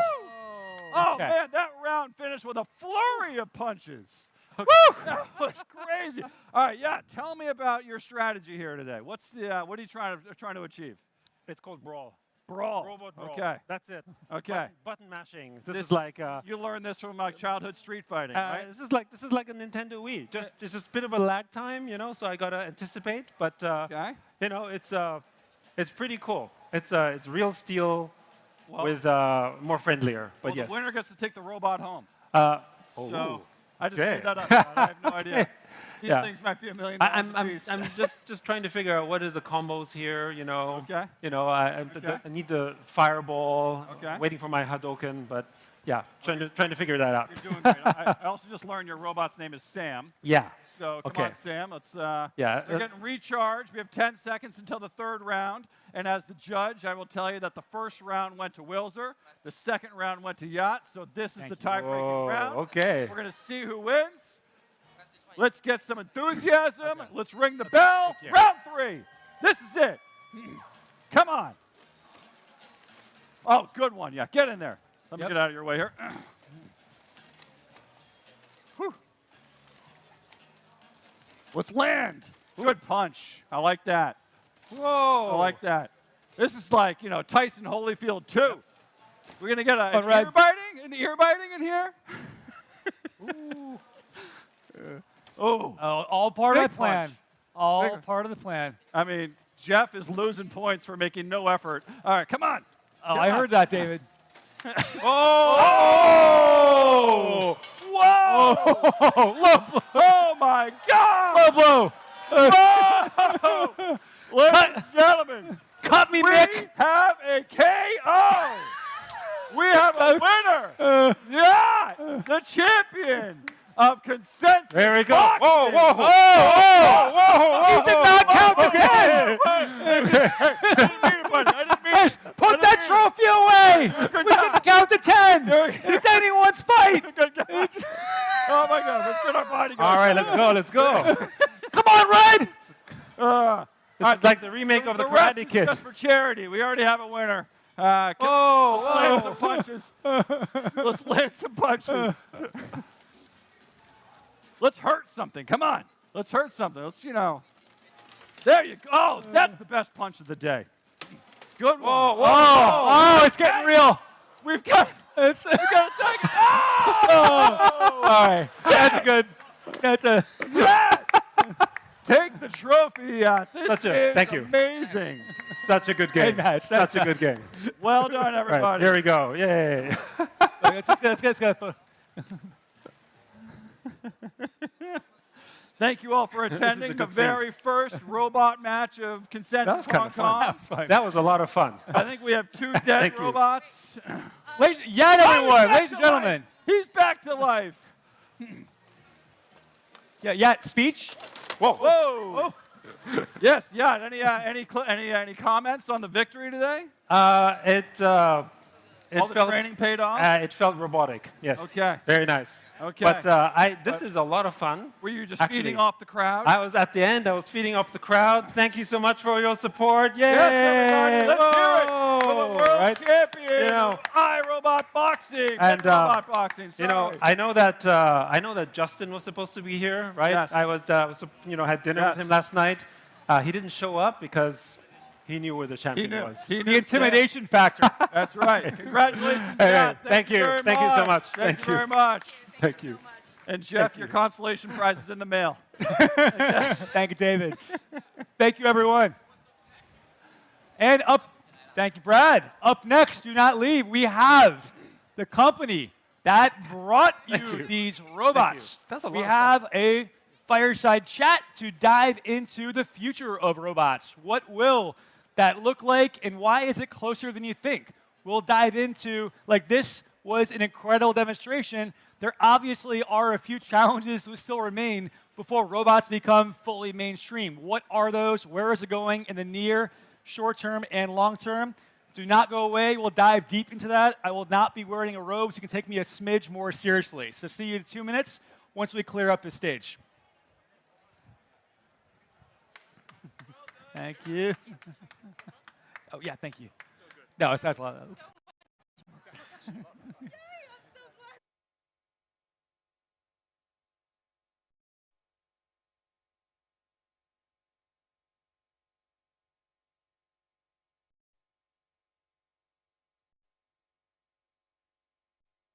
You're seeing the rise of dominant DATs, and these DATs are arguably better than having exposure to the layer 1 itself. The 2 dominant DATs so far are MicroStrategy and BitMine. You can see by far we're the 2 largest holders of cryptocurrencies. BitMine around 4.4 million ETH. These 2 DATs are now 90% of the trading volume of all crypto DATs. So again, dominant. And you can see here, BitMine is 5 times larger than the next largest DAT for Ethereum, and it trades 14 times more trading volume. And trading volume is really the lifeblood of a DAT because that's how we access the capital markets. And if you're skeptical if you can make more money owning a DAT than the underlying layer 1, look at the performance. BitMine was essentially created on June 30th. The stock was $4.50. From June 30th to December 31, Ethereum was up 22%. But look at BitMine, it rose 500%, meaning it outperformed Ethereum by 48,000 basis points.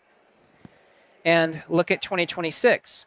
Ethereum, of course, really took a punch in the gut this year, It's down 32%, but BitMine is down 21%, so it's outperforming by 1,100 basis points. So the reality is that a properly structured DAT is going to provide you outperformance versus the layer one. And I'll explain why. There are 4 pillars of growth for BitMine, okay? And again, once you hear this, you'll realize the best days for BitMine are ahead. The 4 pillars are we're going to maximize yield on the treasury. We're going to invest in moonshots. We're productizing BitMine.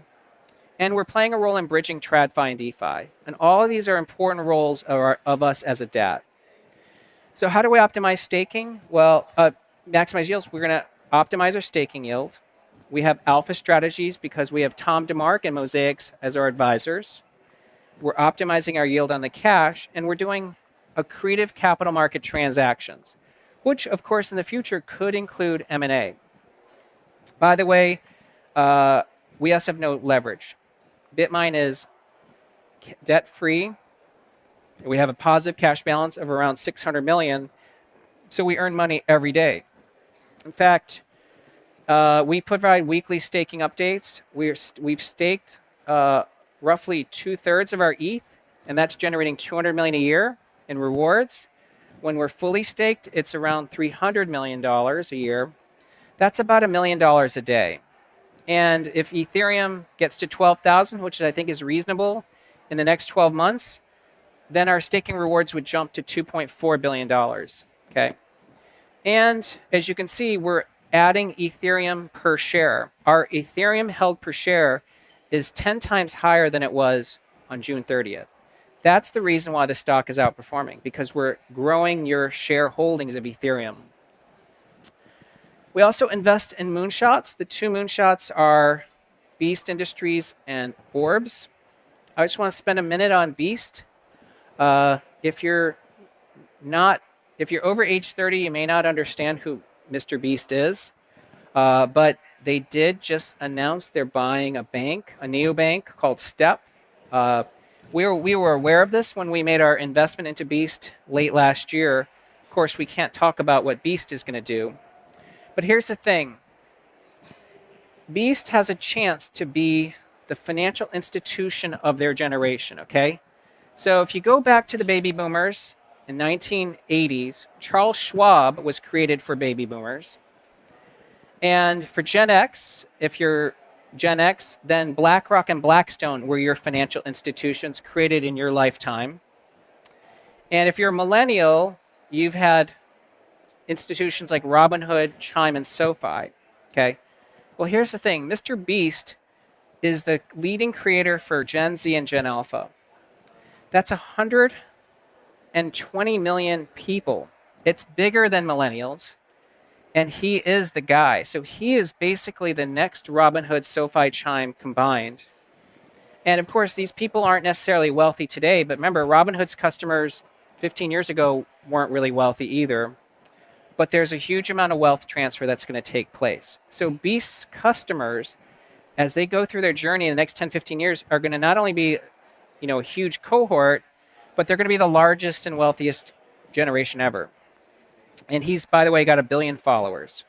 So this is why it's important for BitMine, because now we know what's native to Gen Z, Gen Alpha. It's really having a digital asset life, owning cryptocurrencies. We're going to be able to be very synergistic with what everything Beast is doing. And finally, we have, of course, our Maven staking operation, which is going to generate quite a lot of staking yield for us, and we're going to be staking for other folks as well. And our staking operation is going to stake for other clients, tokens like Solana and Canton. Okay. So in the final minute, let me just talk to you about the future price of Ethereum. So I think the best way to look at this is still think about Ethereum's price ratio to Bitcoin, okay? And the 8-year average is 0.0479. So if Bitcoin gets to 250,000, which I don't think is a stretch, that would value Ethereum at $12,000. But I think that's too low. I think Ethereum is really the story for the next 15 years around crypto, because that's where Wall Street's going to build, and that's where AI is going to take place, and also where creators like Mr. Beast are going to be building products. So it may recover to its 8-year high, 2021 high of 0.0873. That's $22,000 Ethereum. And of course, it can go higher if ETH becomes a payment rails like Joe Lubin talks about. So Ethereum and Bitmine's price are highly correlated, okay? And so if we look at future ETH prices, at $22,000 ETH, Bitmine stock is 500. And at $62,000 ETH, Bitmine's 1,500. So again, the stock, which I'm sure you're frustrated with, but it has no debt, and of course is tied to Ethereum, which is a bright future. So the best days are ahead. And I'm sorry that's about a time, so I don't have time for questions, but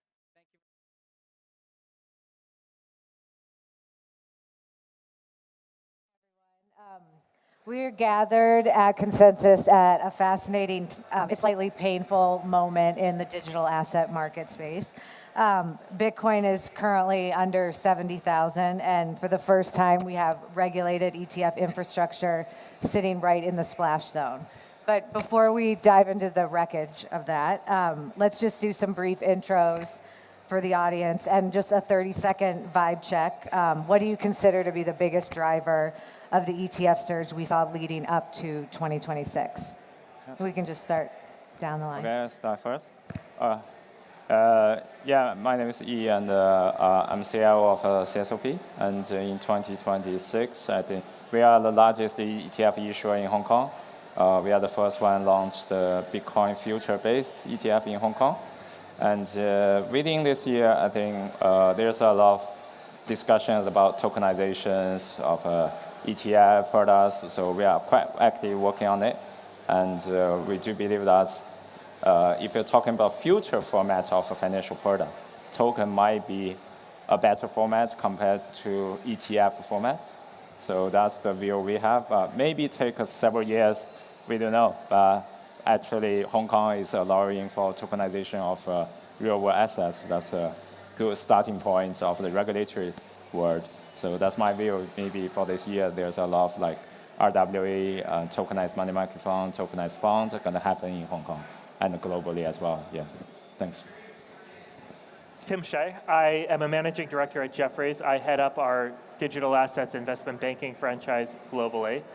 To answer the question on what I think led to the run-up in ETFs, and I think crypto ETFs specifically, is ease of access, right? Because it opened up a vehicle that gave access to people that didn't necessarily know how to go and open up an account on a crypto exchange, the ability to transact in their traditional brokerage account to gain exposure to an asset class that they maybe had an interest in but didn't know how to access it previously. It can also be distributed through a number of different channels, through advisors, other platforms. And I think that it's that, as well as the ease of use for institutions, that really led to the surge in AUM, really. Mark Jansen, Co-Chief Trading Officer at Flow Traders, Global Head of Trading. We're active for about 2 decades in ETFs. We're globally one of the main market makers there. And since 2017, also active in digital assets. But yeah, from that perspective, fully agree on the access ETFs bring. It drives extra demand. And that's also what drives this surge, in my opinion. Yeah, I'm Enzo Katz. I'm the co-founder and CEO of Talos. We're the largest provider of trading technology to digital assets, primarily for larger institutions. We play a pretty big role these days in the ETF because we are powering quite a lot of underlying trading for the ETFs. We are facilitating the Bitcoin and the Ethereum and then quite a few other assets trading. So we have a front seat to what's happening on the ETF domain. When you're asking like whether there was a surge in ETF and the demand, I mean, honestly, it's a little bit of a lopsided question. I think that actually there was quite a lot of demand already for quite some time, and we just couldn't get the ETF approved on some of the major stages. The ETFs in Europe were approved, and we started to seeing some demand, and ultimately the regulation in the United States caught up and approved the ETF there. Mm-hmm. And as a result of that, we've seen a huge acceleration in terms of demand and access. And I do agree with Tim. A lot of it is people are looking for, an easy vehicle, an easy tool to access. being able to not worry about custody, not worry about some of the operational burden that you kind of like have to take into account when you're interacting with digital assets. So it kind of opened up the door to quite a lot more retail investors, but at the same time it also opened the door to institutional investors that can finally use the vehicle to plug into their existing risk tools, existing trading infrastructure, existing reporting infrastructure, all those kind of things that they kind of need to rethink when they're interacting natively with digital assets. Great. Can I get the first slide, please? So yesterday, CoinDesk reported that U.S. Bitcoin ETFs registered back-to-back inflows for the first time in a month. And despite Bitcoin being down over 40% from its October high last year, total BTC held in ETFs only dipped 6%. So Timothy, I'm going to kick this to you first. Did the ETF market pass its first real stress test? I think it did, because what you saw is as the prices went down, as usually happens when prices go down, people started to sell. But it wasn't a fire sale. The system's all held in place. And once asset prices reached the low 60s and Bitcoin bounced off of that level, you saw people start to buy again, as you usually see when things start to go up. So I don't think that anything unexpected happened there. And I think that, yes, passed the stress test. Okay. So Anton, since you were bringing up regulation, let's talk about the hurdles with that. So even with Trump's regulatory tailwinds, we're still waiting on that comprehensive market structure bill in the States. Is the lack of clear federal regulation the biggest blocker for adoption? I would say that it's definitely a major one for quite a lot of institutions. I think that, the difference between 2026 and 2022 is that there was quite a lot of headlines in 2022 generated by the different organizations saying, we're going to be participating in this market, we're going to be adopting. Today, I think we're seeing a little bit more of a muted approach from the media side. So there's not as many of these like big banners, we're in digital assets, we're doing this, but actually behind the scenes, because those are our clients, we've seen a lot more activity these days than we've seen in 2022. In 2025, our clients the new clientele has completely lopsided towards, so we have more traditional institutional clients in 2025 than in the previous years, which is kind of like seeing this. So yes, of course, a lot of them are looking to see like what's happening with the Clarity Bill. They're looking to see what's happening with the regulators in terms of bifurcation of regulation, right? What is the SEC going to be responsible for? What is the CFTC is going to be responsible for? And I honestly think we're very, very close to that. So a lot of institutions right now are operating and pushing forward as if we are about to see much more clarity there. But yes, regulation and policy has been one of the larger barriers for this industry for quite some time. Okay. Can I get the next slide, please? So on the flip side of hurdles, let's look at the banking seal of approval. Last October, CoinDesk reported that JP Morgan began accepting spot BTC ETFs and collateral for loans. Does that move the ETFs officially into away from being end the speculative asset debate? Anyone? You want to take it, Mark? Yeah, I don't necessarily agree with let's say that question in particular, because they're allowing ETFs as a pledge, not the spot itself. It's mainly the ETF. Okay. So it's mainly the vehicle itself, which they allow. They already allow multiple ETFs as collateral, and also a lot of other products. I think it is a small step that they also allow Bitcoin, which does improve capital requirements, also from different participants. But I wouldn't go as far as that, this is the major step that spot Bitcoin is becoming the new gold standard. Okay. Anton, do you agree with Mark's conservative Sometimes I agree with Mark. Approach? Luckily, not always. Not always. Yeah, look, I think it's in our industry, it's always been a little bit of crawl before you walk, before you run. I do see this as an interesting step. Is it like a huge, major step? Probably not not to an enormous degree, but this does start to say, look, before that, in primes and in some of the banks, crypto ETFs specifically were not accepted as collateral. that is actually a huge deal. They were specifically excluded as collateral. So if you held assets in crypto ETFs, you might not enjoy some of the same margins that you would enjoy with a prime. Today, that's changing. That's actually a very, very positive thing. Having said that, if you actually look at the details, I mean, it's an awesome headline, but if you look at the details, there's still quite a lot of issues there, right? We are looking at haircuts that are significantly higher than the haircuts we have on treasuries, for instance, as collateral. And then, but if you look into the future, I think that that's kind of, you need to get comfort, you need to get your risk systems in order. But we are also seeing that a lot of the institutions that are starting to talk about lending assets against direct crypto collateral, so against crypto, against like Bitcoin, against Ethereum, also a step in the right direction. So I don't think we're there yet, but this is the entire point, is to have those tools in the entire financial economic system. I do agree it's baby steps, but yeah, like collateral-wise, we're definitely not there yet. We're paying as a market maker way higher, capital than other ETFs. So like for cryptos, especially if we post our collateral at banks, our leverage is very small in these ETFs, and that also doesn't help with reducing the volatility in the ETF versus the underlying.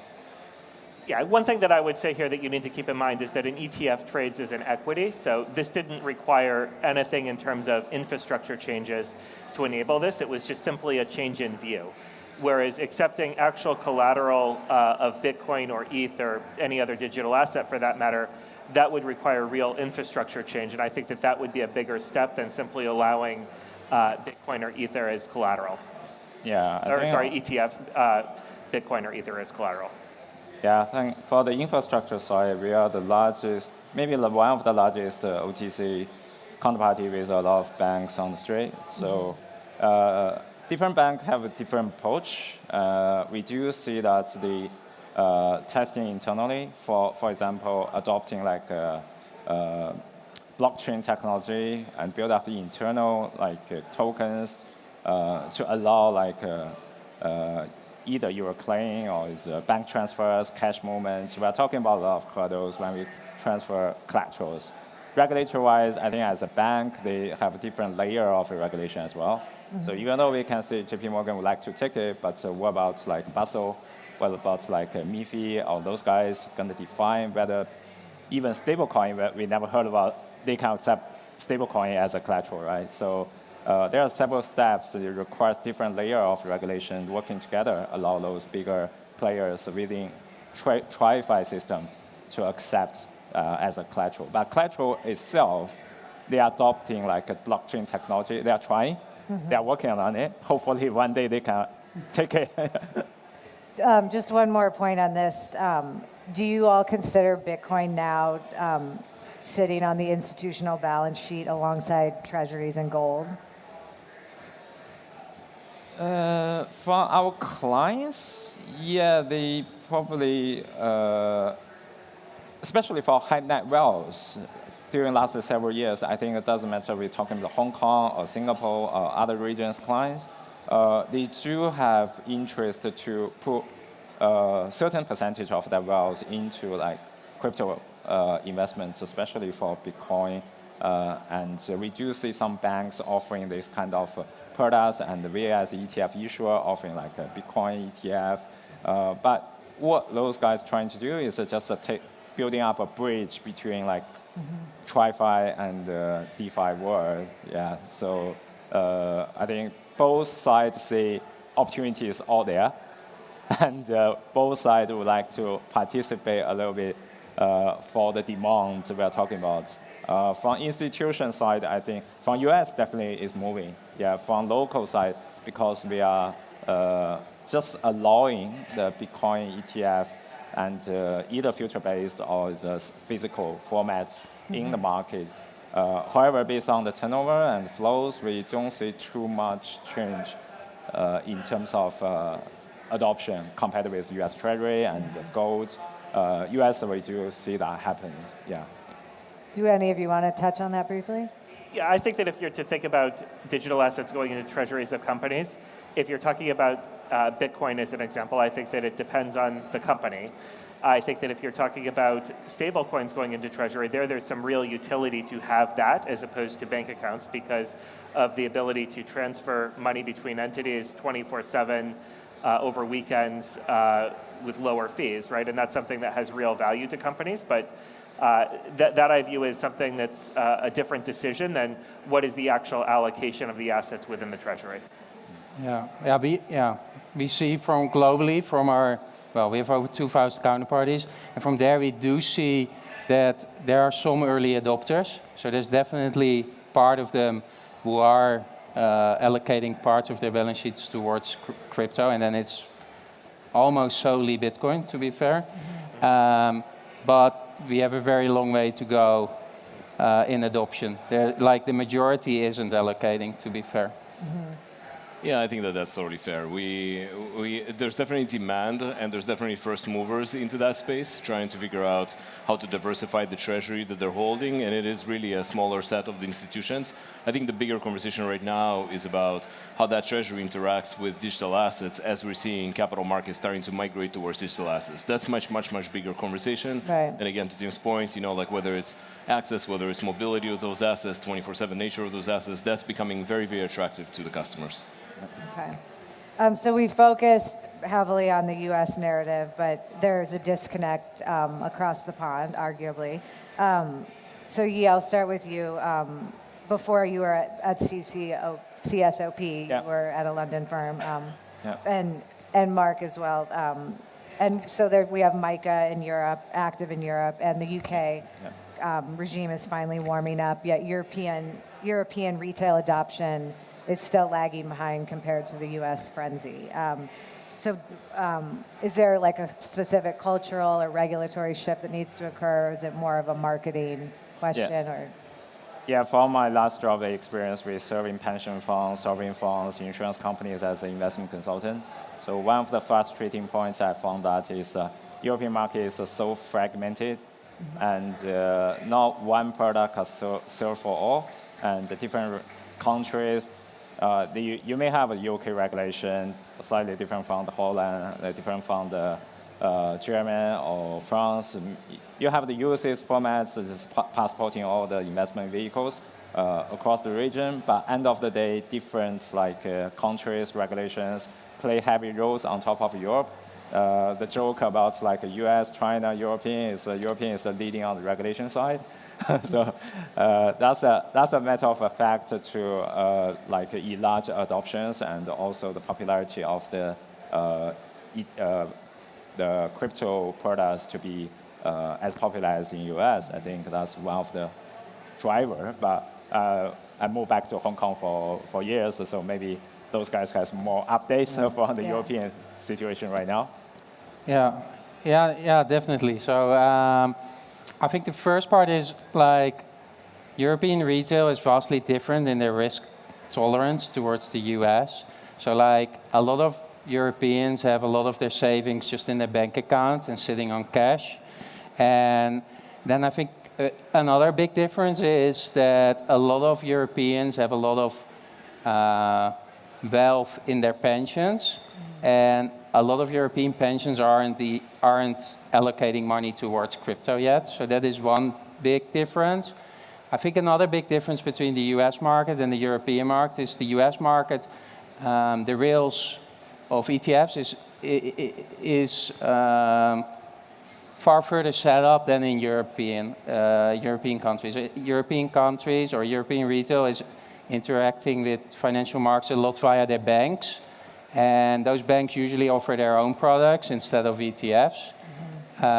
So there you also do see a big difference where banks in Europe, I believe, have quite some difficulties with the Basel rules. So in their cost of capital is very high if they have exposure towards crypto assets. So that's also not helping in Europe on the adoption towards crypto. Okay. Anton, did you want to add anything to that? Or? No, I mean, I think Mark knows the domain really, really well, right? Okay. It's, I think you look at the composition, the history there is that Europe was the first to launch those exchange-traded vehicles, and everybody was super excited about it, and basically, like, I mean, not a lot has happened. Like, there was an uptick, but it wasn't a very, very meaningful uptick.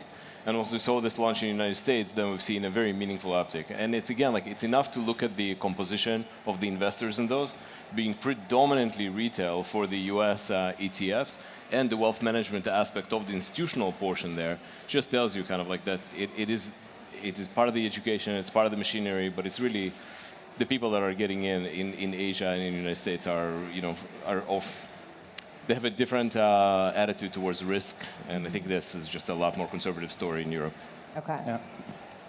Okay, so let's look forward, because we aren't just talking about buying Bitcoin on an exchange anymore. We're talking about tokenized ETFs and altcoin funds.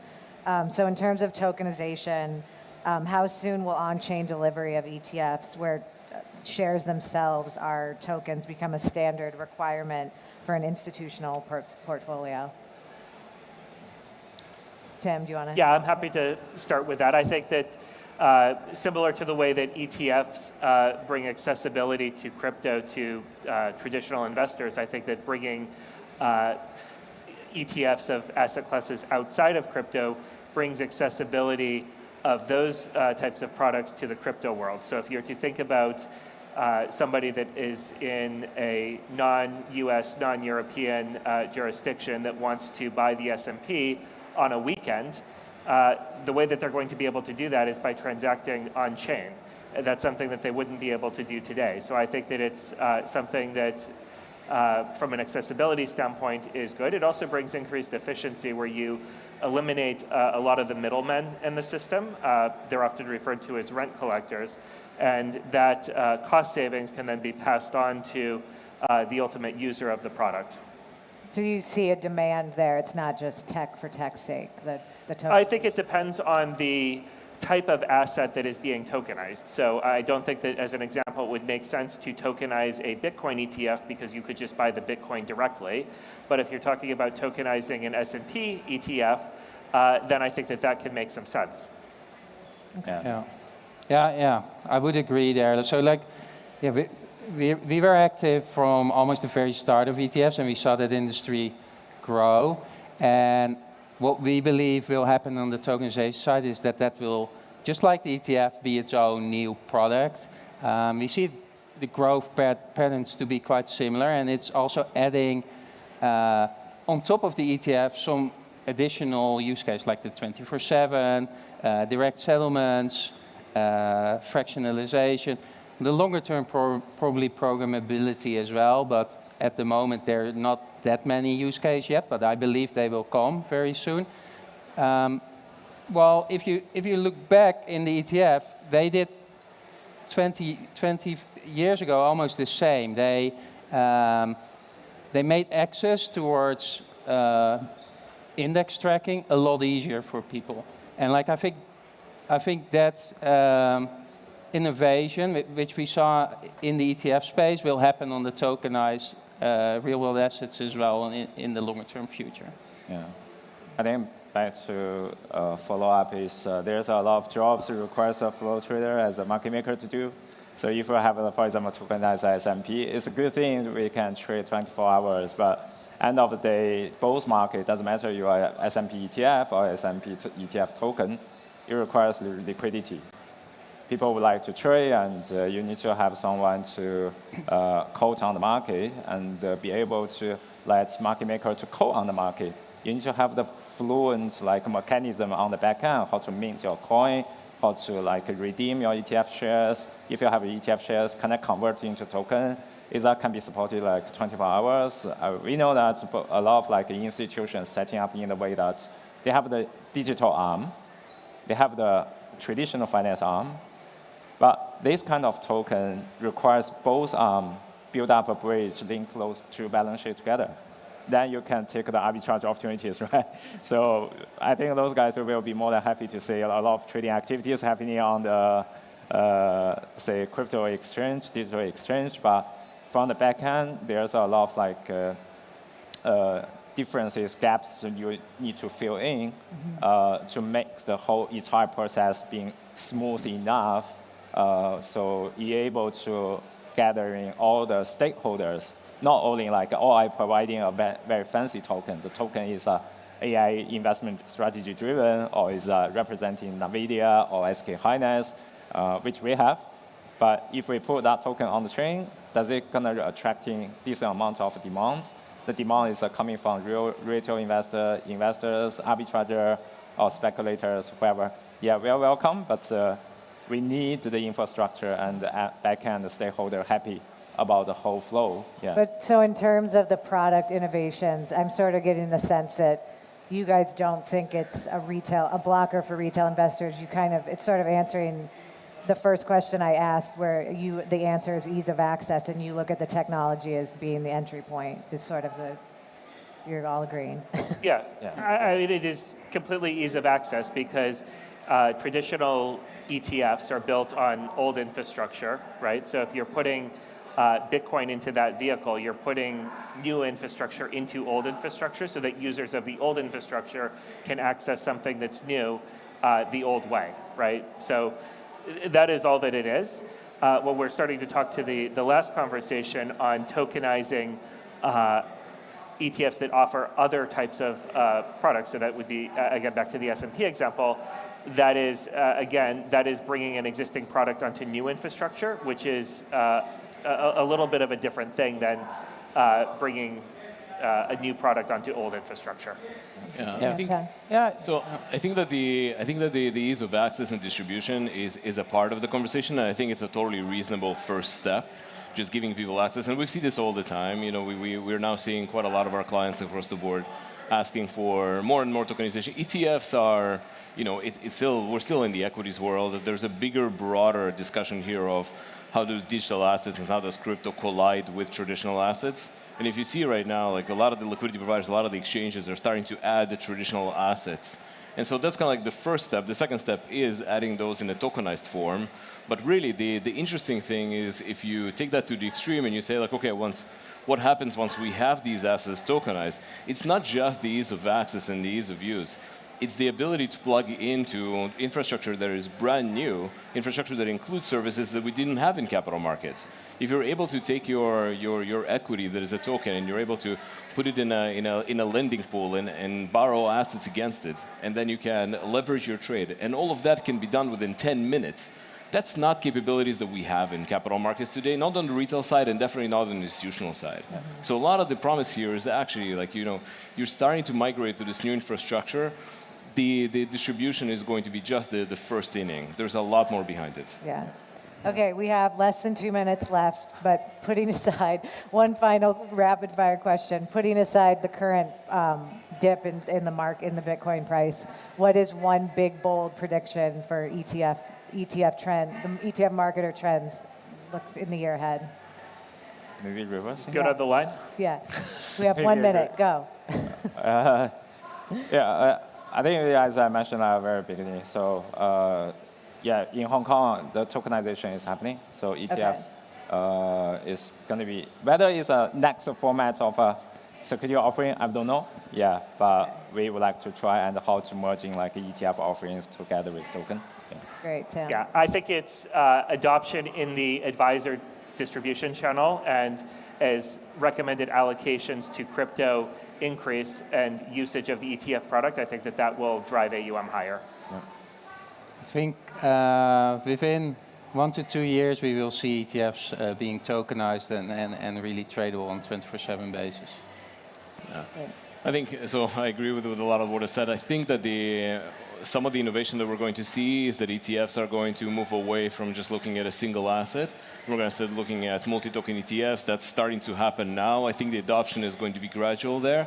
And ultimately, I think that we are going to, within the next 2 years, see ETFs that combine assets from the crypto world and the traditional world. And that will be an interesting combination of investment diversification. Great. We look forward to that. Thank you for the big discussion in the short amount of time. Thank you. Thank you. Thank you, guys. Have a good rest of your consensus. But at least we'll both be beautiful and stay forever young. This I know, this I know. She told me don't worry about it. She told me don't worry no more. We both know we can't go.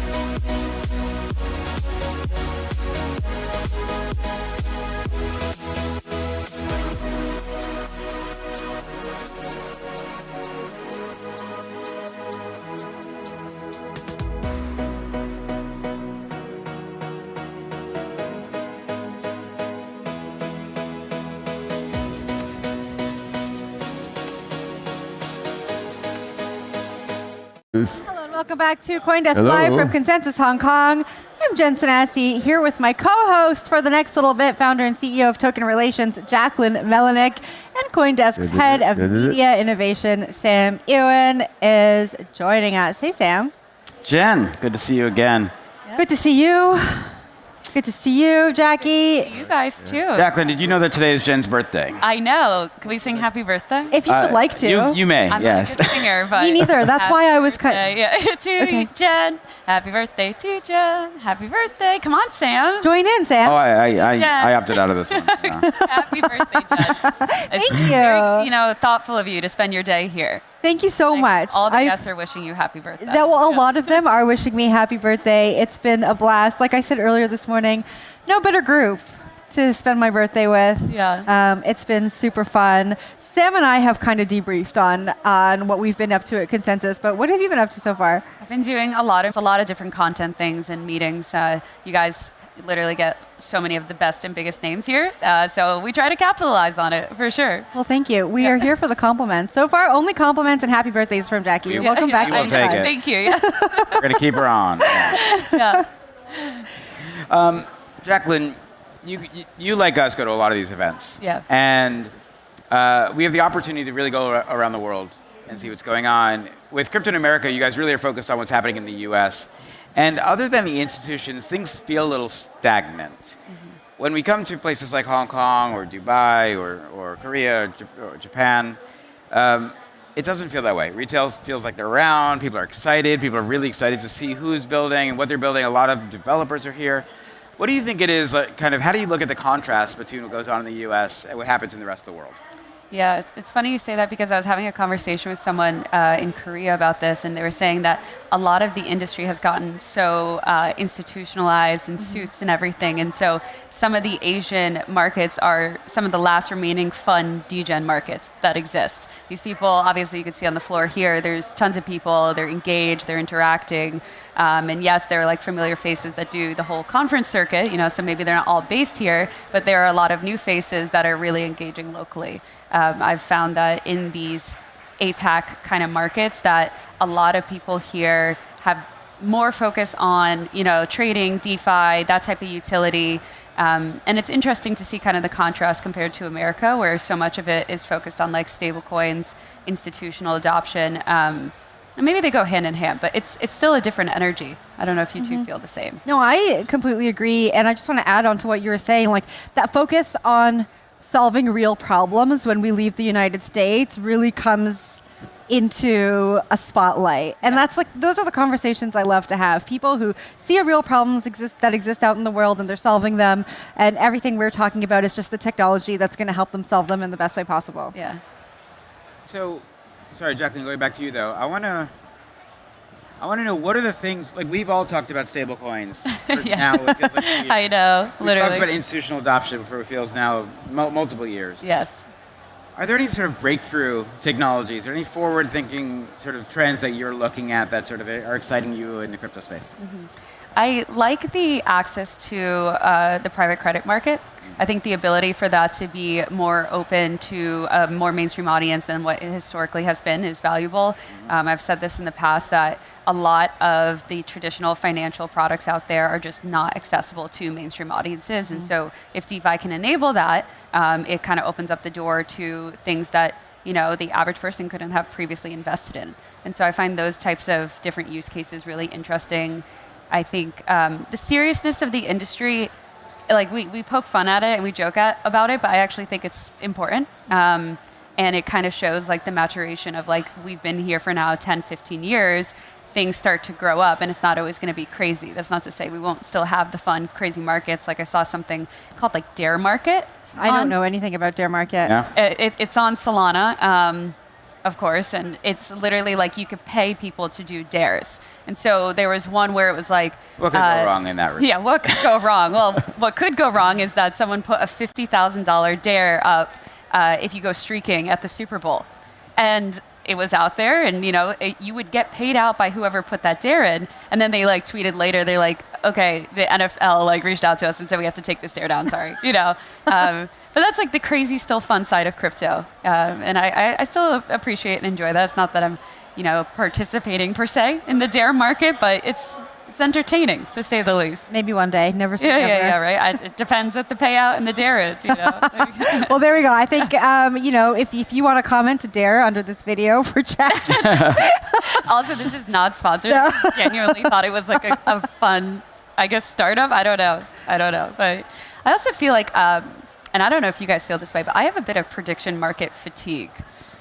Yeah, I kind of do Keep going. too. Yeah. Yeah. I just think like there's so much attention on it right now and so many teams that are trying to launch prediction markets, to really get into the space while, Polymarket and Kalshi lead the way. But I don't really know if the demand is matching kind of the narrative for it. So what I mean by that is like, there's so much conversation around prediction markets. Obviously, there's a ton of volume happening on their sites, but is this really how the average person wants to engage with culture and tech and even trading? Like, I don't want to trade on the weather, frankly. And if I'm trading on like whether or not the weather will be like 70 degrees, like I feel like I should be calling a gamble addiction hotline. No. You know what I mean?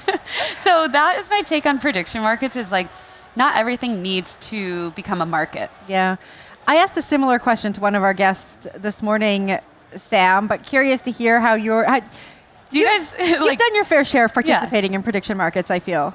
I mean, I have, and I'm moderating a panel tomorrow on the topic. And I mean, the title of the panel is Insider Trading or Regulatory Opportunity. And I think the problems that we've talked about, I'm sure we all know this, is there are too many people who are exposed to the actual finite data of what is going to be real or not. Weathers can be a little different, but on Coinbase, for example, for their prediction markets for the Super Bowl, you could guess which advertisers were going to have commercials.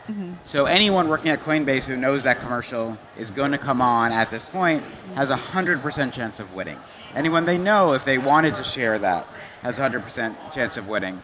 And in that respect, I think it really reminds me a little bit of kind of the old like Flash Boy culture, which was if you saw the signals before anyone else, you could just really make money on trading on people's ignorance. Yeah. And I think that's something that is happening at such a scale in prediction markets that we don't, like the same way we didn't recognize how many people were gaming the meme coin industry, so it was almost impossible for retail to win. I think prediction markets have a little of that same problem right now. I think my concern too on that front is like, you could also kind of create reality by creating a prediction market.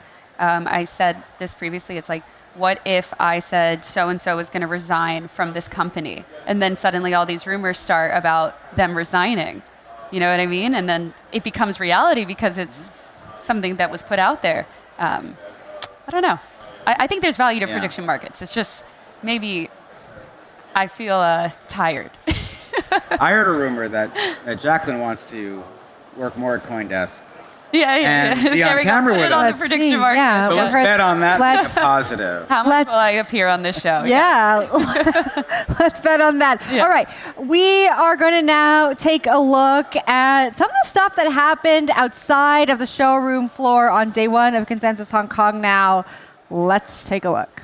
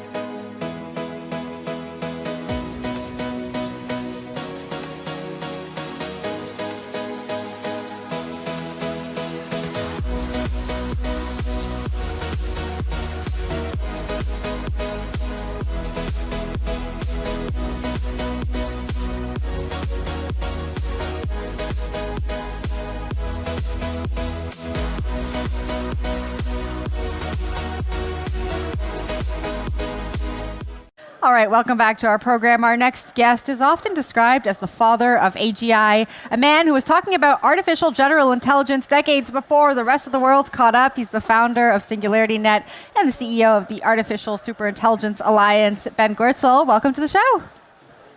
Good to be here. Great to have you here. Now, let's just lay a foundation. When we're talking about artificial general intelligence, what are we talking about?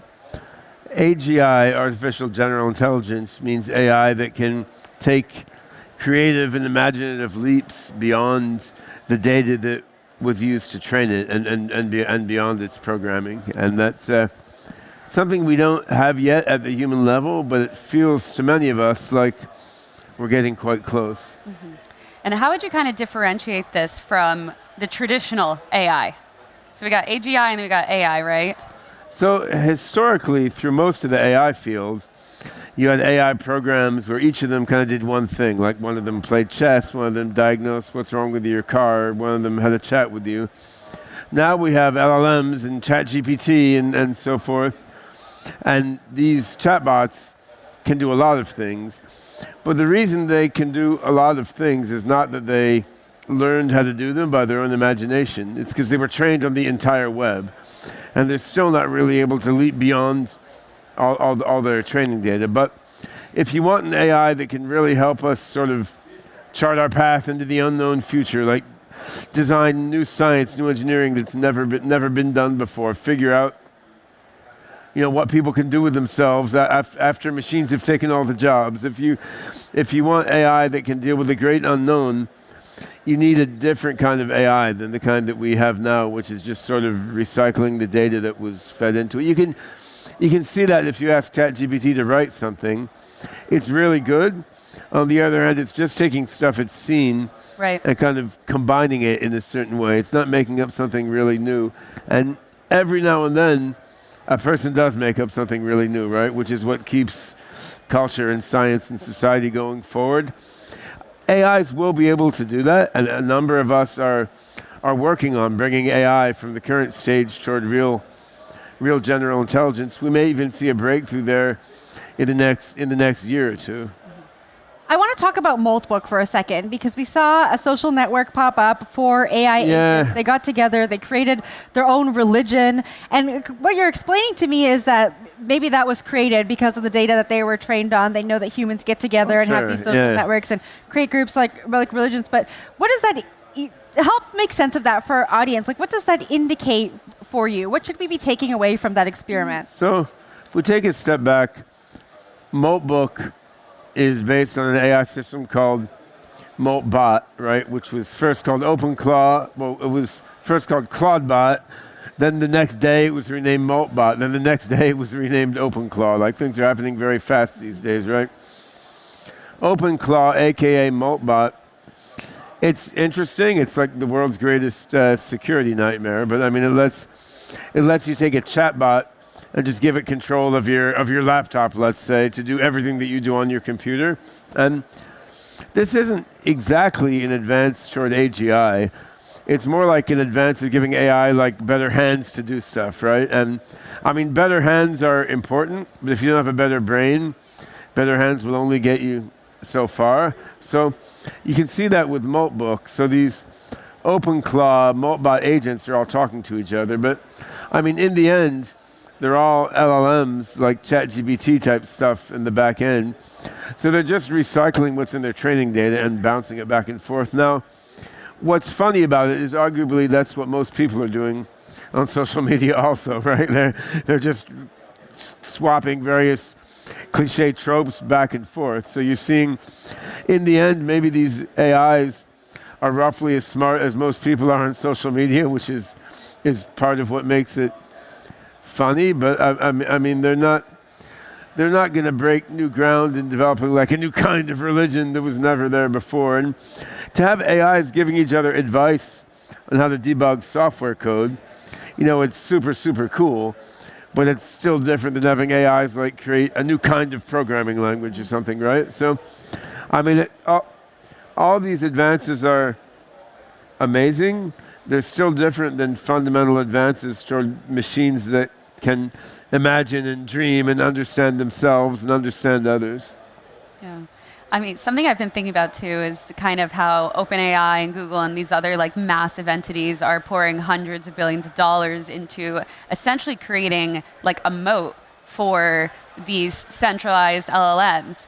Do you think the decentralized side of this all is still possible in 2026? And if so, what's it going to take? Yeah, I mean, there's not that much of a moat, as we can see from what DeepSeek did a year ago, and now you have Qwen, these Chinese models coming out, and they're open source, and they're in many ways stronger than the big tech models. So I think the moat is not that wide or that deep. Yeah. And if like me, you think that LLMs in their current form are not going to lead to AGI. They may be part of the story, but you need some other ingredients. Like if those other ingredients that you need for AGI come out of the decentralized ecosystem, then you have a quite different situation, right? And that's what we're working on in SingularityNet and with our partners in the ASI Alliance. Like we have some novel AI tools. We have something called Hyperon.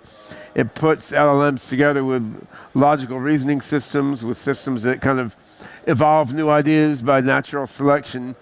So we have a different bag of AI tricks, right?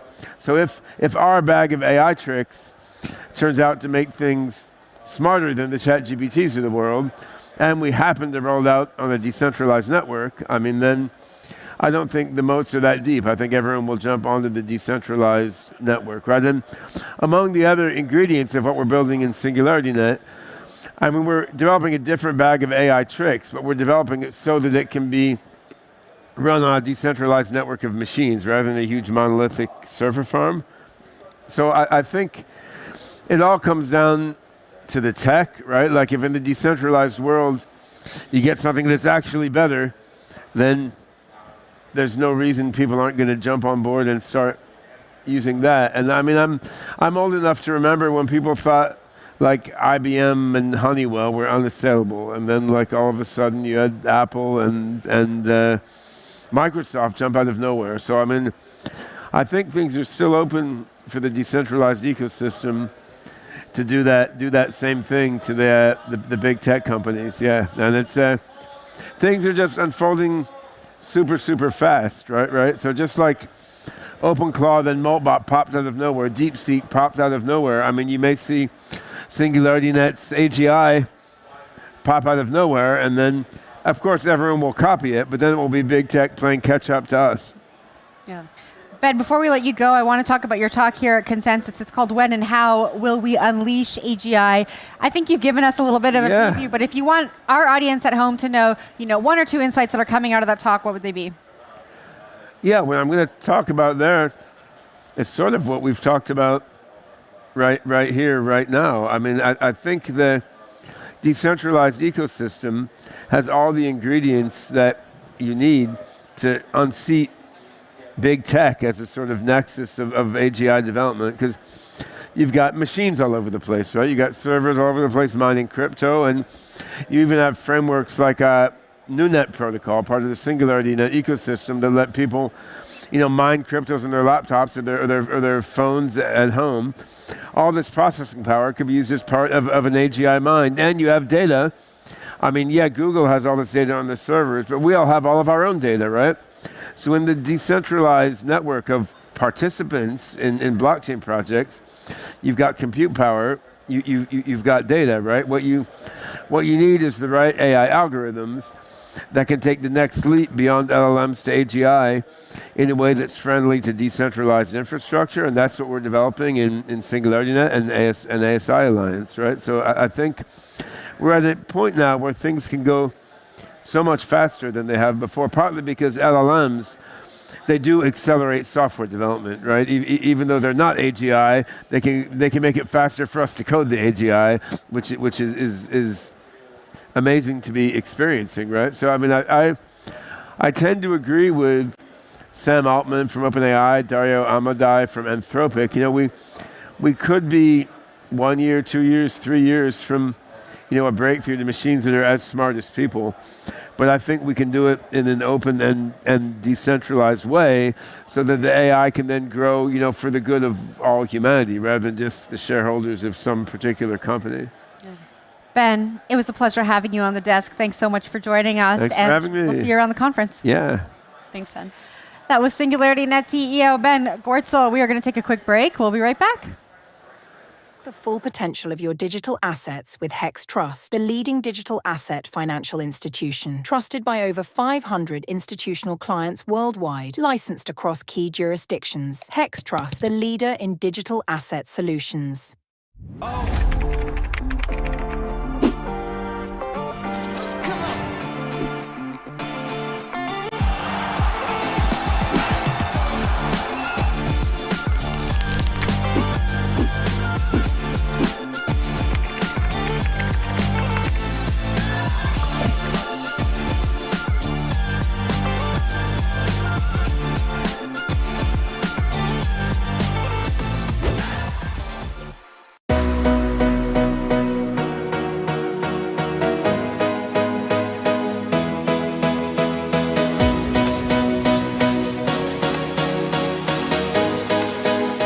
Joining us now at the desk is Evan Cheng. Evan is the CEO and co-founder of Miston Labs, the original creators of the SUI Network. Hey, Evan.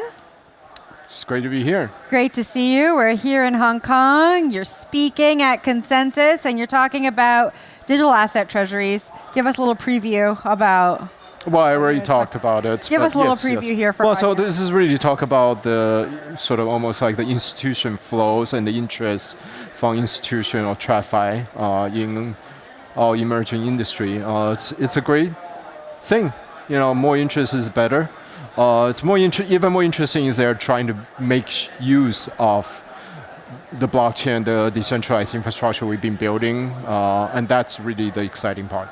How are you thinking about DATS as like a complementary aspect to the SUI ecosystem and public markets, right? Because it is providing exposure from that perspective.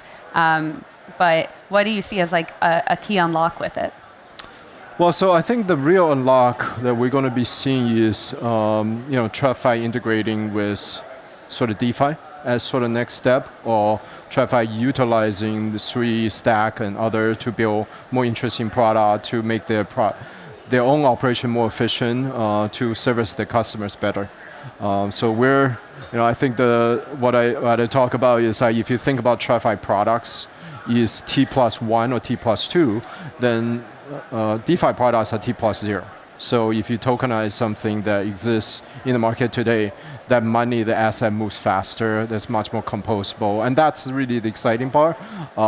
This week, in addition to being here and talk with you and talking at Consensus, really about kind of finalizing those conversations. And we have a lot of exciting things that's coming up. When we talk about TradFi and institutional adoption, there are a few chains that come up over and over again, two of them being Ethereum and Solana. When you're talking to the TradFi players, how do you position SUI? Why can SUI be an infrastructure play for the TradFi players? So if you see the evolution of SUI, in about 4 years, we build SUI, we build Wars, we build CO, we build Nautilus, right? So it's a whole stack under one umbrella. It's sort of like using one SDK, you can deal with smart contract execution, you have coordination, you have data management, you have secret management, you can do private transaction, you have private club, all in one.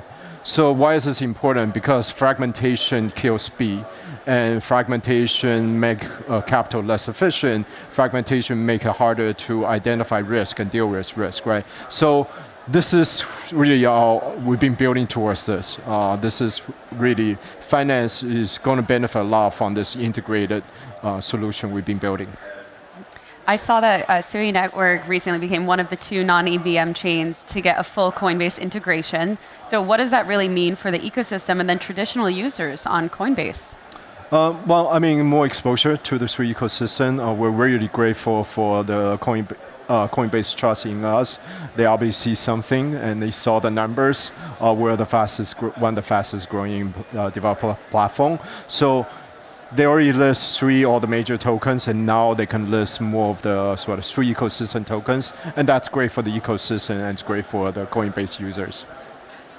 I want to come back to the digital asset treasury conversation for just a moment. I know SUI Group, the digital asset treasury company, has an official relationship with the SUI Foundation, which is something that not all digital asset treasury companies have. Just talk to us a little bit about what that actually means. What are the benefits for investors that are looking at the digital asset treasury to have the foundation involved? Yeah, SUI is really different, right? They're not a passive holder of the asset. They're really working to add value to their ecosystem. For example, they're launching a stablecoin, and the earning, the yields can flow back into the ecosystem. They're more operators. They're more active in the ecosystem. That really makes them different. So it's really great for them to work with the foundation to say, where can they add value to the ecosystem? How do they work together? That's what makes them different from a lot of other DATs out there. In the beginning, Evan, when you came on, you talked about the race for institutional adoption or the opportunity on that front. How do you kind of think about growth there with DATs in mind, yield-bearing stablecoins, and so on? What really stands out the most for, I guess, like the acceleration and maturation of this space? Yeah, I think when you see the same kind of experience people have with TradFi, the money app, the fintech app, how their relationship with their asset and money, sort of taking on the next step, right? Same kind of experience, low friction, but move faster, more composable. If you can buy, let's say, Go. Everybody here want to buy Go. And you can click a button and buy Go, but you probably can't make use of the Go as a collateral right away. But as opposed to tokenized product with DeFi, all of a sudden you could have that T+0 moment. You purchase an asset, you immediately can collateralize and make use of it, or perhaps in the same app. So those kind of experiences really, really going to sort of open people's mind. That's going to create demands, and that's, could be one of the biggest unlock that we're going to see. Now, we're here at Consensus Hong Kong. I've been saying this all day. At CoinDesk, we're based in New York, so we very much focus on North America and the Western world over there. But talk to us about the significance of you being in Hong Kong, having this institutional conversation. Talk to us a little bit about how institutions are viewing SUI in this part of the world. Yeah, it's really interesting. We see a real desire to stand out, to reestablish Hong Kong as sort of a hub of financial innovation. Not that it hasn't been, but it's sort of right to try to reestablish itself again, capture that magic. So the eagerness, the energy here it's really, really high. So New York has its way of doing things. Hong Kong has a way of doing things. I can't wait to see the two hubs compete and see who can out-innovate the other. Are there any specific conversations you're having in Hong Kong right now that have been noteworthy that you could share with us? I can't share, but wait until after Chinese New Year. There will be some pretty big unlock that happens. And you'll let CoinDesk know first? We'll let CoinDesk know very, very quickly. I mean, there we go. You said we'll see who comes out on top between New York and Hong Kong, or the U.S. and Hong Kong. What region do you think it is? And you don't have to pick one maliciously, but where do you see the most progress? Where do you see the most openness to innovation? Where do you see the most builders innovating as well? Yeah, it's hard to quantify. Really, it's different. I think New York, the big institution, there's a lot more sort of, hoops to jump through. Yeah. You're already seeing, in the last few weeks, there's a lot of announcements of things that are happening. They were kind of coming into the space. Perhaps in Hong Kong, it's a little bit smaller firm, but it's still very, very significant. They can move a little faster. They may have more direct relationship with consumer. That's going to be different from sort of the New York financial giants. I'm not going to put my head out there and predict who's going to win. I think it's going to be a bunch of different products which will then inspire each other. I'm really excited about what I'm hearing here in Hong Kong. Yeah. Evan, it's been such a pleasure having you at the desk. We hope you enjoy the rest of Consensus, and thanks for spending the time with us. Thanks for having me. Thank you. That was Evan Cheng, the CEO and co-founder of Miston Labs.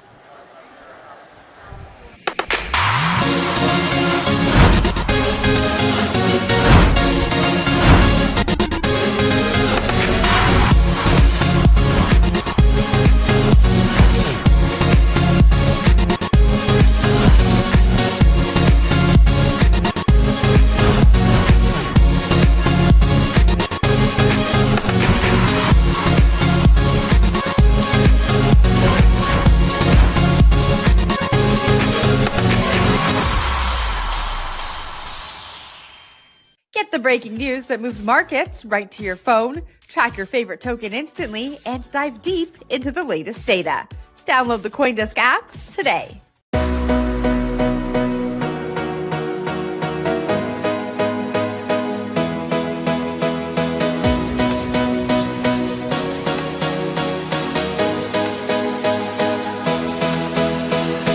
Our next guest joins us now, co-founder and executive chairman of Animoca Brands, Yat Su. Animoca Brands is focused on building the infrastructure layer of the digital economy. Yat, thanks so much for joining us. Thanks for being here. Thank you for having me. All right, I think that you are going to have a more concrete answer. We just asked Evan if he had to choose between Hong Kong and New York when it comes to innovation and I guess the acceleration of adoption on both the institutional and retail side. Which would he choose? He didn't really give us an answer. He was excited about both. Well, I mean, I'm excited about both. Okay. However, I think in terms of sort of the path of adoption, I would actually say Hong Kong is probably better placed because there's just, first of all, population-wise, there's just a lot more people in Asia than in America. Two, I think a lot of the adoption on the institutional side, at least the interest, in America has already happened. However, when it comes to total capital allocation, New York's going to be better. I mean, from a stock market perspective, from a capital markets perspective, America is clearly bigger. But from a mass adoption user perspective, I think Asia is going to be the center of it.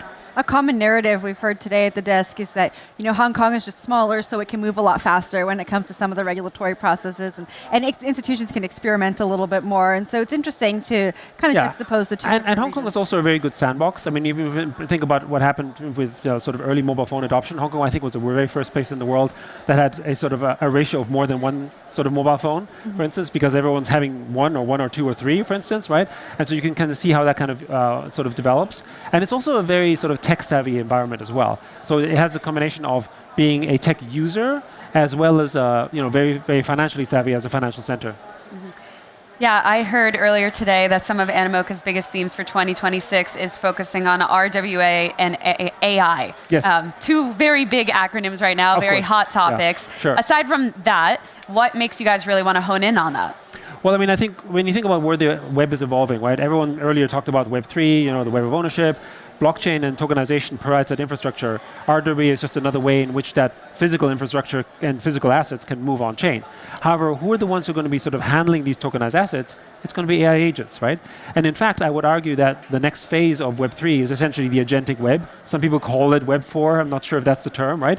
But this agentic web is going to be using what assets? It's going to be using tokenized assets. It's not just going to be stable coins. It's going to be maybe tokenized gold, real estate, that kind of stuff, right? And if agents are going to do peer-to-peer sort of trading and business with each other, then you have to be able to sort of verify those assets, and that's basically where agentic AI can come in. And we're quite focused on this ourselves with Animoca Minds, but the other thing, of course, is that when you think what happened with OpenClaw, right? It's still a small market right now, but it's sort of really unleashed the imagination where people get to realize, wait a second, we're actually going to be now entering a phase where the interface changes. Because right now, AI's interface is still search. It's basically just Google, just with more intelligence. The next phase is where essentially we're going from HTTP to MCP. Yeah. I know you're really focused on digital property rights, and given your background, I mean, the conversation has shifted from what you and I were talking about 2 or 3 years ago to now we're talking about RWAs and AI. If we're thinking about agentic AI and a crypto world where AI agents are acting on our behalf, where does that digital property rights conversation come back into play? Well, the basics on property rights and ownership still has to happen. Yeah. If I don't own it, then I can't trade it. It's as simple as that, right? So the question, of course, is, well, if the AI agent trades it, does the AI agent own it? Ultimately, the AI is acting on behalf of a human, right? Or humans, for that matter, or a company or an organization. And so the property rights goes towards that. And I think this is a wider debate that's happening as well, right? Because within the crypto world, I think there's a camp evolving, which was the same camp, by the way, that was anti-NFT 6 years ago, right? Saying, blockchain is only for finance. It's only something that is improving finance. It's big enough as a market. And I would strongly disagree, because the moment we start to say it's only about finance, we essentially alienate 95% of the world, because most people don't look at money as the end. Money is a means to an end, for the good life, for having a happy family, for being able to pay for your students, for your children and that kind of stuff, right? And the other thing is, right now we haven't had a lot of new people enter crypto on the retail side, right? It's been mostly institutions. In fact, the market's held up by institutions, which makes sense when you say we need to focus on finance. But the biggest event where we added a lot of people was 21, 22. It was NFTs, it was metaverse, it was gaming. that's the audience that came in and didn't actually leave crypto, right? And what we need are the kind of events where we bring the rest of the world into crypto. I'm not happy that we're going to have hundreds of millions of people have crypto. We need to have billions of people own that. And the way to do that is basically through an agentic framework where you can now talk to an AI to get you into this industry rather than basically dealing with MetaMask. I know earlier today you also kind of outlined the case for a multi-asset DAT. What's your thesis there, and why do you think investors want, Yeah, I mean, exactly Animoca is going public, right? Through a reverse merger with currency. The whole idea of the so I wouldn't call it a DAT per se. It's kind of gotten a bit of a mixed reputation, the name. Yeah. But the point is still that you want exposure to this new market, right? And our vision is that basically the utility tokens are kind of like basically public stocks, and Bitcoin is kind of like gold. And that's why we believe tokens broadly outside of Bitcoin are collectively going to be larger than Bitcoin, which it is not right now, because how do we enter and experience the world of crypto? We do it through an altcoin of some form, or through gas fees, or through gaming, right? And Bitcoin itself basically is kind of where we save our crypto, just how we treat gold and the stock market. Give me a timeline. How long is it going to take for the retail user who has not experimented with crypto yet to talk to an AI agent and say, I want to do this. Maybe it's powered by crypto. Like, when is that next wave of retail Next coming? 12, 18 months. That's very soon. It is very soon. But I mean, think about what happened with the AI adoption just on things like ChatGPT. And the problem about OpenAI is that now they're selling you advertising. So they want you to go to the website, right? And Google will want the same thing. However, there's a new industry that's evolving. Again, OpenClaw kind of opened that for the imagination, but right now it's just still in the realm of geeks. Maltbook, it's basically 99% agents run by 1% humans, so it's still sort of Wizard of Oz-ish. However, eventually, and I think it's going to happen very fast, when the AI agent goes into your home and does stuff, even just over email, the magic happens. I mean, it's handling schedules for my children. It's basically able to sort of put sort of a calendar entries. It has a wallet, so it can trade some NFTs if it wants to. Right? It's so much easier. It's a kind of interface that my mom can use, and it's something that we will feel much more comfortable with. So I think it's going to happen very, very fast. Yeah, we gotta let you go. But I was taking a stroll on the showroom floor earlier, and I saw you maybe operating a robot. Yeah, it was real steel, for real. Yeah, exactly. Jeff Wilser. Can you tell us about what was going on over there? Yeah, no, it was awesome. I mean, basically, we had an AI robot fight. I was using a controller that looked like it was a hacked Wii interface, and we're basically just fighting with robots. And again, 10 years ago, people would have thought that it was kind of science fiction, and here it is. The fascinating thing is, it was a lot of fun. Fortunately, I did win with a knockout blow at the end, but it's a very non-violent way of boxing. I know in crypto, some people like to go have their fight nights and have bruised eyes and whatever. I prefer not to do that. I think I prefer the robot basically doing the work for me. All right, yeah, congratulations on your win, and thanks for joining us at the desk. Thank you for having me. Thanks, yeah.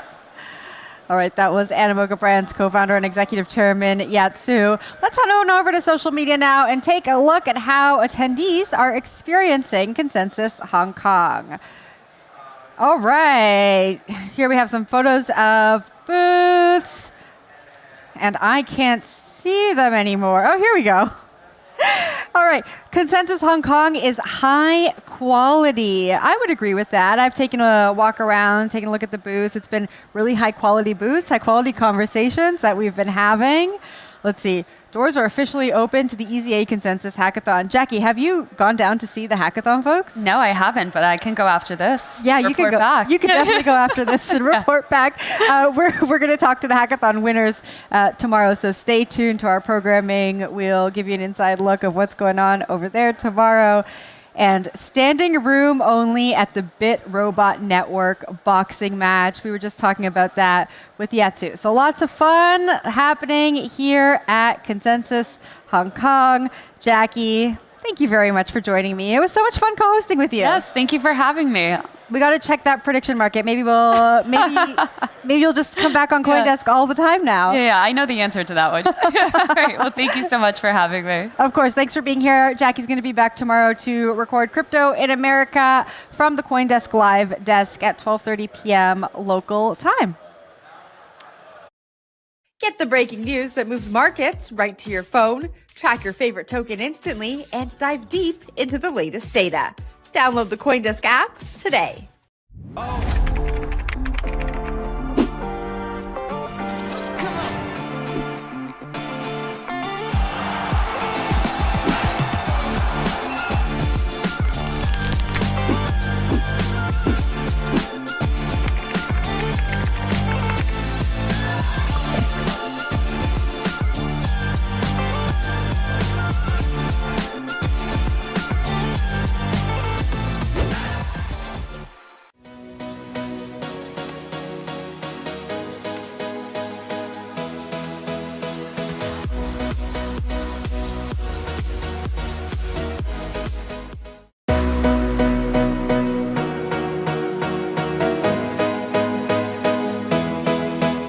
Welcome back to CoinDesk Live from Consensus Hong Kong. We are bringing you conversations with some of the biggest names here at the event and highlights from the stages and showroom floor. Our next guest has been instrumental in bridging the gap between decentralized tech and the TradFi powerhouses in the Asia region. Joining me now is Solana Foundation's head of APAC, Lu Yin. Hi, Lu. How are you doing? Thanks for having me. Of course, thanks for being here. I'm kind of chained to the desk, so I've been asking all of our guests how they've been experiencing the conference, and I'm going to start with you the exact same way. What have you been up to? What have you been seeing? It's been great. I mean, look around. It's such a vibrant community. So we've been working with Consensus. So we actually have Solana Accelerate down the street. And so very excited to be part of this community. And just walking around, you can still definitely feel the energy. And obviously, Hong Kong has always welcomed us with open arms. So very excited to be here. Solana Accelerate has more than 2,000 builders. 3,000. More than 3,000 Yes. builders. The number's increased since I checked. More than 100 fintech companies, more than 50 startups, more than 20 policymakers in attendance. Talk to us a little bit about Solana Accelerate. What do you hope the event is able to bring to Hong Kong? Absolutely. So from our perspective, we wanted an opportunity to showcase the Solana ecosystem. I think what sets Solana ecosystem apart is that we're not just traditional finance individuals, we're not just startup builders, we're not just policymakers, we're not just users. We're a combination of everything. We truly believe that having a robust ecosystem, you need to have multiple participants, multiple stakeholders. And so that's a kind of, I would say, overall ecosystem and the general theme and genre we're trying to push. You know? And specifically, I mean, given your role as head of APAC, how is Solana looking at the region? Yeah, absolutely. I think what makes Asia unique is the fact that there is jurisdiction level differences across the different countries, cultural differences as well. So for Asia, you can't really have a one strategy that kind of overall maps across this whole region. So a lot of time I spend is to face off with regulators, financial institutions, payment companies, big corporations, but mostly almost at like a country by country level.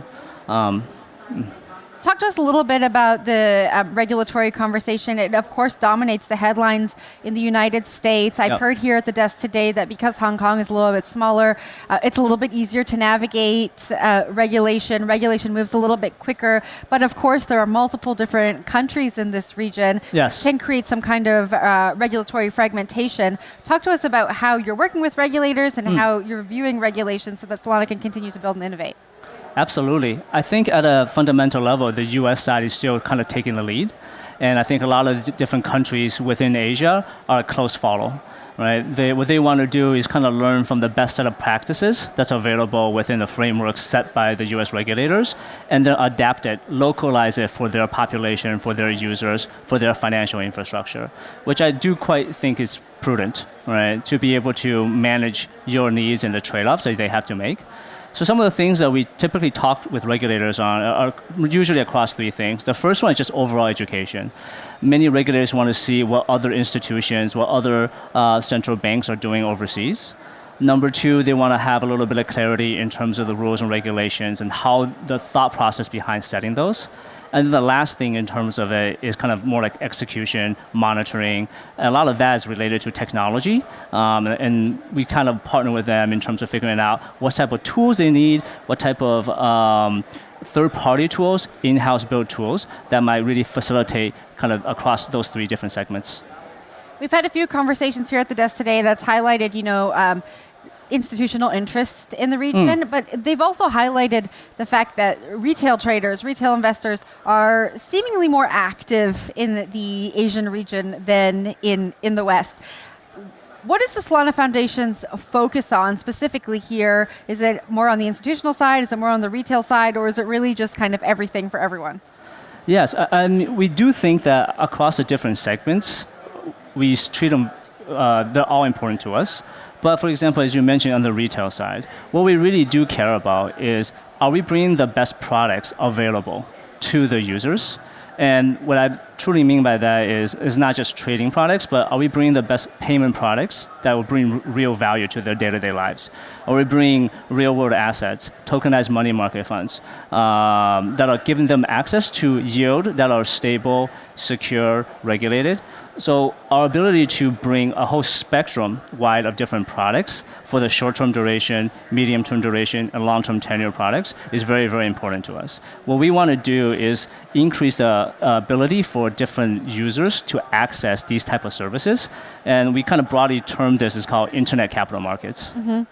And to develop these products, you obviously need to attract the builders, yes. right? I know that is one of the goals of Solana Accelerate, like you said, more than 3,000 builders in attendance. Talk to us about how, in such a competitive landscape, so many layer ones popping up, all trying to attract the best developers and builders, how you're thinking about that, how you're attracting the best ones into your ecosystem. Yeah, absolutely. So I've spent a little bit of time in Silicon Valley as well, but we also have a very exciting and very strong developer relationships teams. I think a lot of it is kind of meeting the developers where they are, right? Number one, you do need to have a foundational product, which is the blockchain that's usable, stable, fast, cheap, so they can actually have the creativity to build useful products on top of it. In addition to that, it will be education, right? Teach them about our languages, teach them about potentially building certain middleware or API access, different types of tools, platforms, introducing them to the already built ecosystem partners such as DEXs, DeFi, other DeFi protocols like Borrowland as well. Showing them that whole broad range of tools that are accessible really kind of helps them fast track in getting into the Solana ecosystem and getting them building right away. Now, I got to ask you, over in the US, so many folks are calling Solana the infrastructure that's going to power Wall Street. One of the people who is saying that is Anthony Scaramucci. He's going to be on the desk later today. Yes. Talk to me about how that narrative translates in this region. To us, again, kind of going back to our North Star, it's called internet capital markets. And what we see is that the technology and the products available to Wall Street shouldn't be limited to just New York or California or to the United States. Why APAC is so important is because our goal, and we believe that our technology and our ecosystem and our partners should be able to leverage this blockchain technology to bring those products in a compliant, regulatory, safe manner to the global audience. Right? So in addition to just bringing Wall Street products to Asia, we're also working with Asian companies, issuers as well, to also bring some of their products overseas as well. Looking forward to the rest of 2026, talk to me about the one or two big unlocks on your roadmap that you're looking forward to. Yeah, definitely from the product side, Firedance is top of mind. So we're very, very excited kind of about the progress, and we'll continue to look forward to kind of their development and their timelines. I think more so than that, I think externally, we're definitely looking forward to updates from the regulatory side. I think a lot of the unlocks, and I think a lot of financial institutions, developers are also waiting on kind of the clarity. So once that happens, I think you'll see quite a big momentum and uptake in terms of usage, developers, builders. Lou, thank you so much for joining me at the desk. It was a pleasure having you on the show. Thank you very much. That was Lou Yin, head of APAC at the Solana Foundation. Sam, where are we going? We're going to Consensus. What road are we taking? Where we're going, we don't need roads. Just Miami.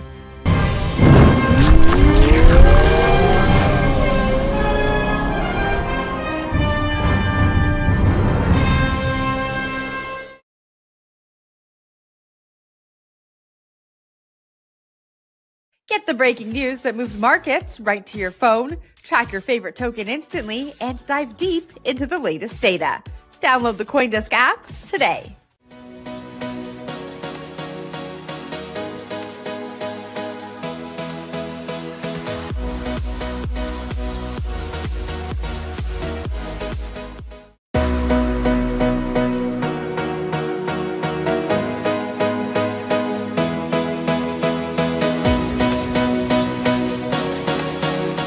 Welcome back to CoinDesk Live at Consensus, presented by Hex Trust, the leader in digital asset solutions. Our next guest is the president and general manager of crypto at Robinhood, Johan Krupat. Hey. Good to see you again. How are you? Yes, no, I'm doing well. I think you're doing good too. You had a big announcement this morning. Yeah, we're really excited about it. We announced the launch of our public testnet, and so developer can start contributing on the Robinhood chain, and we really are focusing on financial assets coming into the chain. So really excited about it.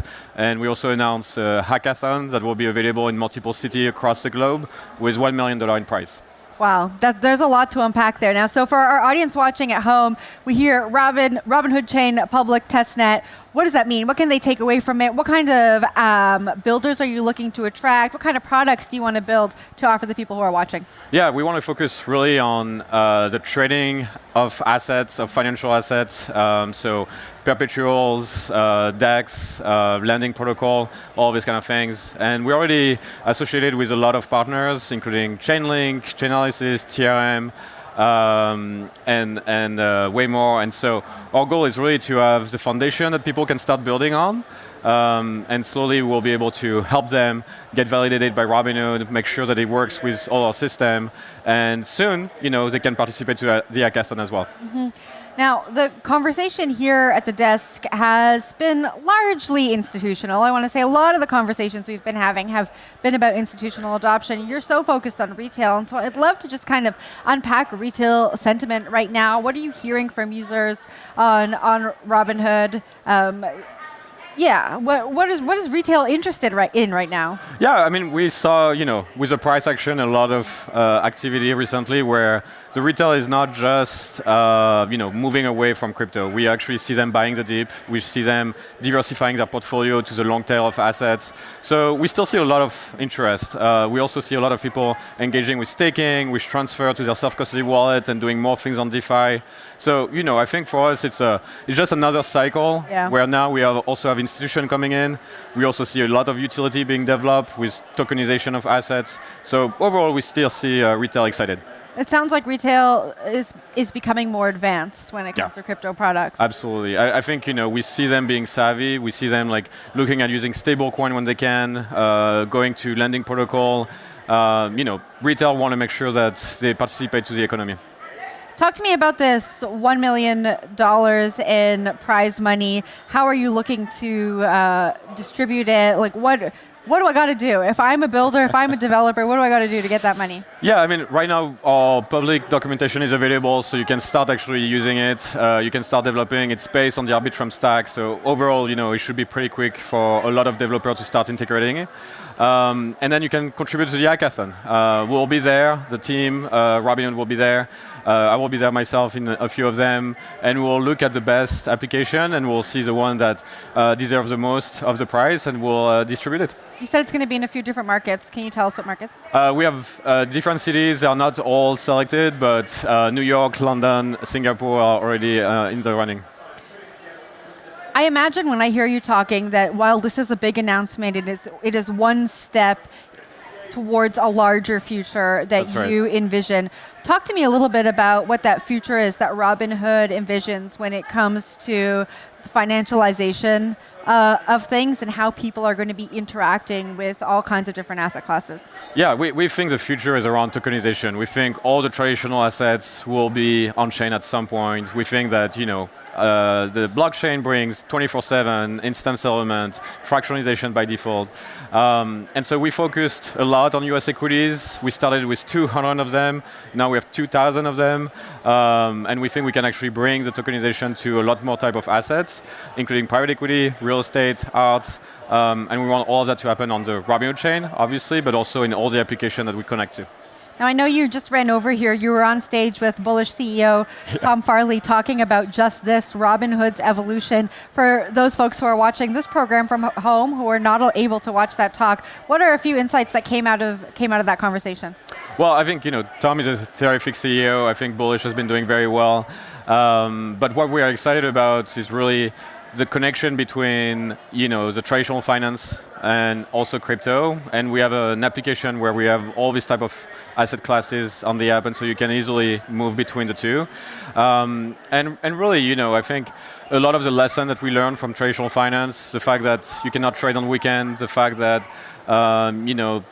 it still takes one business day to settle, all of these things show that we need a new world, and we think blockchain is a solution for that. Now we're sitting here in Hong Kong. How are you looking at this region? What are the types of conversations you're having when it comes to retail trading, when it comes to developing these products that are going to bring us to the future of finance? Talk to us a little bit about those. Yeah, Asia is very important for us. We acquired an exchange 9 months ago called Bitstamp that has a license in Singapore. And so we do a lot of work with institutions, family offices, hedge funds in the region. And so our goal for us is to bring a lot of this platform to start using Bitstamp as an exchange, as a source of liquidity and as a platform. And we also acquired 2 companies in Indonesia for crypto and securities trading. So, slowly you will see Robinhood becoming bigger in Asia. Tell me a little bit more about that acquisition strategy. Why is the region so important to you? I mean, if we broaden out of just the business, like, what's so interesting about the audience in this region for you to go in and do these acquisitions and bring these products to these people? Yeah, I think, what we see is that there's a lot of interest for crypto in Asia. So for example, in Indonesia, there is already 13 million customers trading and holding crypto. And so we think it's a market that we can actually bring a lot of the technology that we built in the US, where we have best-in-class execution, we offer one of the lowest costs in average. And so we think that if we're able to do that also at the scale of this region, we'll be able to be competitive and bring more value to the customer.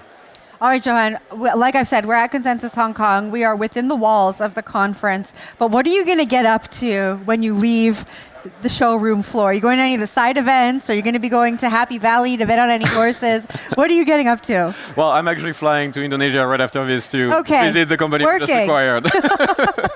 All right. Well, a lot of folks who have been here are taking advantage of the fact that they're in the region and are flying to different countries to have meetings and visit companies that they are partnering with or have acquired. So you're not alone in that. Johan, thank you so much for joining me at the desk. It was a pleasure having this conversation. Thanks for having me.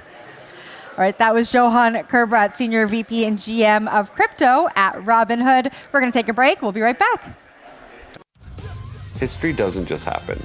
It's built by the bold, the brave, and the bullish. Consensus Miami is where crypto, culture, and trillions in capital converge. And ideas that fuel institutional scale are sparked. A place for those who refuse to settle for the status quo. The builders reprogramming the future of finance through every deal and decision. Breaking boundaries begins with being there. Experience that percenter.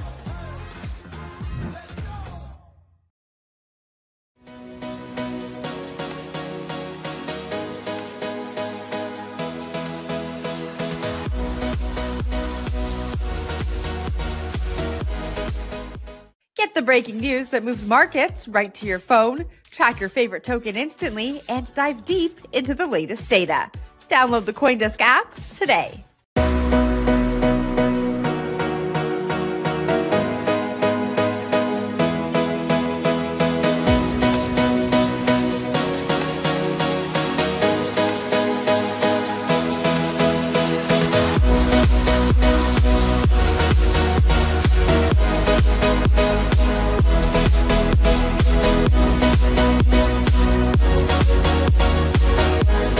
Welcome back to CoinDesk Live at Consensus Hong Kong. I'm joined now by Blockspace Media co-founder Will Foxley, who is going to be my co-host for a few segments. One of my favorite people. We're also joined by 2 of my other favorite people, CoinDesk's Ayon Ashraf and Omkar Gobole. Hello, everyone. Hey. Will? How's it going? Glad to be here. I got a really nice intro. I mean, you should spice them up too. These guys are all stars. No, these 2 are all stars, and we're going to hear about the all-star team that's been going all around Consensus. Ayon, you were here this morning. Yes. You had some goals, some aspirations to talk to people and find out what's going on in the markets. Yeah. Did you get some answers? No. Okay. And nobody knows. All right. Yeah. Okay, That's about Omkar, you have a chance to redeem Ayon here. Yeah. Do you have answers? No. No. Okay. Okay. Well, there's still time. We still have a day and a half for our journalists to roam the floor, talk to folks, figure out what's going on in the markets, who's selling, who's not selling. You don't have answers there, but I'm sure you've been talking to people. Talk to me a little bit about the conversations you've been having so far today. Yeah, I mean, the biggest conversation ties to what happened in the market last week. Like, everybody wants to know the answers, like, why did we fall? Who sold, who got capitulated. There are rumors about some hedge fund blowing up. So yeah, that's the main thing. And then, but I'll say this, despite all the market swoon and the downtrend, the mood remains still optimistic because there's a lot happening in terms of technology, and that too, connected to the main street and not just the, Wall Street. It's not just about trading, but it's about stable coins being used, to issue traditional instruments like commercial paper and use of stable coins for day-to-day payments and stuff like that. So, these things are not really having like directly connected to the market cap. So if you're focused on just market cap, you're going to feel disappointed. If you look beyond that, there's a lot of reasons to be optimistic. Actually, I have good anecdotes of that. I have talked to 3 people now about this. How's the technology versus market so happening, right? Everybody said, market's gonna market.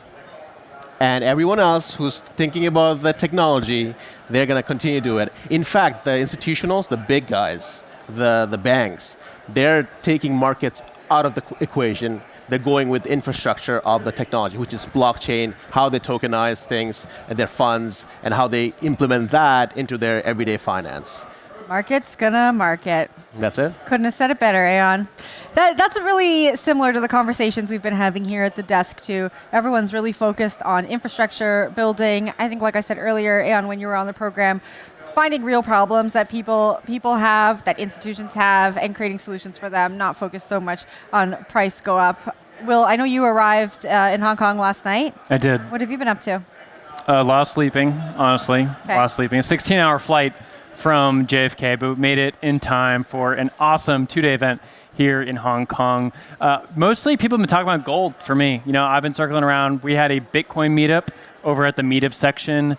They gracefully gave me the Bitcoin meetup, and I appreciated that from the consensus folks. And we had some people show up, and they decided not to talk about digital gold, but just talk about gold itself. And I thought that was a little rude, but we got past it. And we Have you seen how many replica golds out there? Yeah. It is all over the place. Yeah, exactly. There is a company called, was it the Gold Dollar or something, something like that, floating around here. Yes. Are you talking about that stable coin that's linked to gold? I'm not sure. I'm not sure what it is. I think it is a stable coin that's linked to gold. It very well could be. It's issued by Kyrgyzstan, I think. But I think it tells you a little bit about the market that Bitcoin is so kicked in the pants right now that we're talking about gold at a crypto conference, that people are talking about tokenizing gold, trading on chain. They're talking about going long gold. I think even this blow up story with the mythical Hong Kong exchange that possibly blew up, or hedge fund that possibly blew up, is tied back to the silver gold trade. Absolutely. And so even that narrative of why did Bitcoin go down is because of a different market that's adjacent to it that a lot of people thought would be actually helping Bitcoin go up. If gold is going to go up to 5K an ounce, why is Bitcoin not going up? Yeah. We have a weakening dollar. We have strong gold, but we have weakening Bitcoin. It doesn't make a lot of sense. So I hope you guys can get to the bottom of it by tomorrow afternoon. Yeah, I mean, look, that was the theory up until now. When gold was rallying, everybody said that once the rally stops, the money is going to rotate into crypto. But that's not happening so far. So let's see what happens. Yeah. Aeon, I think I brought this up maybe yesterday we were talking, or earlier on the show in Encore. I want to hear your perspective here. Where is retail? I've been hearing folks say that retail's not really interested in alts, not really interested in memes, not even really interested in Bitcoin and Ether anymore. Now that US equities are being tokenized, Asian retail traders are more interested in trading those. Curious to hear what you've been hearing. Look, it's pretty simple. The answer is, the traditional assets have been delivering so high returns. There's very less incentive to venture out into a space that you don't really understand. When it comes to Bitcoin, it's pretty simple. It's marketed as a digital gold. So people might be tempted to, diversify into it. But if you look beyond Bitcoin, Ethereum, Solana, other stuff, ZK rollups, etc., for retail investors, they don't understand this stuff. And so when they compared the stuff which is out there, which is so complicated, and then they compare it with stocks, the stocks are delivering returns in excess of 10%, 15%. It's no-brainer that they are going to go to the market that they are understanding. The second reason, I think it's more of the price effect. So the 2025 bull market, it didn't really feel like a bull market. It wasn't like 2017 or 2021 when there was frenzied buying of retail. And one of the reasons is because it's an asset which traded at the $100, 100K per piece. How many assets do trade at that price? Very little. So subconsciously, when you look at a price of an asset, it's 100K per piece, you think, you marvel at it, your eyes roll up, but you say, it's too costly, I'm going to stay away. So that's the reason, one of the reasons why, the bull market didn't feel like a bull market. And it's my opinion that as the price comes down, maybe it goes down to 60K or further 50K, those people who, sitting on the fence thinking that this is way too pricier, now they are going to think, okay, this asset went to 100K, was steady there for months, now it's trading at a 50% discount, I need to go in. So that's when most probably you're going to see a lot of retail come in. There was an interesting fact that one of my banking buddies told me that, you're talking about that gold, silver trading. The way gold traded, it seemed more institutional, like, central banks, maybe big guys coming in and buying it. But the way silver traded is exactly what, going back to the fact that it was cheaper in terms of dollar amount. Like, you look at a $70 versus $5,000, you want to go, as a retail, you want to go for $70, you want to trade the hell out of it because that's where you're going to make the money and that's where numbers go up, right? And that's why you saw silver go up, what was it? Can't remember, it was 130% and then come down 40%. And it's all the retail trading, which goes back to what is that retail marvels at 100K Bitcoin, but they're going to go for the meme coins. Well, what's it going to take? What's it going to take to get retail back? Another part on top of that is just the sheer amount of L1 tokens that are out there. I saw some fact about CoinMarketCap tracks around 25 million different tokens at this point. So if you're retail, there might be more tokens than there are retail participants in some markets. It's just like hard to grok how many tokens you need to buy. If you're a retail enthusiast. Do you just buy the top 100? Do you buy the CoinDesk 5 indice or whatnot? Right. What do you purchase? And for a lot of people, I think you purchase Bitcoin, ETH, Solana, and you probably stop there and you're thinking, too many other tokens to purchase. I'm just going to wait on the sidelines. And we've had enough market history at this point with cycles to know that a lot of these names will be rotated out very quickly. Yep. Most retail, if they participated in at least 2 cycles, which a lot of folks have at this point, 2021, 2024, they're probably aware that a lot of these tokens that they purchased last 2 cycles didn't really hold up. We've only had a handful. Keep in that top 5. Even something like ADA, Cardano, it's always been in that top 20, top 10. It's had a pretty spectacular decline in the last few weeks, and it's done that both cycles. So there's going to be less of a bid, in my opinion, into something that, yes, it can stay in the top 10, but it's not going to deliver like the outsized returns people are thinking about. So I think it just comes back to Bitcoin. That denomination dollar part is probably a huge part of this. And then I think you also have to look at just like the structure of how like IBIT or a different institutional purchased option is out there. Yeah. And you want to think like, oh, if it's in a portfolio, I can sell that pretty easily in a 401k now. I don't really need to hold on to it if it's going down. So I think we're seeing a little bit of that too. I think we're also seeing like the mainstream figureheads who retail can relate to, who they recognize. I had Kevin O'Leary on our Markets Outlook show recently. He said he sold all 27 of his crypto positions and is just holding Bitcoin and ETH because he thinks the rest are all garbage. He didn't say garbage. He said something much worse. And so I think there's a lot going on when people are looking for information. They see these folks who they recognize and they hear things like that, and it makes them want to stay on the sidelines. I do want to say one thing, though, is that I think retail, it's in my opinion, it's anecdotal because I've seen it in my WhatsApp groups, is that they're going for easier trades, which is prediction markets. I'm so sick and tired of talking about prediction markets. It is true. It's true. That's it's not true in a factual way, but it's true from what I'm seeing. This is what I have a question for you guys. I asked a few of our guests this. Prediction market's really hot right now. Everyone's talking about prediction markets, the financialization of everything. You can bet on anything. We could probably spin one up right now, do something on air, make a little bit of money. Do you think they're sustainable? Do you think people really want to hop on a prediction market and bet on every single thing in their day and their lives? I would say this: as long as the supply of prediction markets was limited, there was excitement. What's happening now is like every other firm is venturing out into that. So it goes back to what Will said about there are too many altcoins to invest into. It's the same thing. The more the number of prediction markets you have, I think eventually it's going to lead to sort of exhaustion. Mm-hmm. and they'll lose the interest. But also one part of it, a regulation part of it, because it is still very murky in what's allowed, what's not allowed. For example, I'm from Canada, and you cannot bet on prediction markets, right? In France, you cannot. So that part, once that gets cleared up, or that does not get cleared up, that will dictate where prediction market's going to go. I think there's an underlying part of prediction markets people aren't thinking about either. It's not just like, hey, I'm going to trade the Super Bowl, or I'm going to trade, no, if Trump is going to do this thing in a speech or whatnot. There's underlying use cases for prediction markets that are a lot more boring and a lot more suitable long term.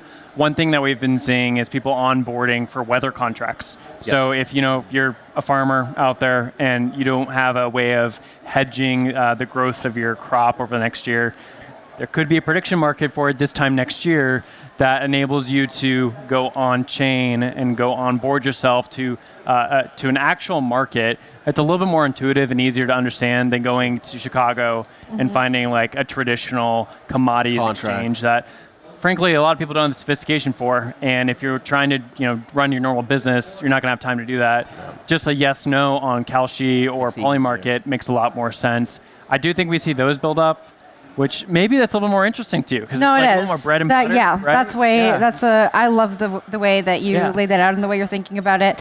And it sounds like maybe there's a consolidation of prediction markets in the future, and it becomes something that's embedded into apps we use every day, and it's less of this. A new prediction market popping up everywhere. I could add something here. Like some of the contracts in prediction markets are really good in a sense that they are democratizing the strategies that are otherwise, only limited to institutions. For example, if you want to bet on volatility, it's very complicated. You need to understand the options and futures and all sorts of dynamics. But if you list a contract on volatility, let's say whether the Bitcoin volatility will go above 100%, yes or no, it simplifies the whole process.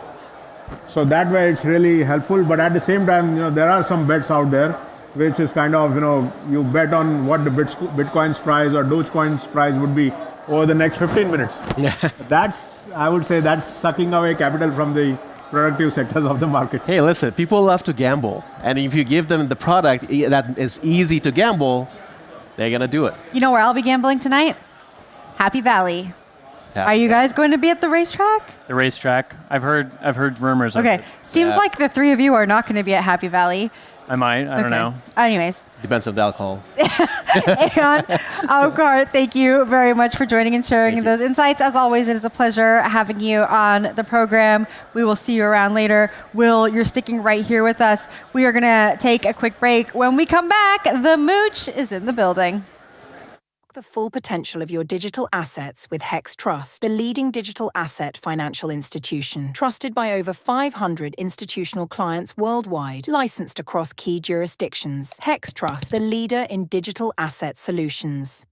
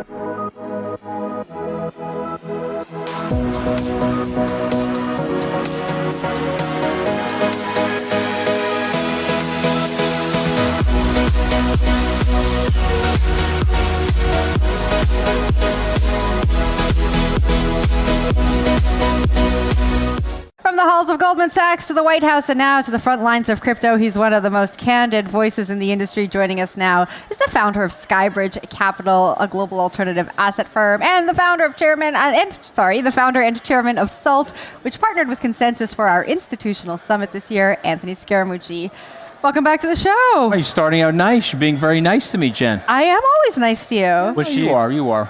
Not nice to you at one point? No, once in a while. During the FTX thing, we were going at it a little bit. I know, but I feel like we've repaired our relationship. No, I didn't mind it. I didn't mind it. I had to face the music. It was okay. Put that journalism cap on, Jen. We love that. I know you got to do that sometimes. It's all good. Right? We're still here.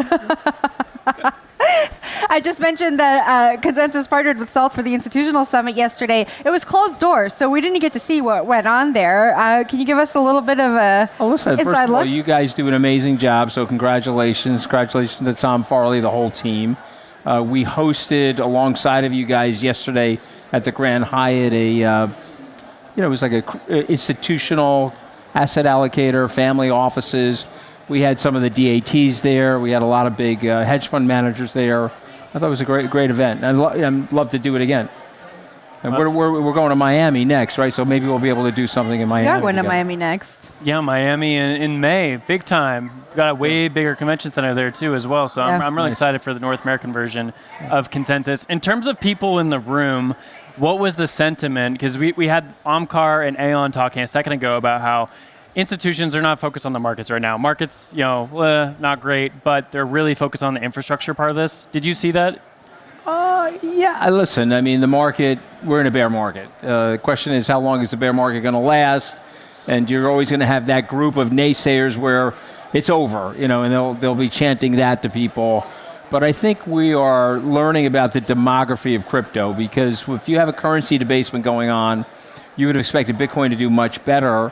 But it turns out that 60-year-old people, and I'm over 60, but 60-year-old people have a tendency to buy gold and silver. And guess what? 60-year-old people are running most of the money at these big institutions around the world and the sovereign wealth funds and things like that. And so they left Bitcoin and other assets that we would like, and perhaps younger demographies like. And I think that's the big issue right now. That's the tension in the marketplace. And I predict, like most bear markets, it will end when we least expect it, but the RSI is below 30. The greed index on a 0 to 100 is at a 5 in terms of where it is as it relates to fear. And there were a lot of bearish people in that room yesterday. So I take that as a good sign. Having lived through 9 bear markets, when people are telling me they're bearish, they're typically talking their book, and that means that they're underinvested. I was just talking about an interview I did recently with Kevin O'Leary. He said he sold 27 of his crypto positions. He's only holding Bitcoin and ETH. Solana came up. I said that you're very bullish on Solana. I know the two of you are friends. He said, you know what he thinks about that. Can you give me a response? Well, I mean, I don't want to speak for Kevin, but I do love Kevin, and Kevin and I go back a long ways, but I think that's related to the Sam Bankman-Fried stuff. So I think Kevin felt badly burned by Sam.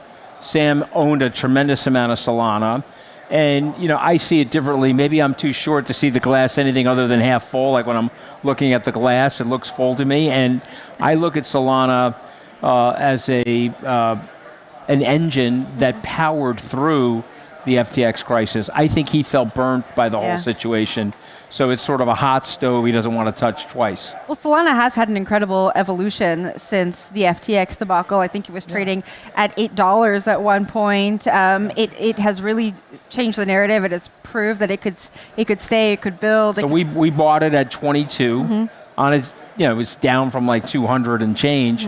We bought it at 22, and it didn't stop. It kept falling, and we ended up with it at 8. And we looked at each other and said, all right, we're going to ride this thing to 0. I didn't think it was going to 0, and if you went to Solana Accelerator, you can see why it's not going to 0. And so we held on, and I think they've generally done a good job. Is it down from its high? But remember, the industry got impaired by the Trump coins. People don't like talking about it because they're nervous about the administration, but the truth be told, the Trump coin sucked a lot of liquidity out of that space. And if you really look at the bear market, in my mind, the bear market really started last January. It didn't really impact Bitcoin until October, but go take a look at the coins that are not Bitcoin, or as you guys say, the altcoins. They haven't done well since last January. So to me, that's a positive because bear markets typically last about 12 to 18 months. So we're more than 2/3 the way through the bear market. Oh, I like that. 2/3 of the way through. I love that. So we're right there, right? Right there. Sunrise is almost. Yeah, almost only here. good things ahead. Listen, like the Buddha says, things change, right? It looks miserable right now, but it's going to change. So for Solana, a lot of the meme coins were created on top of Solana ecosystem. When you're talking to institutions, does that grok with them? Are they thinking about a lot of the meme cycles that can be pretty destructive come from that? Again, there's different types of people at that level, right? The CTOs look at it and say, well, weirdly, the meme coins have fortified the case to use Solana for real-world assets because just take a look at the Trump coin activity prior to the inauguration and look at the volume that Solana was handling and look at the transaction speeds on Solana during that big throughput coming through the pipe of Solana. And so weirdly, you would say, well, the meme coins should probably hurt this because meme coins are garbage, et cetera. But if you're a technologist and you're looking at Solana, you're saying, wow, Solana can handle a lot of activity. And it's cheap, it's easy to use. Developers find it user-friendly. And I'll channel some, since I've channeled Kevin O'Leary, I'll channel some Anatoly here as well. Solana is built without a lot of innovation. He took the best parts of what he understood about computer programming and cryptographic blockchain and put it in Solana. And so what was he searching for? Speed, durability, very fast finality, and something that a developer could look at and say, this is easy for me to use. And so for all those things, I think Solana has met those tests. And Solana, to me, not being Bitcoin, is an anti-fragile layer one that I think is going to get adopted. I'm not saying it's going to be the only thing that gets adopted, but guys like Larry Fink, don't go by me, go by Tom Farley, go the former president of the New York Stock Exchange. Yeah. That world is changing. And just to really date myself, I was T+5 when I was your age. So if you were with me at Goldman Sachs in 1989 and you bought a security, it went through 7 different agencies before it got to your account, including the Depository Trust Corporation, and it took 5 days. Okay, so you got the trade here, but you didn't see it in your account for a week. Today we're T+1, and you guys know on Solana we could be an hour. We could probably be less than that, but of course you're going to have some regulatory oversight that's going to slow things down. You mentioned that the Trump meme coins didn't really do much for the industry, but I want to talk about regulation. I was at the Ondo Summit recently. Patrick Witt said he's very optimistic that legislation is going to pass in the United States. Patrick McHenry was there. He said maybe by Memorial Day. Do you think that is possible given the back and forth that's been going on when it comes to ethics? So I do think it's possible because I think that when you look at Washington, right? Washington is very different from crypto. It's very different from Wall Street. And I've got my 11-day PhD, so I can tell you how it works. What ends up happening there is there's varied interests. And so you have to measure everybody's interest. You know, on Wall Street, we all like money. In crypto, we all like money, so we know the interest, right? We're all on the green team. But in Washington, there's blue, red, purple teams. There's all different types of stuff. And if you sit down and you just look at everybody's interest, the White House, the industry, the banking community, the Democrats, the Republicans in the House and Senate, they all have a mutuality of interest to get it passed. Now, the bad news for the industry, it's not going to be what we want. Okay, generally we're libertarians and we want to be left alone, and Washington doesn't know how to do that. And the American Banking Association has a lot of draw, a lot of swag with the Congress. And so they're going to push back on some of the competition that the crypto industry wants to give them. And that's Washington. That's the way it works. That's why they say you don't want to see the sausage being made in Washington. You just want the final product, right? It's a nasty process. And so I'll predict that the legislation gets done. It will not be as good as we would like it to be. But I would tell you that progress is more important than perfection. In fact, the enemy of progress is perfection. And I'll just give this quick example, and I did mention it to Tom this morning from the stage. When Gary Gensler was forced, literally by a judge, to approve the cash or spot Bitcoin ETF, he didn't want you to be able to put Bitcoin into it. And so everyone was complaining about it, but we got it done. And now with Paul Atkins, we've been able to make that change. And so that's what we have to hope for with these pieces of legislation that are coming forward, and I think they will pass. Treasury Secretary Bessent talked about this same issue in front of Congress the other day, and he talked about how he made a kind of a sly reference to Coinbase CEO Brian Armstrong and how he's silent behind the scenes, not agreeing with the regulation as it stands. Do you have a message for Brian Armstrong or for anyone else who doesn't seem to think that, doesn't seem to agree with you, that wants perfection beforehand? First of all, Brian Armstrong doesn't need any messages from me. I think Brian Armstrong's doing pretty well, and I like Brian, and him and I go to a lot of events together. I admire Brian. I admire his position on this. The truth of the matter is, if you look at the reward system that's in place at Coinbase, he could relent on this, and they would just be fine economically in terms of the way the reward system is going to potentially work in this legislation.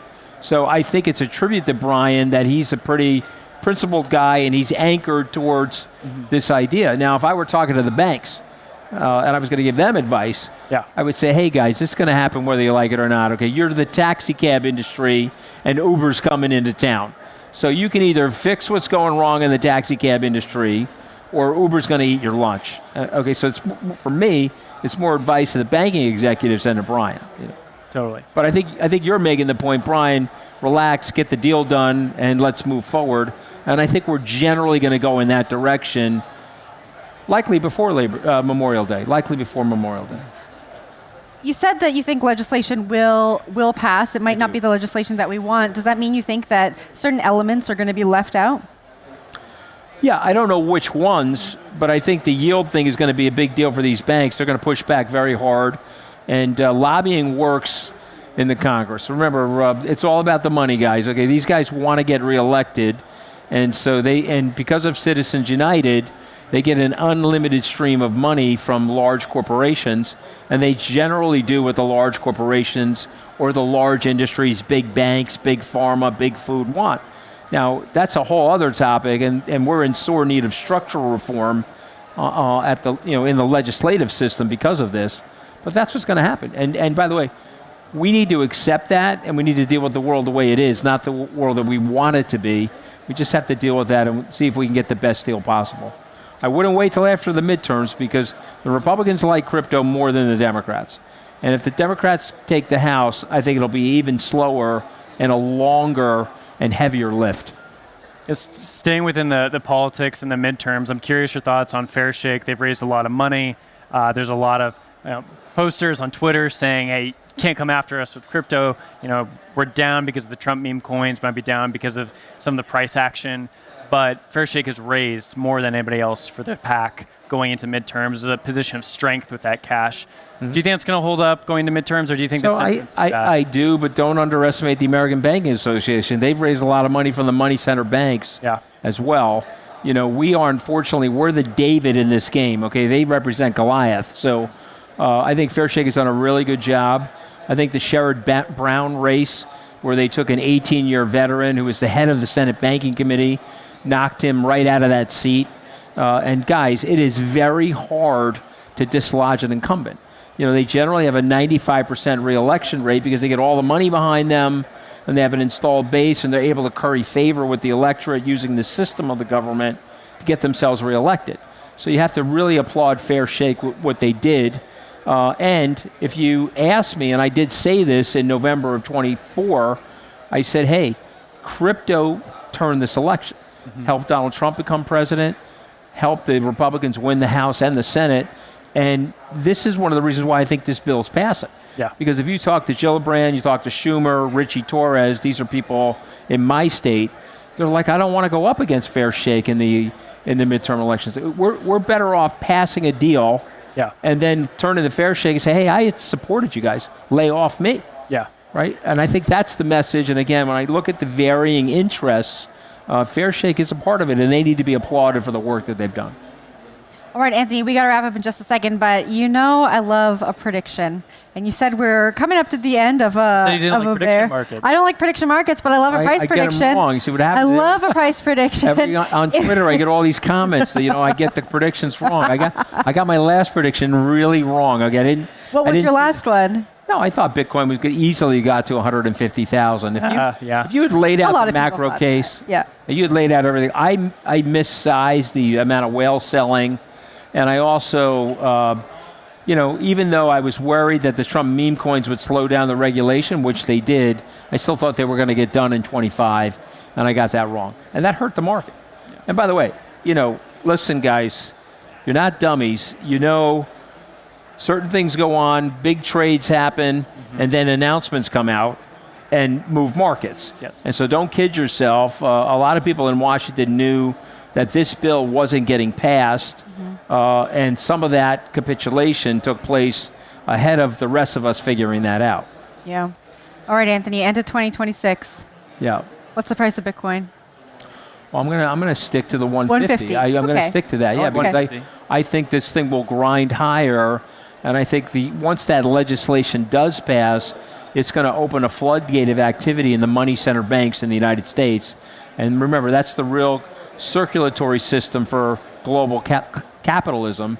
And so this is a small asset class relative to the other asset classes that it should be compared to. Anthony, it's always a pleasure having you on the show. Jen, Thank you so much for joining us. So easy on me. Am I all right, Jen? I mean, usually you're like a lot rougher on me. Get in a defensive position. I feel like our relationship is repairing. You haven't done never anything wrong with our relationship. You haven't done anything. You're a tough journalist. I've had a hatchet in my forehead on this program. All right, Anthony. We're going to take a quick break. When we come back, Anthony's going to stick with us, and a special guest joins.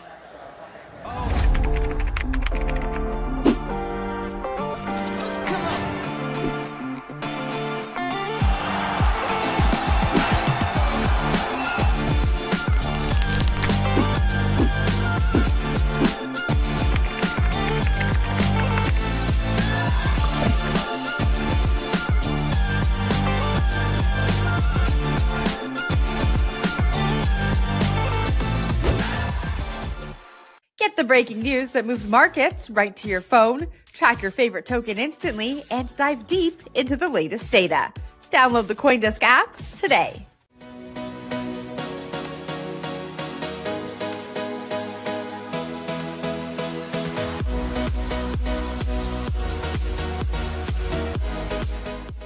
Guest is a man of many mysteries and even more alpha on paper. He's a former quant analyst at RBS and rates trader at TD Securities, and the man who once managed a $40 billion portfolio as head of global rates at CalPERS. We are now joined by Joy Patak, the Wizard of Soho. Hello. Hi, how's it going? Thanks for having me, guys. Yeah, of course. Thanks for being here. How's your consensus been going? It's been great. Great weather today. I'm happy to be here. A lot of great information, learning a lot, and happy to be chatting with you great guys. You're going to be on stage talking leverage never died, perps, basis trades, and the return of the degens. Talk to us about what you're gonna talk about. What are some insights that you tell our audience about? Exactly. I think we're in this new age of leverage, more so than we've ever seen in history, especially in crypto with all the new DEXs that are out. I think there's a lot of knowledge out there that people still need to learn. Everything from risk management to being able to use leverage to advantage. I feel like a lot of times people, kind of don't understand that you can use it in a good way rather than just gambling. And, I just want to kind of, give that information out, help people, become better traders and be able to utilize things more than just being a degenerate in crypto. Anthony, you were at the Institutional Summit yesterday, right? When you think about your institutional partners and you hear the wizard talking about leverage and degens, how do institutions hear this message and take it in? Does he sound like a madman? Well, first of all, he's a very accomplished guy. He's very successful, so he's definitely not a madman. But I think what you're saying, though, do we have a lot of fuddy-duddies and old-fashioned people in the institutional community? And the short answer to that is yes. So, listen, if you read it was about 2 weeks ago, if you read the article on the tension between Jamie Dimon and Brian Armstrong, about where the world is going and how there's a group of people wanting to hold the world back, of course they're not going to like the Wizard of Soho or me, for that matter, or Brian. But the truth of the matter is he's going to win because he sees the future and he sees the efficacy of the technology. And this happens, guys. Listen, do you think that the horse and carriage owners were in love with the horseless carriage and they were like, yeah, let's bring on the horseless carriage? They had no bid, they had no interest in it. Okay, so he's going to be right, and they're going to be pissed off about it. Tell us about leverage in the ecosystem. So we have the TradFi world where things are a little bit more opaque, and then we have the on-chain world where we can see what's happening at Aave. We can see when people are looping collateral. We can see when things start to fall apart. Of course. Over the last few weeks, as we've seen Bitcoin price and a lot of these other assets collapse, where have we seen in the TradFi world some of that leverage be exposed? Or have we not? And where on chain have we seen it being exposed? No, for sure. That's a great point. Me personally, I came from TradFi background, and being able to see that difference, especially like even if you go in crypto, like maybe a couple months back, leverage was not the way it's now, and it wasn't on chain the way it's now. The onset of DEXs, like guys like Hyperliquid, Aster, that have completely changed the game. You've gotten institutional type of leverage and exposure to the regular Tom, Dick, and Harry, right? Something that they didn't have, and you can see all of that. Everybody can see it. For example, when I was on my, at RBS or TD or at CalPERS, whatever positions I took on, what leverage took on, nobody knew. Now I can go put a position out. You see multi-billion-dollar leverage positions out. The entire world sees it, and that's part of decentralization, right? You want to be able to see everything. You want to be able to have everything disseminated clearly, have the even playing field, and that's where as Anthony was saying, I feel like if you're not part of that new world and you don't accept it and you don't utilize it, I think that's the most important part. There's so much information out there, so much on-chain analytics out there. If you're not taking that in, and if you're just in that mindset that, no, I'm going to stick to my old ways, I think you're going to get left behind by a lot of people out there. Just follow up on that. So I think like the uninformed mind or the naive mind might think that on-chain analytics gives us the ability to see leverage. So shouldn't there be more tepid risk-taking out there where people aren't going to go leverage long and explode versus TradFi where you can't see everything. You can't see where all the sharks are. Yeah. So why are we still hitting these spots where like 10-10 we had so much leverage and then explosion, and then this last week we had so much leverage and explosion? If we have on-chain markets, shouldn't we be a little more... I think I get what you're saying. So I think there's a couple parts to that, right? So I think one is you're giving... there's all...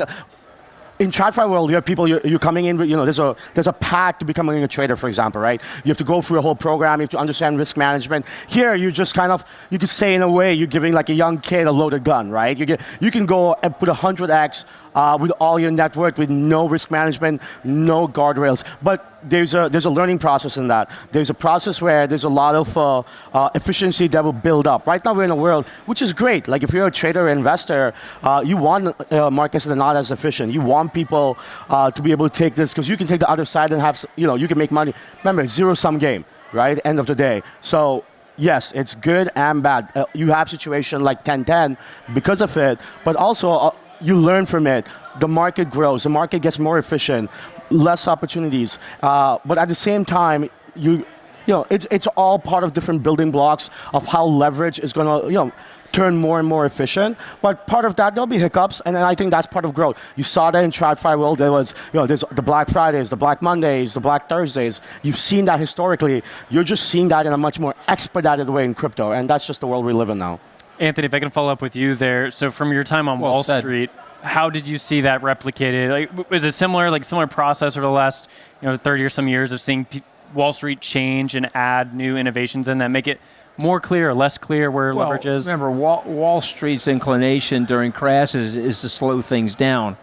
Crypto's inclination is to accelerate things, and so don't underestimate that. And remember, Wall Street, we're going to open the market at 9:30. We're going to close the market at 4 o'clock. Crypto, we're running things 24/7. So to me, it's weird to say this as a former TradFi person, but this is a safer market.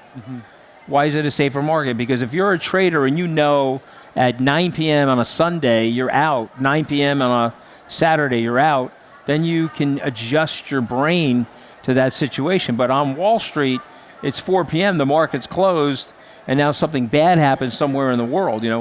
you're in a tougher position. You can get out, you find somebody to sell it to, but you don't have a fully liquid market. And remember, when bad things are happening on Wall Street, you've seen pockets of Bitcoin and other big liquid tokens get hit because they don't have any liquidity anywhere else. I'll just make one last point. In 2023, when we had the banking crisis with Silicon Valley Bank, we saw the rise in Bitcoin, and it was really happening over the weekend. So to me, it's a better market, it's a safer market long term, despite the fact that it looks so volatile today. Yeah. That is a great point. Like, especially, you couldn't hedge yourself, in TradFi. Like, I was a bond trader. And he's called the Wizard. See, he said it was a great Wizard, point. there you go. Keep it up. What else were you saying? I keep going. No, that's great. No, I'm just saying, like, it's great that you can hedge yourself in this market. You couldn't do that. Like, if I was on the bond desk and I had a position that I put on Friday, there's no way I can get out of it. The world could be ending. So you won't put the position on? Yeah. See what he just said? So he's not going to put that position on because he can't get out. If there's an exogenous risk that happens, and we're in a world right now where there's a lot of anticipation of exogenous risks. On the flip side, though, it's a less liquid market, and we have, over the weekends, historically, more ups and downs in Bitcoin price on those Fridays, right? You're right, so, for now. So where do you see that sort of part of the industry growing? Does this require more participants? Does it require more infrastructure? More liquidity, more participants, clarity. That's why they call it the Clarity Act. You have more regulatory clarity, there'll be better guidelines, and banks will be entered a space. We will be winning, to use a Charlie Sheen word on this program, we will be winning when you can custody your Bitcoin at a money center bank and even possibly get yield from that bank off of your Bitcoin. All right, we're going to leave it there. Maybe #winning will be trending on X later. The Wizard of Winning. Later today. There we go. We got the Wizard of Winning at the desk. Thank you both for joining us. We hope you enjoy the rest of your time at Consensus. Thank you. Good to be here with you guys. Thank you so much. That was Skybridge Capital founder and Salt founder and chairman Anthony Scaramucci and Joy Patak, the Wizard of Soho. We are going to take a quick break. We'll be right back. Sam, where are we going? We're going to Consensus. What road are we taking? Where we're going, we don't need roads. Just Miami.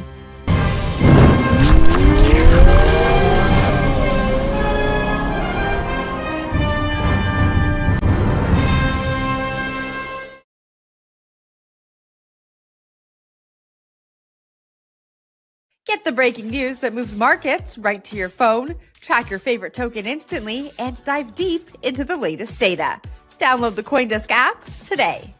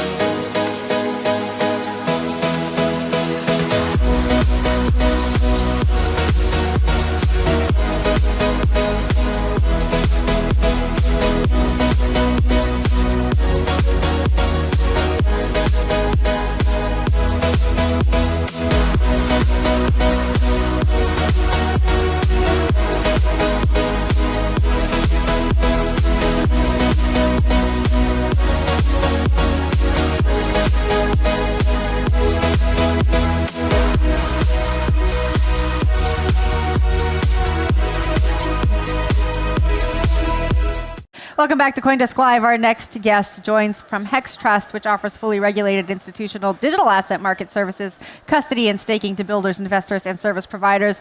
Please welcome Chief Product Officer and Head of Custody, Georgia Pellizzari. Georgia, pleasure to have you on the show. Thanks for having me. Yeah, of course. Okay, we've been talking a lot about institutional adoption today. We've been looking forward, hearing some predictions about 2026. But let's look backwards first before we go forwards. Talk to us about the biggest catalyst from your perspective in 2025 when it came to institutional adoption. Yeah, absolutely. I think 2025 was definitely the year of Bitcoin. So let's with that.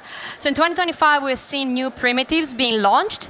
Namely, I think the most famous was Babylon Protocol. That actually was the first one that natively, in a primitive way, offered yield on BTC. That really kicked off a really interesting catalyst for institutions, because obviously typically Bitcoin is a very lazy asset. It just sits and doesn't do anything. And suddenly new ways of actually making useful and usable have come into play. Now, obviously that also came with some question mark around the yield. How sustainable is it? Is it actually something interesting for institutions? And so that was, I would say, definitely the initial one. Then we've had a lot of prep work, in my view, towards what we're going to be seeing in 2026, which, in my view, is extremely exciting, despite the red in the market, which is obviously sad to wake up to. But also, after a year in crypto, you know that's cyclic, right? So you're going to have downturns, and you need to keep pushing through, and especially in the institutional space, RWA tokenization. I think that's something that 2025 was a lot of build time, and we'll see the results this year. So I'm actually very, very excited, despite the the bumpy first months of the year. But we have plans such as, for example, DTCC tokenizing by mid-year. Hundreds of billions of dollars, right? And they're going to do it in a specific chain. We're going to, a name that probably many have heard so far in the market. But we're actually seeing that sort of manifestation of what people have been talking about actually since 2019. I've been in the space for almost 10 years. 2019 is when people started talking about STOs, security token offerings, which is really tokenization of RWAs. It's just another way of calling it. Obviously, nothing manifested back then, but now I think we're seeing not only tooling, infrastructure, the right market participants, the right service providers such as ourselves with the right licenses, regulators coming in and addressing the gaps in the market slowly and maybe in a fragmented way, but we're getting there. So yeah, I would say that sums up. Nasdaq and NYSE made some news earlier last month when they announced that there's some projects that were actually going to start being greenlit into moving into tokenized stocks. How did you guys see that front run, so to speak, here in East Asia, where a lot of these projects have already started quite a while ago? Have you seen that on the infrastructure side or on the exchange side or where else? Absolutely. Definitely infrastructure side, exchange side. Liquidity is definitely coming. We see that. There is a lot of caution as well, because still we're talking about monumental changes in the way finance has been run from the beginning of time. There was a really interesting tweet by the CEO of Coinbase stating US markets are actually open only 19% of the time. 19%. In extended hours, 48% of the time. Imagine, and I think the gentlemen were talking about it earlier, imagine when the market actually is 24/7. I think we still do not foresee exactly what they will look like in the day-to-day operations. But so I think the Asia is preparing for it. I would say on the Western side, definitely more attention to ETPs, ETFs, I would say, whereas here it's a lot more about infrastructure, and we're definitely seeing movement there. I know back in December, Hex Trust announced that it's going to issue custody-wrapped XRP, expanding XRP DeFi utility across lots of blockchains. Talk to us about the demand for this product. What were institutions asking for, and what's this going to solve? Absolutely, absolutely. I'm going to have to go a little bit technical because it's not really obvious what wrapping is and what WXRP is versus XRP. But blockchains are all different. XRP is one of the very OGs, I would say, in the space. It's not built XRPL natively for smart contract interaction or the ability to interact with DeFi applications. So what we do, we are basically taking in as collateral native XRP assets. We hold it in regulated custody, and we issue against it a one-to-one representation that, however, lives in different blockchains. So if you say Solana is the thriving ecosystem for DeFi, and you say, I want to borrow against my XRP, how are you going to do it? Well, you need a representation of that XRP that lives on Solana, and that can basically interact with DeFi application on Solana, against which you can borrow US dollar, run a basis trade. Right, so basically we are the official, basically Ripple-backed issuer. We are now issued on Hyper-EVM, Ethereum, Optimism, Solana, and we have a roadmap for 2026. And very, very important, WXRP also functions as a sort of integral product with RLUSD, which is a stable coin by Ripple. In terms of this year, what pieces are still missing to make RWAs or tokenized stocks big? What, if you could have one thing, wave magic wand coming out of consensus, it happens, and things start really sparking up, what would you say it is? I think still a secondary market. So I think from a distribution perspective, it's still clunky, I would say. So we are in active conversations with some, in my view, really, really exciting tokenization commodities such as, for example, nickel wire.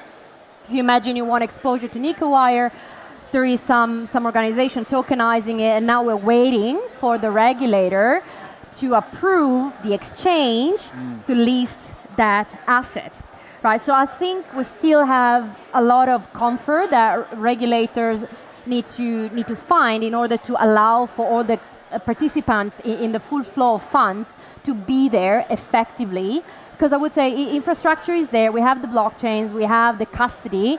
Still, I think, the connection between the regulator and all the different other participants. All right, Georgia, we have to go, but before we let you go, I want to hear about your Consensus Hong Kong experience. HexTrust obviously sponsored our desk. As you're walking around the floor here, what kinds of conversations are you having? What are you hearing? I would say high quality crowd. I would say still a confirmation that institutional digital asset use cases are really the focus for 2026. 2025, you had, the Monad, you had like still kind of more retail focused launches. I think this year we're not hearing much about it, but rather you're hearing all those guys that are speaking to banks and actually actively paving the way for that real RWA tokenization element.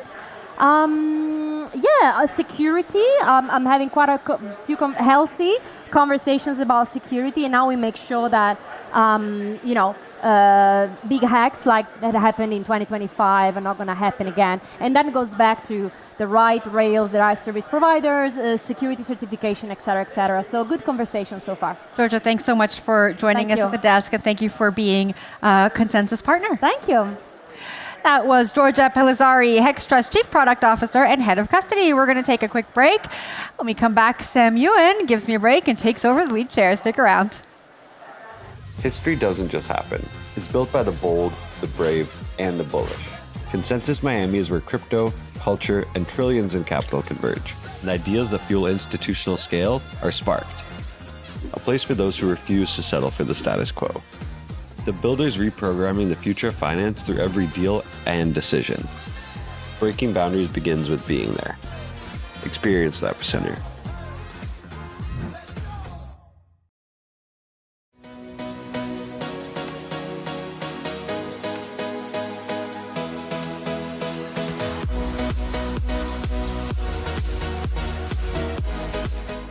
Get the breaking news that moves markets right to your phone. Track your favorite token instantly and dive deep into the latest data. Download the CoinDesk app today.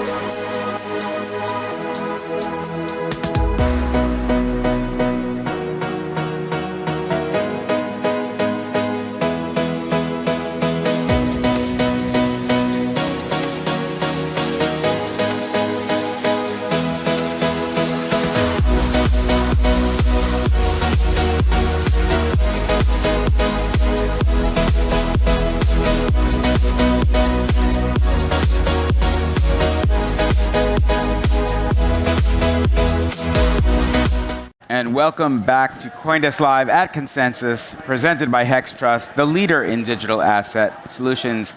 If you're just tuning in now, you are live from the floor at Consensus Hong Kong. I'm Sam Ewan with Jen Sanasi, Will Foxley, and Martin Assam. So, guys, how is the day going so far? Swimmingly. Having the best birthday ever. The best birthday ever.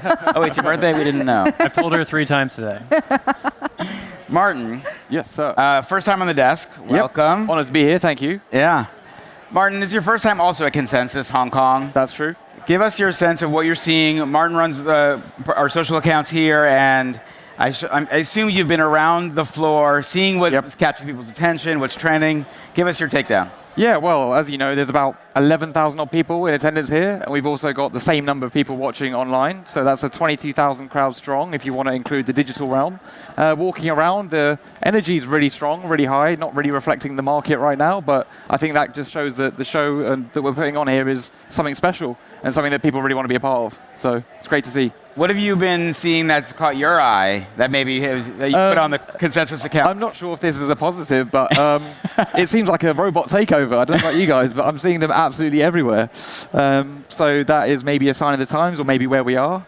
In terms of Hong Kong, it's pretty out there in terms of the cutting edge of technology. So I can see that this being a place where we might see more robots in the near future. Well, what's your takeaway on sort of the vibes that are happening on the show floor right now? You know, it's hard to walk around here. So that was sort of my surprise. There's just a lot of people, which is great. Like, you're just kind of like shuffling through, and there's just like a wall of people coming through. There's like, I saw someone from a high up government official. I had no idea who it was because I'm not from Hong Kong, but you know, them getting pushed through with a bunch of security officers around them. And it's cool to see that during what a lot of people in our last segment, right, a bear market, typically at these sort of events, it's like a little more quiet because the coin prices are down. That's not this. That's not Hong Kong. It's been difficult to walk around because there's so much going on there. You have to stop every few minutes, take a look at the booths. You have to kind of wait your turn for people to walk past.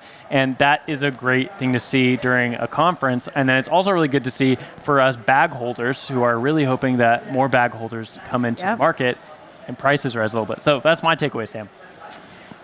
Also, Will, you focus a lot on Bitcoin. You focus a lot on mining. We have a couple of mining shops around who have some amazing booths. What do you think about just the conversation around mining in Asia these days, considering what happened in China a few years ago? Yeah, no, I think like the mining story in Asia itself is still there, maybe not as interesting to some people, but I think it should be on the forefront of people's minds because miners sit at the intersection of 2 things, 2 very important commodities, that is digital assets and then silicon. Not too far away from here, Taiwan has TSMC, and then they're manufacturing all these very important silicon chips. Bitcoin miners are purchasers of those chips. You go north to Korea, Samsung manufactures a lot of these chips as well. And then here in China, there's also a lot of manufacturing of silicon. China itself has about 20% plus or minus a little bit of the Bitcoin mining footprint. We don't think about that because we think about 2021 and the Bitcoin mining ban, and we think it's at 0%, but it's not. It's around 20%. That is a large foothold on the Bitcoin mining network. And I think that over the next few years, we'll actually see that increase since there is only growing power generation and silicon development within China. So there is still a story to be told about Bitcoin mining in China. It's not going away. I think Hong Kong as sort of like a nexus or a hub for digital assets is a place that you'd see a lot of Bitcoin miners also congregate to in terms of buying and selling those assets. Put that into perspective for us, Will, because you said 20% of the Bitcoin mining happens over in China. Then we hear the administration in the United States say that it wants to become like, the Bitcoin mining capital of the world along with the crypto capital of the world. Well, put that into perspective. What is that statistic really, what does that mean as we move forward? I mean, there's a few ways you could break it down. I think the easiest is the United States has about 30 to 35% of Bitcoin mining globally happens in the United States. Of that, I'd say about 50% happens in Texas, right? So there's a huge portion of Bitcoin mining in the US. China used to dominate that, used to be 40+%. And then a lot of those Bitcoin miners chose to move to the United States because that was the next best place with good rule of law and cheap energy markets. In China, you have both those things, but during 2021, you had the rule of law change against Bitcoin miners, so they decided to move. there's other ways that we could talk about it in terms of the aggregate number of machines or the energy footprint. I think when you start looking about those numbers, like what is a terawatt hour per year, most people can't think about that. I think maybe a way to consider it is there is enough Bitcoin mining happening in China that could power a few large cities in the US. That's how much industrial footprint there is for Bitcoin mining still in China. In terms of the number of people, it still employs a few thousand people. Bitmain still operates a lot of stuff in China, still operates a lot of its HQ in China, and then outside of it in Indonesia, Malay, elsewhere. So it's still pretty sizable, Jen. I don't know how else to get more of a focused number. It's just that was great. Some of these numbers are so big. Yeah, that was great. I think. All right, guys. Well, we also have our consensus mascot here. I'm not going to pretend to know the name, but oh wait, you could name it. The mascot just called for a special graphic on the screen.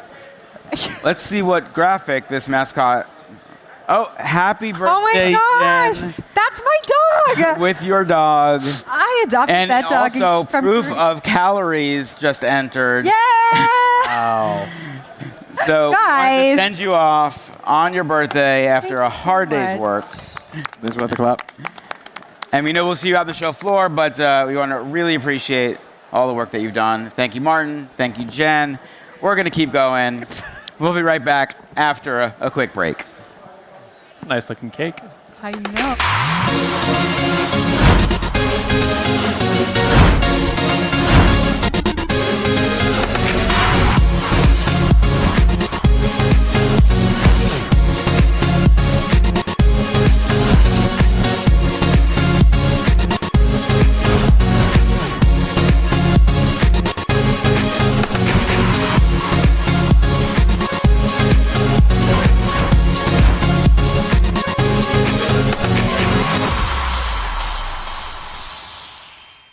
Get the breaking news that moves markets right to your phone, track your favorite token instantly, and dive deep into the latest data.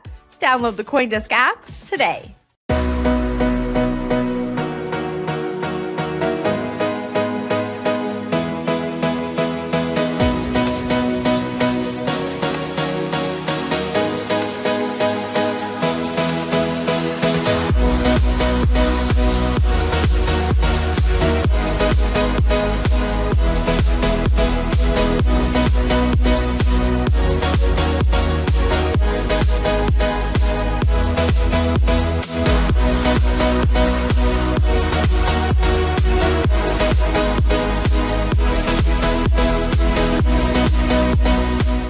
All right, welcome back to Consensus Live from Consensus Hong Kong. The markets are on edge. Everyone is asking what's next. Joining us to break down the data is Marcus Thielen, founder and CEO of 10x Research, known for his pinpoint accuracy and institutional-grade analysis. Marcus is here to tell us if this is just a dip or a deeper trend. Marcus, welcome. Yeah, thanks for having me. All right, we all have to ask. The last weeks have been kind of crazy in crypto. Some people were blaming actually this region for some of the challenge that was going on. What's your take of what's happened over the last couple of weeks? Yeah, of course there's a long story and a short story, right? I think the sort of medium story is that since the summer we have seen a lot of the OG wallets selling, but the ETFs were still buying, and that has really reversed sort of end of last year. But what also happened is actually a lot of the crypto hedge funds were underwater really in Q4, and that usually means within a 1 month to 3 months lag, you're going to see a lot of redemptions. And of course, these hedge funds need to liquidate some positions to kind of, fulfill those redemptions. And that's when we have seen the Coinbase premium, so where Bitcoin trades on Coinbase basically in negative, so in discount really. So we can see a lot of institutional investors who are selling relative to global investors. That was how we really came into the new year. But then really beginning of this year, we expected that the ETFs would start reaccumulating again because investors have new money really to deploy, but that didn't really happen. So ETFs had 2 days of inflows and then bang, outflows again. And I think that really brought the imbalance really again to the negative side. And then towards the end of kind of January, we had actually better U.S. economic data. The ISM manufacturing survey came out, above 50, so an expansion for the second time only in the last 3 years. And that's when people started to reprice actually growth expectations in the US. And that means less rate cuts. And when you look, the last 2 times when the Fed unexpectedly cut, usually in September 2024 and 2025, Bitcoin had a big push up. But with stronger economic data, that means less rate cuts. And then, similar time period, the probability that Kevin Warsh would be named as a, new Fed chair, really shot up and it was confirmed. But that's when we started to sell off, at the 87,000 level. And the 87,000 level was a very big, important level for trend funds. So the trend signal turned negative. And then basically there was a new downtrend in place. And what was really, really crucial, and I think a lot of people actually have not, noticed this, that when Trump was elected in November 2024, Bitcoin ramped up from 70,000 to 90,000 within like 10, 12 days. So there was very little trading activity happening. So there was a big gap, a big liquidity gap. So when Bitcoin went to 87,000, it fell into the liquidity trap. And then what happened is that at 75,000, there was a lot of negative option gamma happening. So the market makers, they need to hedge themselves and just sell futures and futures and futures with the last negative gamma hitting at 60,000. So it's almost like, okay, the last market maker is hedged, now we can reverse. So that's what we did. And then our expectation is, and sorry for going on so long, right? But I think that's where we can, go to. Yeah. We expected kind of Bitcoin stay above 70,000 for around 3 weeks, but we think we might actually go now lower and take out the low because there's no real, buying happening. And usually when you see these, cascading liquidations, it's not the end of the downtrend, it's actually the beginning of a downtrend, right? Because as a trader, you're really naturally long, and when you lose money, it's not that you suddenly say, oh, let me put more money into crypto. It's rather the opposite. I need to find a level to get out. And so that's kind of the scenario where we're in right now. So you're expecting this summer to trade at 40 to 50K. You've also said in December that with midterms, typically you see a correction of over 60% in some cases. Is that still kind of the thesis for why we're going to that 40 to 50K, or is it more about that liquidity gap and like that spot where we need to get back to for a base? Yeah, so last time, I spoke with Jennifer was on, I think, November 12th, where we laid out sort of like this scenario of a 60% correction, which sounded like pretty, crazy, right? And, CoinDesk put it on Twitter, which had, of course, a lot of great comments, from people. But we dropped really, 58%, so far already.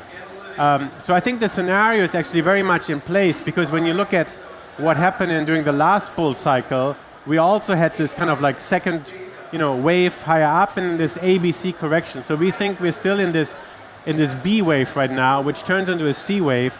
And our view is more that probably during the soccer FIFA World Cup, we might be bottoming out then. I think the earliest episode is probably April. And I really think we're going to go to 50,000. I do think there's a possibility that Kevin Warsh comes out and is actually, at least for his nomination hearings, that he's more dovish because he's not going to be hawkish, right? The market ran with the hawkish story, and we wrote a report in December that he's going to be, perceived as hawkish, at least initially, until he really comes out. But he's not going to rock the boat now until he's really confirmed, right? So, but I think then he's going to come out and he's going to be dovish, and maybe then we're going to rebound. But I think the probability is still high that we're going to go to this 50,000, because I think people are still relatively long. And to address a little bit the rumors about some Asian fund, of course we had a fund in mind, but based on our cross-channel checks, it's not that fund. And we don't think it's a single entity, because when we look at, for example, Hyperliquid, right? Hyperliquid had huge volumes on October 10th. And Hyperliquid accounted, to around 53% of all the liquidations. So it's not just one entity got liquidated on October 10th. It's more like the broader market. And we had a similar scenario last week where, on Hyperliquid, trading volumes went from 5 billion to 28 billion. So a lot of people got liquidated there again. So it's not one entity. It's more the broader market. So I don't buy this a multi-strategy fund. I mean, I used to work at Millennium, which is, a big multi-strategy fund. Nobody is short puts there, right? Especially not in Bitcoin, right? It's really like a hedged position. So that's not how the market works, and that's why I think it's not one entity. That's why we also have not heard from one specific entity being, going under in October 10th, because it was spread among many entities, and that's why we had this like negative feedback loop, right, where redemptions and so on. So it's really unfortunately where we look at how ETFs, they have bought around 54 billion US dollars worth in Bitcoin, with an average price of 90,000. So they are like underwater by 10 billion roundabout, right? Yeah. 11, 12 billion.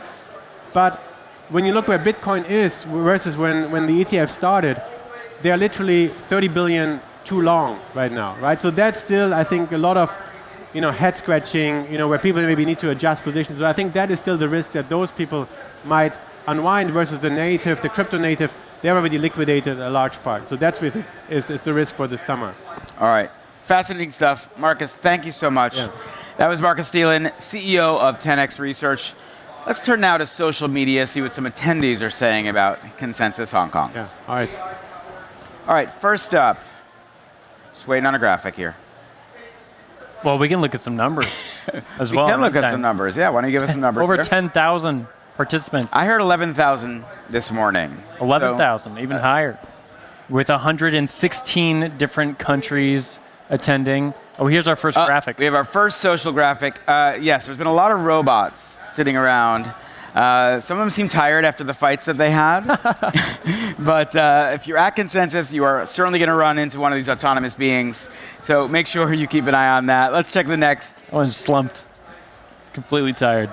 KuCoin here, really celebrating the fact that we have now, like I said, almost 11,000 people on the show floor. A lot of them focusing on the institutional opportunities, especially around Hong Kong. So what we've seen out there is a lot of great conversations. Hopefully some great partnerships come out of it. And then finally, we would remiss and not mention that we have a companion event happening at the same time with Solana Accelerate, which has been really just popping over there. A lot of activity, a lot of energy, a lot of excitement. So thanks to Solana for being partners of ours on this. And now we are going to go to Adam Kai. Adam, welcome to the desk. Thank you for having me. Adam is the CEO of Virgo.com, a platform that aims to make crypto trading safe, easy, and affordable. Adam, welcome.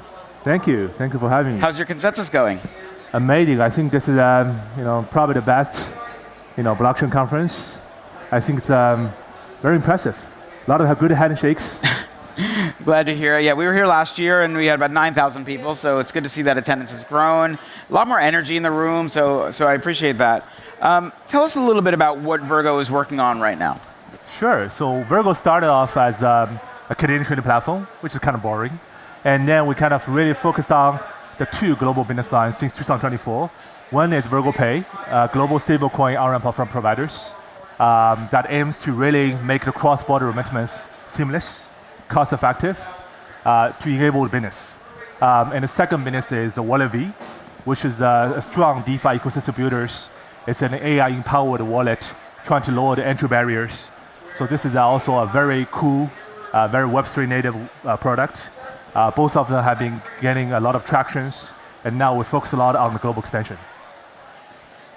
Last year, Virgo CX added a non-custodial part of its business. Can you tell me a little bit about how the customers are looking for that non-custodial solution? At the same time, they want all the other gadgets and Wismos, like they want to be seamless, trade across train, go across borders. How do you put the non-custodial feature into the product? That's a good question. I think I'm seeing the crypto users now becoming a lot more educated and knowing how to use different types of products in the Web3.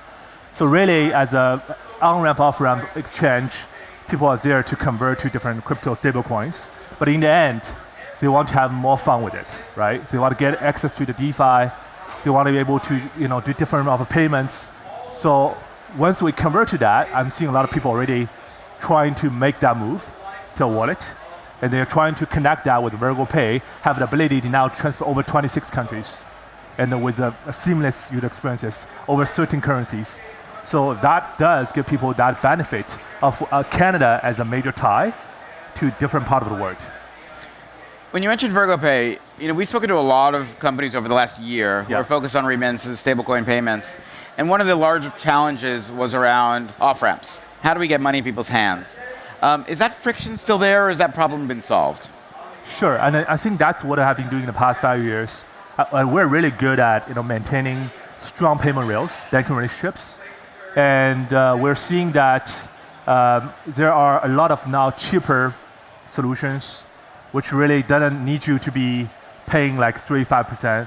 Like you get really low and it gets you directly to a bank account. You don't have to worry about being flagged by banks. Really strong KYCs, AML done properly. So Virgo Pay is building on that level of KYC AMLs. So when people receive money from us, they know it's from proper banking, proper rails.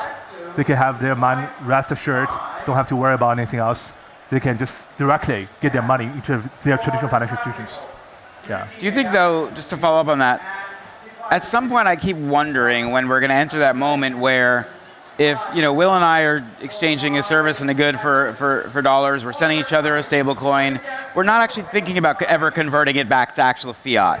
How close are we to the point when these native digital currencies just really are economies of their own? That's a good question. I think for the Web3 users, 100%, stablecoin, to have stablecoin at their hand is a lot more powerful and for their usage. But I think for Virgo Pay, I want to be clarifying that. The true vision is for me to help the Web2 users. So they don't really need to understand what is stablecoins. All they want to do is to move money from developing nations to developing nations seamlessly. That can beat their traditional speed, and it can make it cheaper, reliable, and in the end, they want to make sure their logistics flow with the the money flow, do that really freely. I think that is trying to bring more adoption to stablecoin rather than just get people a token to speculate. And I think Virgo Pay is focused on that part of business, really a B2B, B2C model, helping the business to do the remittance easier. And that tie, I think, is something we're really excited about. And we talk with a lot of international trading companies. They're equally excited to see that happening. Yeah, you've talked to us a little bit about the B2C side. We talked to the B2B. When you're looking for partner banks or on-ramps, off-ramps, what are you guys looking for, and how has been the reception over the last 2 years as stablecoins have ballooned in market cap?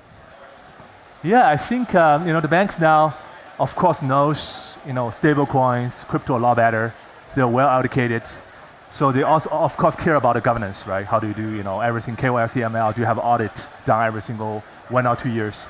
How do you address the KYT? That part is the basics. I think the banks are well familiar with that, but I also think there are a lot of customers still looking for more advanced features from the banking side, such as the virtual account, send them in and out, because there's still a lot of people when they see it's coming from trading platforms, payment networks, they want to close the account, right? So that friction is still there, unfortunately. I think there's still more education telling banks, they are good providers. We have really worked hard trying to keep the industry safe, turning away the bad actors. But banks still need a lot more educations, even in US or Canada. But I'm seeing that being a little bit better. I'm seeing good banks attending seminars very often, learning the industry. The trend is good. Is there any concern about what it really means to give self-custody to these individuals? I'm interested in sort of the idea that you guys have built a non-custodial solution right now, especially when we're thinking about the idea of payments on a micro level. I'm worried about just how the everyday user already has so much challenge in the financial system. What happens when we have to teach them all of this new technology, or does that just get hidden? Thank you for asking that question. I think your comment is extremely right. So the entry barrier for the Web3 wallet or non-custodial is very, very, very high. So that's exactly why we enabled the AI agent actually right in consensus, right? It's just live 2 days ago. I think the goal there in the future is when you speak with AI, when you type with AI, they can do actions based on intention. For example, I want to swap. They're going to tell you, do you have gas fees? And what do you need to do? I think that guidance needs to be there.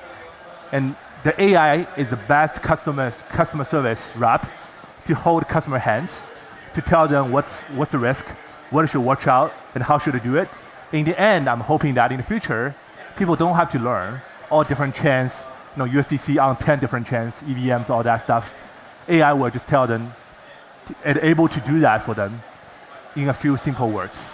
And I think that's exactly what we do. And I think that's extremely important. In the end of the day, adoption is the key, right? Whether they know how to use it is the key, right? All right, Adam, pleasure to see you. Nice to meet that was Virgo CEO. Adam, Kai. Thank you We'll so be much. right back. Sam, where are we going? We're going to consensus. What road are we taking? Where we're going, we don't need roads. Just Miami.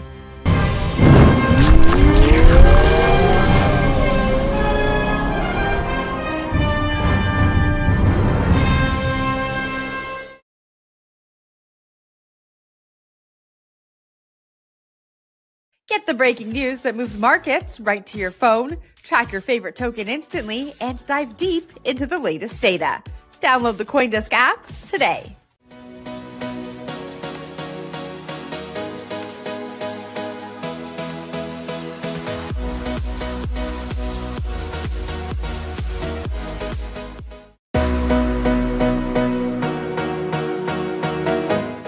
And welcome back to CoinDesk Live from Consensus Hong Kong, brought to you by Hex Trust. Joining us now is the co-founder and general partner at Maximum Frequency Ventures, Mo Sheikh. Hey, Mo. Hey, how's it going? Great, good to have you here. What's your take on Consensus Hong Kong so far? I mean, the energy has been unbelievable, especially given where the markets are. I'm incredibly impressed with everyone that showed up. And obviously, the show has been phenomenal. So great work. Thank you. Yeah. You launched a $50 million fund to invest in crypto projects in October. What are you looking for in what makes a great project for you to invest in? Yeah, I mean, the name kind of implies it, right? Like, we're looking for people that can hit their maximum frequency, and we've been fortunate to find amazing investors that have that capability. But in sort of these next, this next chapter of crypto, we believe founders need to have an incredible level of depth of their respective industries and categories, and not just crypto. And so we're looking for those founders that really have that and helping them accelerate going forward. The second component for us is, after being founders, we understand the importance of the East and West. We have two general partners in Asia, one in Singapore, one in Hong Kong, and myself, Alex and Jerome, and myself and Neil are based in the US in New York and Austin. So, we have great global coverage, and we're looking to bridge between the East and West on that category too. For your first point there, I want to talk a little bit about who you're looking for, a founder's mindset. It's not just crypto anymore. Like, you have to know everything. We've seen crypto and AI have a lot of coverage, talk about that. Seen a lot of the AI infrastructure have conversations here. When you're talking about these crypto founders you want to invest in, tell me a little bit more about like some of the characteristics or the interests that you're seeing on that's like, hey, this is a good indicator or green flag for me to deploy a check to them. Yeah, so I think there's kind of two things to unpack there. One is, do you have industry knowledge and can build a product for that industry and incorporate crypto in the right way? Historically, what we've seen is the opposite. We've seen, hey, here's crypto, it's this really cool primitive. I'm going to brute force this thing into like this industry and disrupt it. Obviously, that hasn't worked. And so the point you raised around AI, among many other technologies that are sort of converging, we're seeing new form factors come to life. The way you interact, the way you use the internet is evolving. And as a function of that, the products and industries that exist within the internet will evolve as well. We've seen that with things like pets.com to like where we are today. So we look for founders that have that depth. The second, and you guys kind of see this, is like, can a founder really go through the resiliency of being in a crypto market?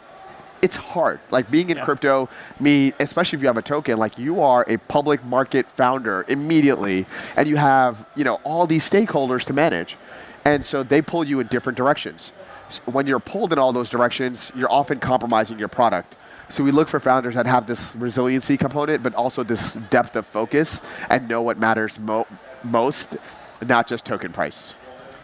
Mo, there was, 11 million tokens launched last year. Most of them go to zero. What's your guidance or advice to these founders to say, hey, maybe you gotta hold off on the token until you really have something, or you're like, if you can get the money, get the money? It's an excellent point. It's hard to not be, it's easy to be simple and say don't launch a token until your users value the product. And I think that is partially right.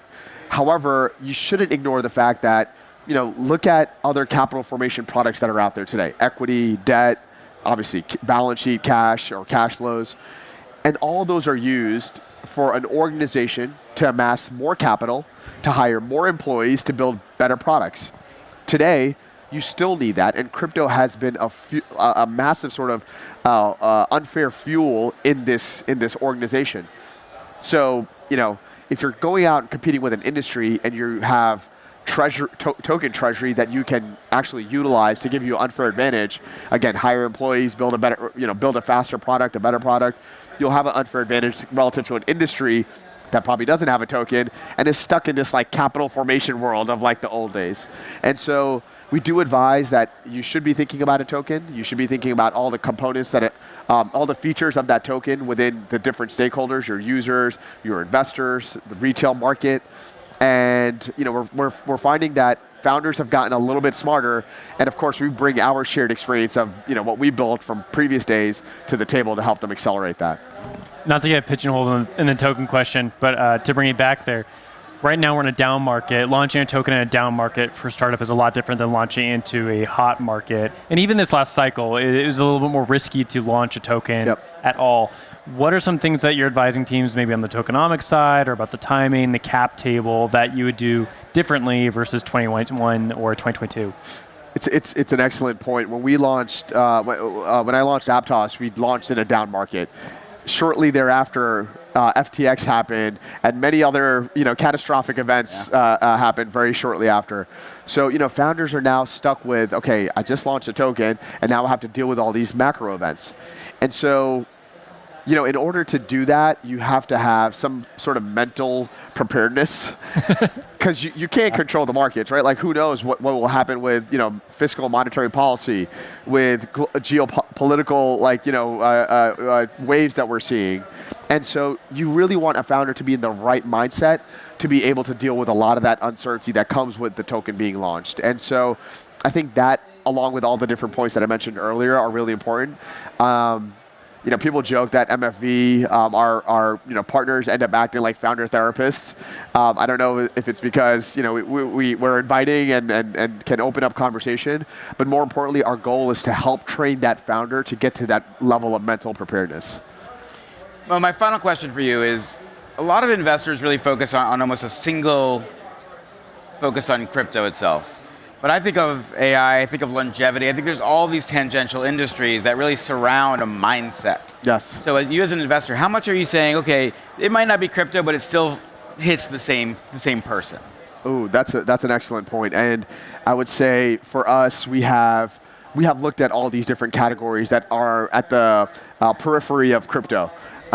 Specifically with things like AI, whether it's looking at models, looking at embedded systems like chipsets, for example. All these things have been using tokens way before crypto came to light. And so those tokens, of course, sit on a server, not a distributed system. Now, what are the advantages that come for using a blockchain? Well, historically, there were, you didn't have performant networks that could actually support these types of business models.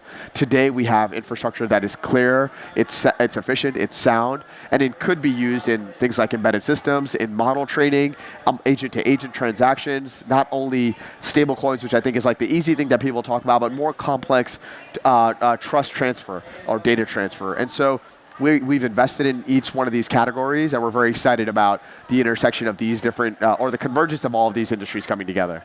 All right, that's all the time we have. That was Mo Sheikh, co-founder, general partner at Maximum Frequency Ventures. We're going to take a quick break. We'll be right back. Unlock the full potential of your digital assets with Hex Trust, the leading digital asset financial institution. Trusted by over 500 institutional clients worldwide, licensed across key jurisdictions. Hex Trust, the leader in digital asset solutions.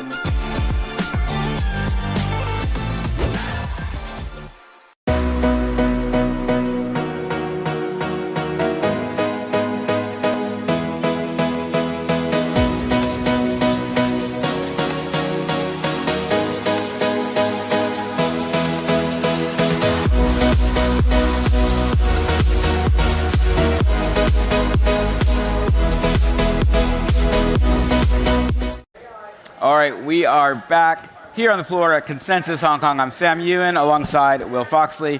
Joining us right now, Jason Atkins, Chief Commercial Officer at the global trading firm and liquidity provider Oros. Jason, great to see you again. Thank you for having me again. Yeah, first of all, thank you for being a partner to Consensus, now the second year in a row. It's been really wonderful having you guys here. What's your sense of the show, the vibes, and the feeling around Hong Kong specifically? I mean, it's Consensus in Hong Kong last year was incredible. Yeah. A lot of anxiety from a lot of people about this year because market conditions, but honestly, it's exceeded expectations already today. Fantastic setup, fantastic sponsors, I think, around the place. Last year was so good that it encouraged us to sponsor Mainstage and make sure that our presence in the city was known. Hong Kong's a very close part of my heart. I've been here for 13 years, and our firm has over 50 staff now in the city and really supportive of what Hong Kong is doing to embrace the digital asset industry. Jason, your panel today is titled, Are Market Makers Evil? In 30 seconds, what's the answer, yes or no? The answer is no. Market makers are not evil. I think to flip the script a little bit, if you look at a recent event, October the 10th, where a lot of market dislocation and volatility happened, a lot of people took away from that market makers caused it or market makers are evil. The reality is, if you look at that event, it exposed what happens if market makers were not there. What a lot of we know for sure, in fact, Binance has said and announced it, is that things broke. The APIs broke, and overuse of the exchange in such volatility led to market makers being unable to perform the duty that we do for the market. And if you take a step back from the actual price action and think about that, it shows that if we're not there doing what we do best, things would be very, very difficult and very, very different. And I'd mentioned this on stage, but we've been grappling with the path to institutional adoption for so long.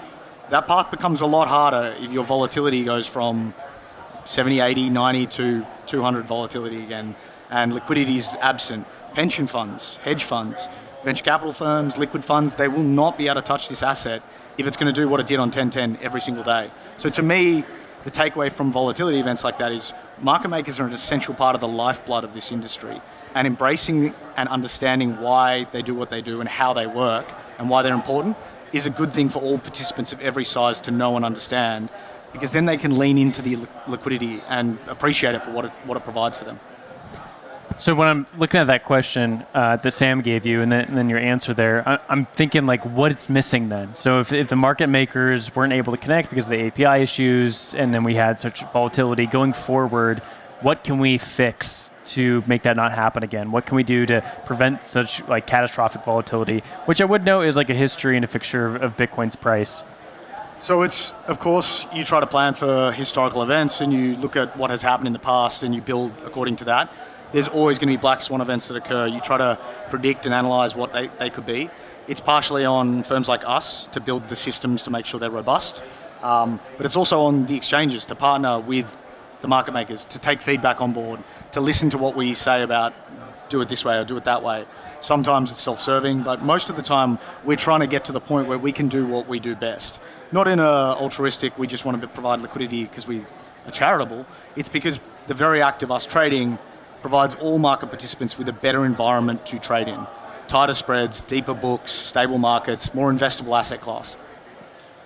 Jason, I want to pull on something you said earlier, which was that the sort of health and liquidity in the DEXs seem to hold up a lot better than in the centralized exchanges during these big volatile events. Can you tell us a little bit more about how does a centralized exchange manage that and how can they work with you guys? Yeah, so centralized exchange, obviously by the name, is a centralized group that's building and runs their systems independently at their own discretion. Decentralized exchanges have seen explosive growth, especially in the recent months. The perp-dex narrative is back. We've seen things like hyperliquid scale at hyperpace, not to use a terrible pun, but at hyperpace you've seen things like Lighter come on board. Volumes have shifted there. Now, it's not just because there's airdrops, it's not just because people are speculating on hyperliquid or Lighter, it's because the user experience is good. And when I talk about user experience, I'm not saying what is it like to use it on your mobile phone or on your desktop. I'm talking about the experience of trading on there. So do you feel like you're getting ripped off? Is the slippage bad? You put your orders in and they get cancelled?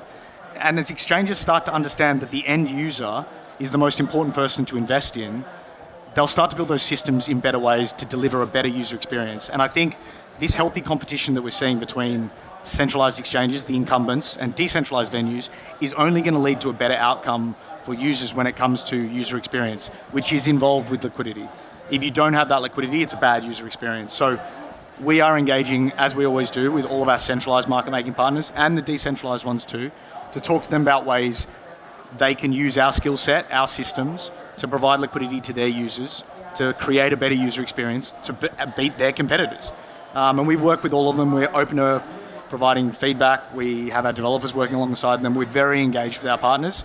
And I think over the next few years, as that competitive landscape shakes out further, they will embrace more and more of that dialogue and discussion, because you can't just build a product, have it sit stagnant, and then wonder why perp dexes are coming up and eating your lunch. You have to invest in the future, and I think the exchanges will do that. Tell us a little bit about building in Hong Kong and how your firm has been expanding here. You said 50 employees or so are in Hong Kong. Where do you see Hong Kong being in the center of not only crypto, but TradFi going forward? Yeah, I mentioned this on stage earlier, but I think the announcement earlier this morning by the chief executive on a recorded message to Hong Kong was obviously very inspiring and great for the city. One of the first times he's spoken at length about the digital asset industry. To me, the playbook that Hong Kong will run, I have no doubt about this. I've been here 13 years and plan to be here for at least another 13, if not longer. The playbook they will run, they have run before. In the 80s, 90s, and 2000s, Hong Kong acted as the hub for traditional financial markets to access Chinese capital markets and the East. And they know that worked. It created a boom in this city. It created major financial flows between the East and the West. And it worked and drove massive economic growth for everyone who's involved. There is no reason why they shouldn't run that playbook back again. And if you look at China's approach internally to digital assets, having Hong Kong as a key access point is beneficial to them in allowing them to run and manage their agenda accordingly. But it also allows Western capital markets to get into the East as well. So to me, if you run a cross-section across all of Asia, Hong Kong is the only country that really fits the bill. I think you've got very few countries that have the sort of financial infrastructure pipes already built up because of the traditional financial setup, and plus the attraction to even expats like myself, that it's a very easy city to live in and work in. And I hope to be here for a long time. And I honestly think Hong Kong will become the center of Asia, the center of digital assets globally. All right, so Jason, we'll have to wrap it up there. Thank you as always for stopping by. Great seeing you. Thanks. Good to see you guys again. Thank you. That was Oros Chief Commercial Officer, Jason Atkins. We will be right back. History doesn't just happen. It's built by the bold, the brave, and the bullish. Consensus Miami is where crypto, culture, and trillions in capital converge, and ideas that fuel institutional scale are sparked. A place for those who refuse to settle for the status quo. The builders reprogramming the future of finance through every deal and decision. Breaking boundaries begins with being there. Experience the epicenter.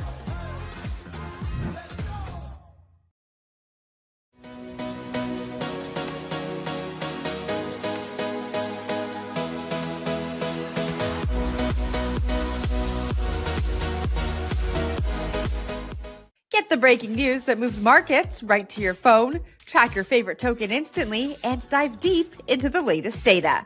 Download the CoinDesk app today. And welcome back to CoinDesk Live from Consensus Hong Kong, brought to you by Hex Trust. Are meme coins dead? Our next two guests have some answers for us. Joining us now is co-founders and CEO of 9gag, Ray Chan, and Bonk core contributor Nam Bonk. Ray and Nam, welcome. Thank you for having us. Thanks. Great seeing both of you. I think we all spoke last year at this event. Back then, the meme coin meta hadn't happened yet, about a year ago. It was just really building. And we saw a crazy year in meme coins. So do you think that was just a flash in the pan, or are we going to start to see more meme coin cycles come back? I think meme coins is probably the second most asked question in crypto. After, is Bitcoin dead? Right? So I would say that if you look at the history of crypto, right, other than Bitcoin, other than public chain, meme coin is always there. Right? So I would say that it's far from that, right? But there are always ups and downs. There are always, sometimes they get more attention, sometimes they lose their attention. Yeah, I think you've run into the situation where if you look at the broad market sector in meme coins, they're alive and well, and they're continuing to do what they've done since people first started, experimenting with a lot of these different areas, whether it was colored coins or whether it was the different areas of building these out. Like, they're a very interesting and exciting way for people to experiment with the things that then become technical standards. Dogecoin is a great example for everything around the Dogecoin dark forks that ended up creating what a lot of people think of as proof-of-stake networks today. Are individual meme coins dead? Probably. That is an unfortunate situation, but these are much closer to crypto startups than I think a lot of people give them credit for, where the point of teams iterate rapidly and organize things. And the best memes, I think, either have very strong community or very strong technical support and ideas behind them, where they're going to be able to continue to get people very excited and pushing forward with their new initiatives. Outside of that, I think the sector is going to continue to grow, and the secondary effects of that sector, which is trading infrastructure, all things that I think a lot of teams look at in DeFi, will continue to accelerate, and that's where you're going to see the additional benefits. We had Anthony Scaramucci sitting there about 2 hours ago, and we talked about the effect of meme coins on Solana and how institutions viewed an investment in Solana. And for him, his standpoint is, hey, if a meme coin can have huge volume on this chain, why can't a stock? Why can't RWA? This is just a proving ground for actual assets. Now, you guys might say meme coin is actual assets, but he might differ with that, but it seems like you guys kind of come to the same conclusion. That being said, a lot of other institutions might not come around to what you guys are saying, or even what Anthony Scaramucci is saying. How do you guys kind of talk to the institutional investors out there that might have an interest in meme coins, or is that just completely different sides of the room, no intersection at all? Yeah, I think Ray also has a lot of experience in terms of what he's been working on for the meme strategy. And what I've been working on the professional and institutional side of Bonk and BNKK as a public company is there is a certain level of these memes where people are interested in not only trading volatility, but also the value of the underlying community or products that are a part of these areas. When you talk about pure meme coins in terms of this idea of just a speculative group where you believe that a lot of people are going to go up or down, we had meme stocks as something that people were trading very, very heavily. I think GameStop's probably the most famous of them. Tesla was for quite a long period of time. And I think you could look at the recent rise in precious metals, right, as also a meme, right? It's something, a frenzy where people are getting very excited and trading these things very heavily. Does that mean that, institutions and family offices are all going to be buying, the next meme? Maybe not. But the idea still goes into the fact that, again, these are useful either community metrics for liquidity tests, for interest in a certain area, or for bug testing layer ones and various strong areas.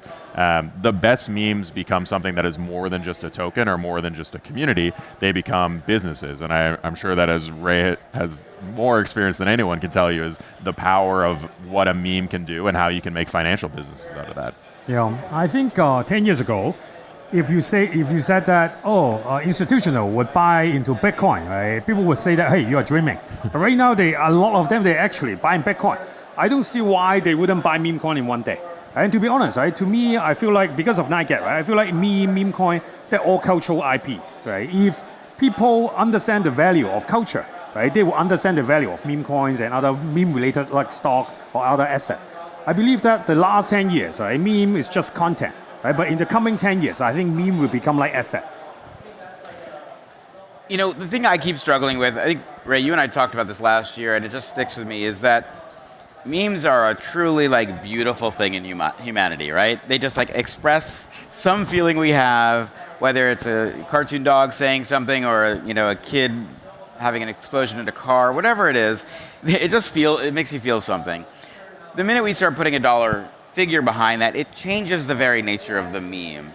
And I think about the ways that music sort of culture propagates and fashion culture propagates, and even though there is financialization, it's not at the forefront. Meme stocks seemed like, with the exception of a Pepe or a Doge or a couple of these tokens out there, that it was, let me capture attention right now. The people who really know how to play the game kind of buy it on the way up, and everyone else buys on the way down and loses money.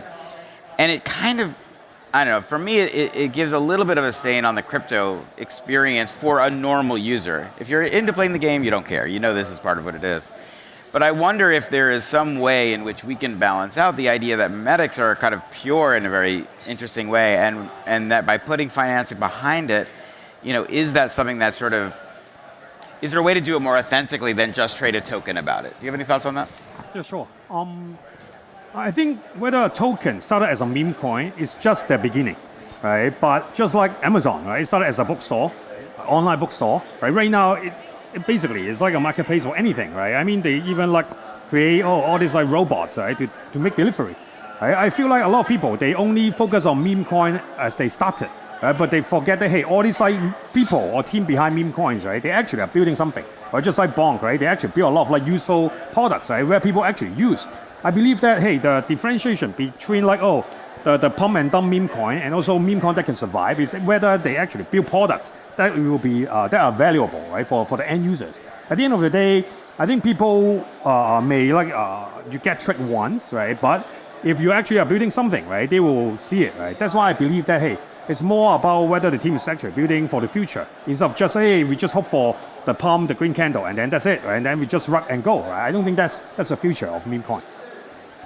Yeah, I think a lot of this also goes into classification or a communication issue around what are digital assets inside of the space, right? There was, at this time last year, right, we were talking through the idea of what does it mean for a token to be listed as a security versus a commodity or something in the middle? And we now have a very broad idea, especially in the United States, but in other jurisdictions, of what is a digital asset and what does that actually entail, right? A token is not equity inside of a company, but it can act as pseudo-equity in a lot of different areas. A token could be something where it's akin to a voting right? That goes a little bit more into a security. Or it can just be something that people speculate on, like coffee, sugar, pigs, anything of these sort of areas. That doesn't necessarily make them good or bad, but the problem is that we don't have a really good metric for defining like what is a pure meme coin or what is a utility meme coin or what is a revenue meme coin or you know, even the valuation. I think now that people are going into various L1 and L2 tokens is like, why should a gas coin be expensive? That works against the value of a network, right? Like why should these things have a certain valuation versus trying to be as cheap or as zero fee as possible?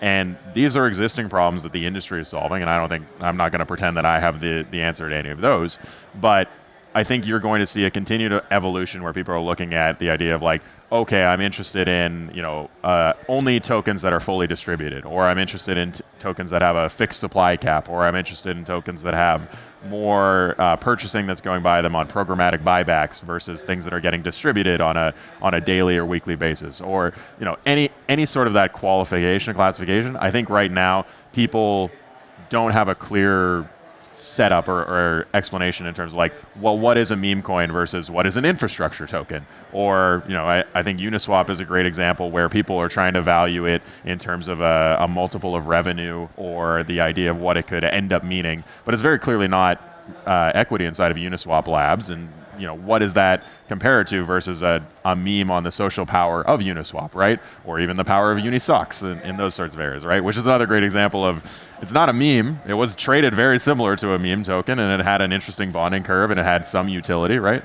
There's all these different areas where I think the broad term of meme coin needs to get pared down quite significantly and reclassified into what these things actually mean. All right. Well, thank you, Ray. Thank you, Nam.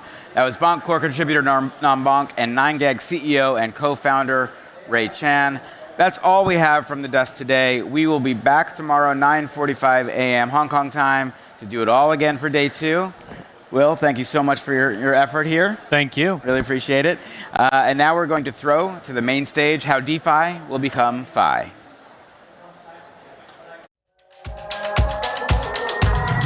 What's the benefit of crypto? Better, faster, cheaper? Crypto is absolutely a way to survive. They're cheaper, that they're faster, that they're more transparent, they're more modern. Cut through the noise with something powerful. Katie bar the doors. $1 trillion will come and index that asset.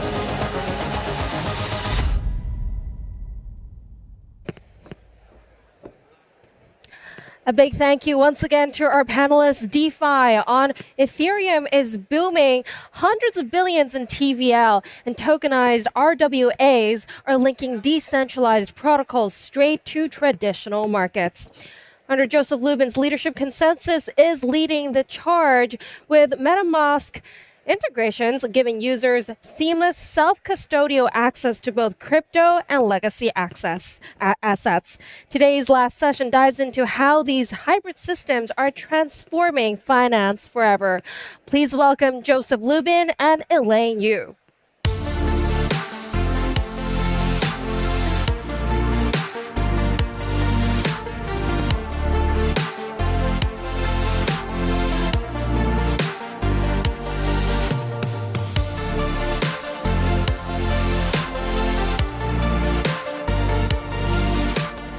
Hello, everyone. My name is Elaine Yu. I'm with CNBC, and joining me today is a very special guest, Joe Lubin, CEO of Consensus.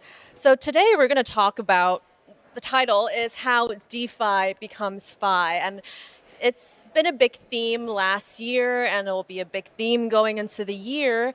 And I just want to start by setting up the conversation with the markets these days, right? We're seeing a lot of volatility.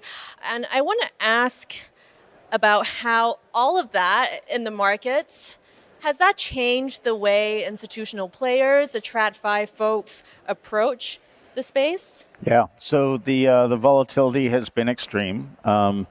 I credit the traditional economy for a lot of the volatility. I believe that we're essentially at the end of a roughly 80-year monetary and debt and generational super cycle.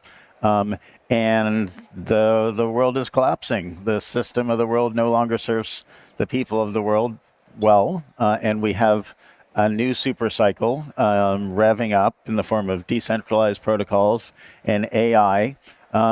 And the financial institutions understand that. The traditional finance, whether it's centralized securities depositories like DTCC, Euroclear, Clearstream, whether it's major stock exchanges, whether it's regulators. Finally, in the United States, the regulators are embracing crypto.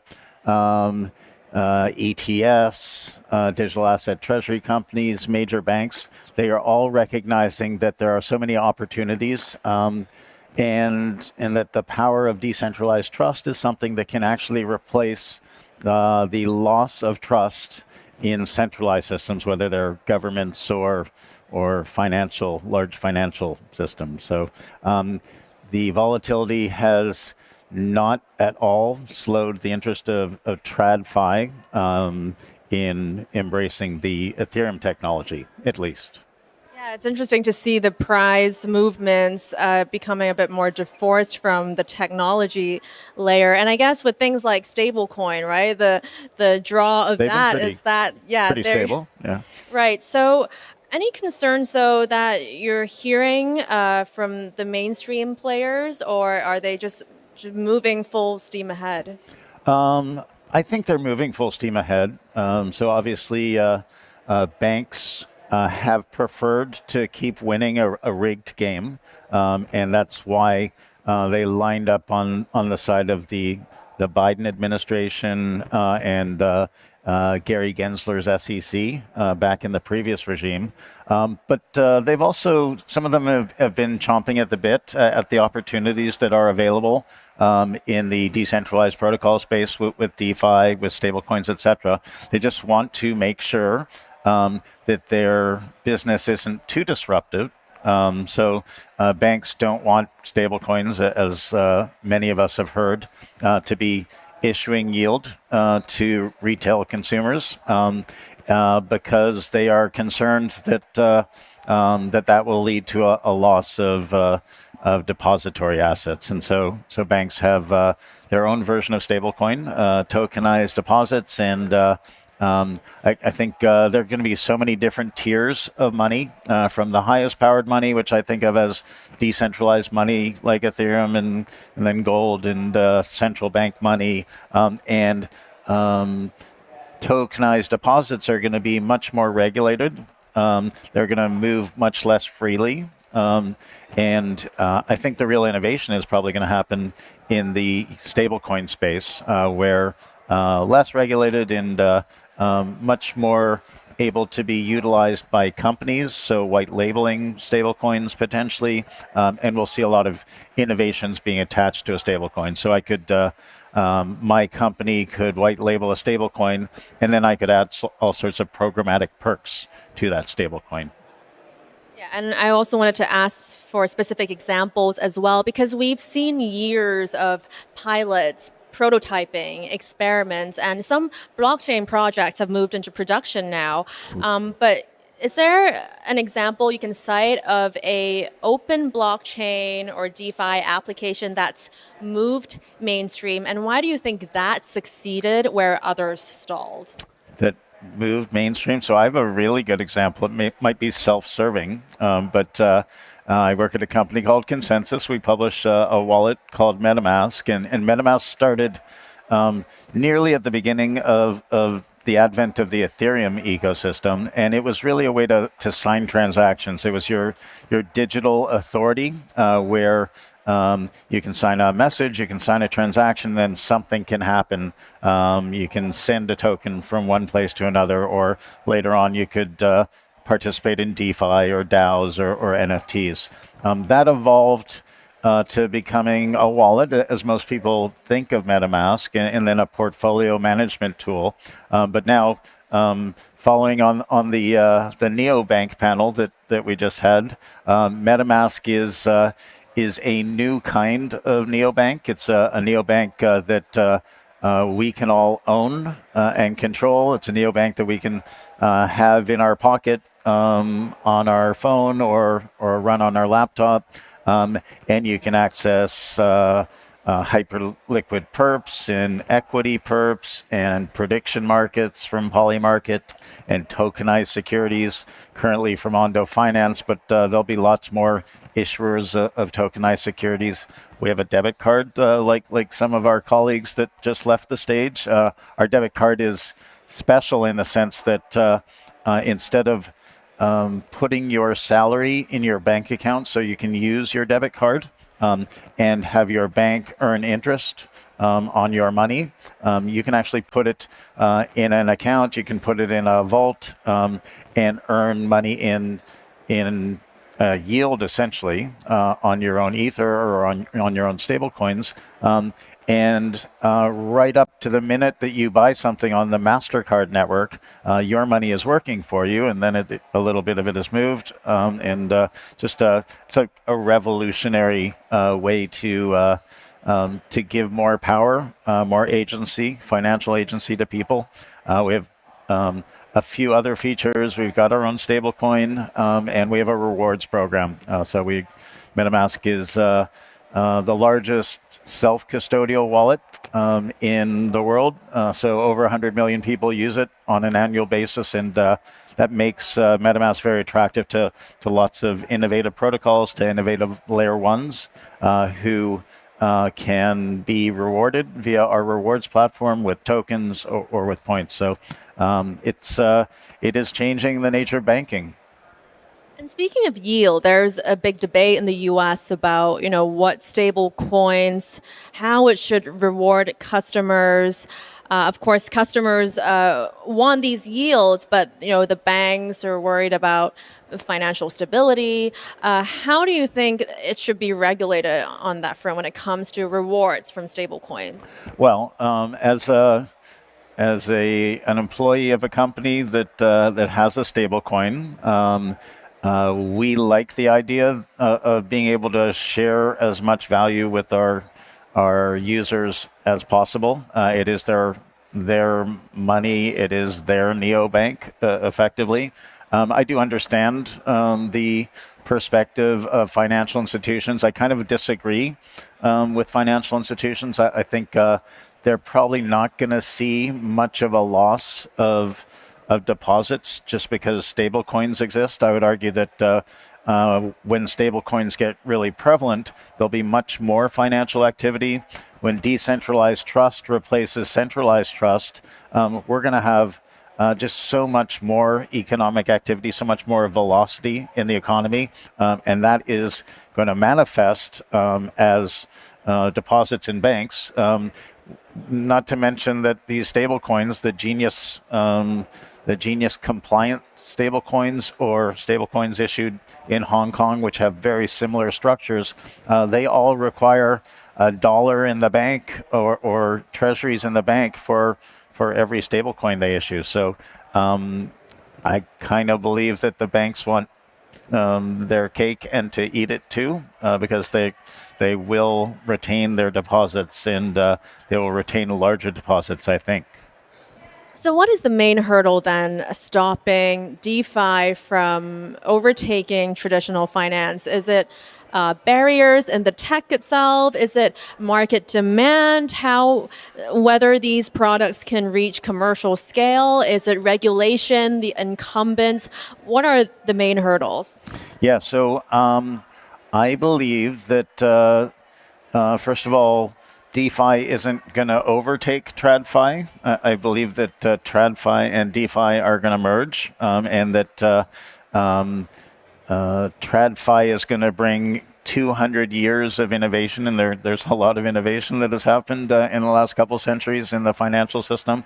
They're going to bring some of that as forcing factors to DeFi to help it mature. But decentralized trust and much faster rails and tokenizations of real world assets and money, it's just, it's going to be a revelation to anybody who sees it in DeFi. So DeFi is now roughly as safe as traditional finance is. And so that may be a controversial statement, but the blue chip DeFi protocols are very safe.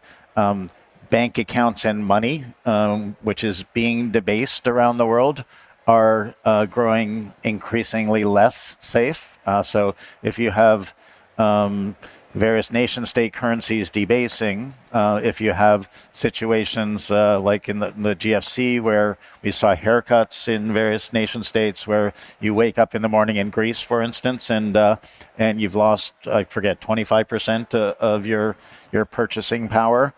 So we're moving, at the end of the super cycle, we're moving into a much more dangerous period in the traditional finance system. And if you compare a debasing and increasingly unstable financial system with a financial system that has grown by orders of magnitude since the advent of Bitcoin and since the advent of Ethereum, people now have the option of investing their money in a vault in DeFi and earn, call it 4% or 6% or something like that, on top of a money that's been increasing in value. It's certainly volatile now, but if you squint your eyes and you plot the price of Bitcoin or Ether on a semi-log graph, since the start, it's been going pretty much up and to the right quite smoothly. And so smart people in DeFi recognize that. In the US, if we get some legislative clarity so that financial institutions, so that enterprises can put their money into higher yielding platforms, can lend and borrow. I think the floodgates in terms of the use of DeFi by institutions are about to open, and that's going to be a forcing function for DeFi to get better and better, to make itself more and more accessible and usable. And so I think 2026, we're probably going to see a real breakthrough in the use of DeFi. And what's the prospect of the U.S. Clarity Act? You were talking about U.S. regulations that can help usher this forward. They're facing delays now. Yeah, what do you think? How do you think that will move in the coming months? It's been even more volatile than the markets. So I am not a legal expert. I talk to lots of legal experts and policy people. The most recent statement that I heard was that it's looking like there will be some concessions on both sides of a couple of different issues. There's still the issue of whether legislators or politicians can actually participate in either equity investments or token investments. But it sounds, as of this afternoon, it sounds like this could be worked out in the next month or two. But don't, that is not financial advice. Got it. And I want to talk about Ethereum. So, in the past, Wall Street firms, banks, they have been wary of public blockchains, but we've really seen them heavily adopt the Ethereum network, layer 2 especially, and with EVM compatible blockchains. So Ethereum is emerging as that settlement layer globally, increasingly, with Wall Street firms, coming into the fray. There are obvious benefits to having a unified settlement layer, say on Ethereum, and there are competitors too, perhaps Solana, others. Are there any risks to relying on a single chain? Relying on a single chain. So it depends which chain it is, I think. Bitcoin was formed a long time ago, and it was a special period in which Bitcoin had the ability to innovate and favor rigorous decentralization and create this this new kind of trust, decentralized trust, the most powerful trust known to humanity. And so it established itself as decentralized money, or certain aspects of money. Ethereum took this invention of decentralized trust, and because it was built by software developers, it built a platform for software developers to build anything they wanted on decentralized trust. And Ethereum was also formed at a special point in time where we had the luxury of a bunch of years to keep building and scaling and making it affordable and usable, all while doing the hard thing, which was keeping it rigorously decentralized, because that's where you get decentralized trust from, and some side effects of that are credible neutrality and censorship resistance. So when we have been speaking to traditional finance organizations, whether they're deep infrastructure in the money space or in the security space, we find that we're on the same team. We find that they want the most trustworthy systems. We find that they want the kind of modularity that can separate different kinds of functionality so that they don't break together, or so that there aren't conflicts of interest, separations of concerns, essentially. And so if you look at the era of private permissioned blockchain, a huge amount of that work has been done in the last few years on Hyperledger Besu, which is an Ethereum client. It's an Ethereum client that our company Consensus contributed to the Linux Foundation. And so whether it's DTCC or Citibank or just so many financial institutions, not just in the US, but around the world, they all already use Ethereum, but in a private permission context. And so now that they've been given permission, or are being given permission, in the process of being given permission by regulators to move on to public blockchain and benefit from issuing real world assets on a rigorously decentralized platform like Ethereum, or participating in stablecoins and DeFi, etc., they are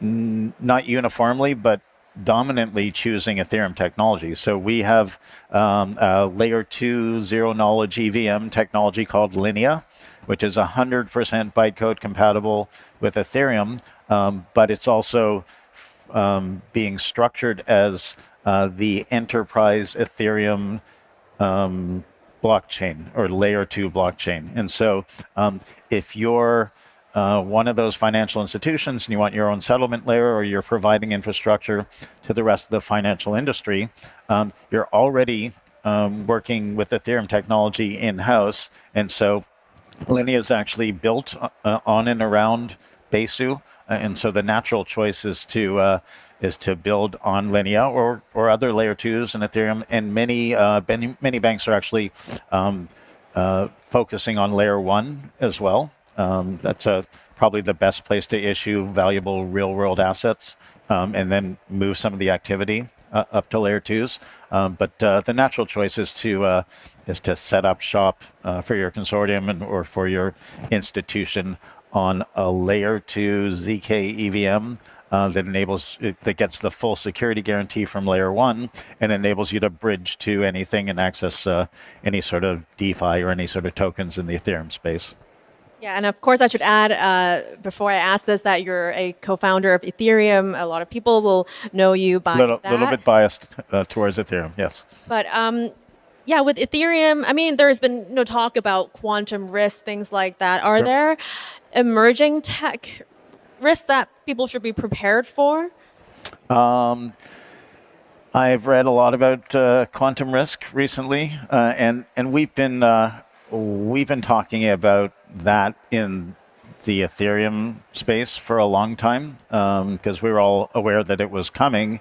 It was always 20 years away, and it may still be 20 years away, but then this AI thing happened, this ability to bring machine intelligence to different disciplines, whether they're scientific disciplines or technological disciplines, and maybe create some sort of boom magic event that suddenly cures cancer or suddenly makes cheap nuclear power rapidly available, or enables quantum computers to become relevant much sooner than many people think. So there are lots of really smart people that think it is still 15, 20 years away. There are lots of smart people who think it might be as soon as 5 years away. So let's call it 8 to 10. And Ethereum is not perfectly ready right now, but a bunch of the components are already being made quantum safe. Signatures are moving from a vulnerable technology to a hash-based technology, which will be invulnerable. So Ethereum will be just fine within 2 or 3 years. Other blockchain systems will be just fine because there are solutions. And the only concern is Bitcoin, actually. So Bitcoin, Satoshi Nakamoto, whoever they are, please come back and upgrade your accounts, because otherwise some quantum technology company is going to be able to come along, and for each one of the addresses that hold 50 Bitcoins that Satoshi mined, they will be able to crack that code and move those tokens and potentially end up with quite a bounty. So it's a complicated, perhaps existential threat for Bitcoin.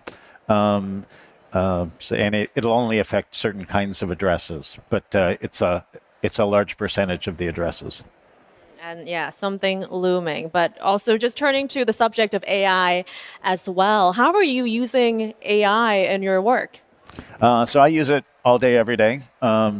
Every time I need to do something that requires some information, some analysis, I generally use Gemini. It's very strong. There are other great tools that I use as well. Internally, we built our customer success database so that customers can interact with it as a first layer, and it is could call it beloved. It's very well received, and if necessary, it passes our customers off to humans, and they're also very well received. So we have a truly great customer support system. We have a lot of software developers who are making use of Claude and other systems to help them write software, and we have this phenomenon going on right now that you're probably all aware of, where ClaudeBot emerged and morphed into MoltBot, morphed into OpenClaw, and so there's this tremendous innovation where people are setting up either one agent or swarms of agents, and giving those agents personas so that they can participate as a team, giving those personas different skills, hopefully isolating those agents on their own special computer, because you don't want to give the agents too much access to your personal information or your wallets. And so MetaMask was already used by some of these agents, and we're rapidly working to make our APIs more fleshed out. So agents can actually use the visual user interface of MetaMask, but we also have a programmatic API interface, and so we're trying to make that much more capable as rapidly as possible, so that agents can speak computer language basically to their MetaMask, and we have a system that we released quite a while ago called the Delegation Framework or Delegation Toolkit or SDK. And that's a system that is going to enable agents to have more granular control, more power, either over an account in my MetaMask or their own MetaMask setups. And we can do that with what's called least authority. So we can really circumscribe very explicitly what sort of privileges the agent has over an account on MetaMask. So you can tell an agent a whole bunch of things like don't publish my private key on 4chan or something like that. But you can't guarantee that the agent is going to listen to any of your instructions, and you can't guarantee that it isn't just going to go, oops, I misread that. I'm sorry, I published your private key. So this way, it's not going to be possible for the agent to do something that would expose your private information or send some of your assets away outside of the budget that you give it.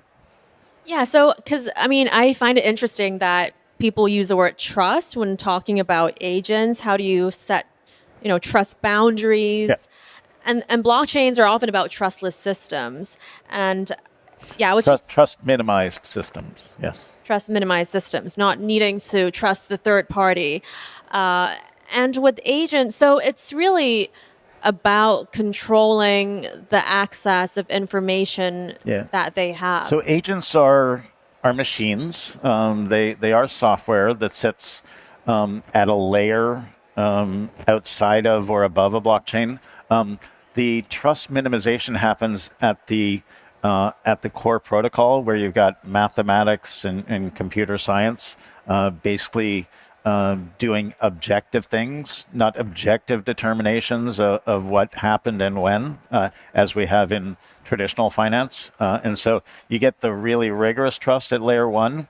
If you write your layer 2 correctly and you interface it to layer 1 correctly, you get basically the full security guarantee of layer 1 at these layer 2 blockchain networks. And so in this way, we've been able to scale the power of decentralized trust to a lot more computation environments. But then if you have some sort of program, prediction markets, or a DAO potentially, where you've got people who are participating in progressing the work of the DAO, you have subjective systems there. They're just perhaps more transparent. They can be more decentralized, but not really rigorously decentralized. And so as humans get more and more in the loop, or agents even get more and more in the loop, you can have reputation systems and things like that, but you don't have the same sort of objective trust that you have at layer 1. That's where the gold standard of trust resides. Yeah, so we'll see where all of this develops. I see that we're running out of time, but fascinating stuff. Thank you so much for joining me, Joe, on this conversation, and thank you to our audience as well. We're up all night to the sun. We're up all night to get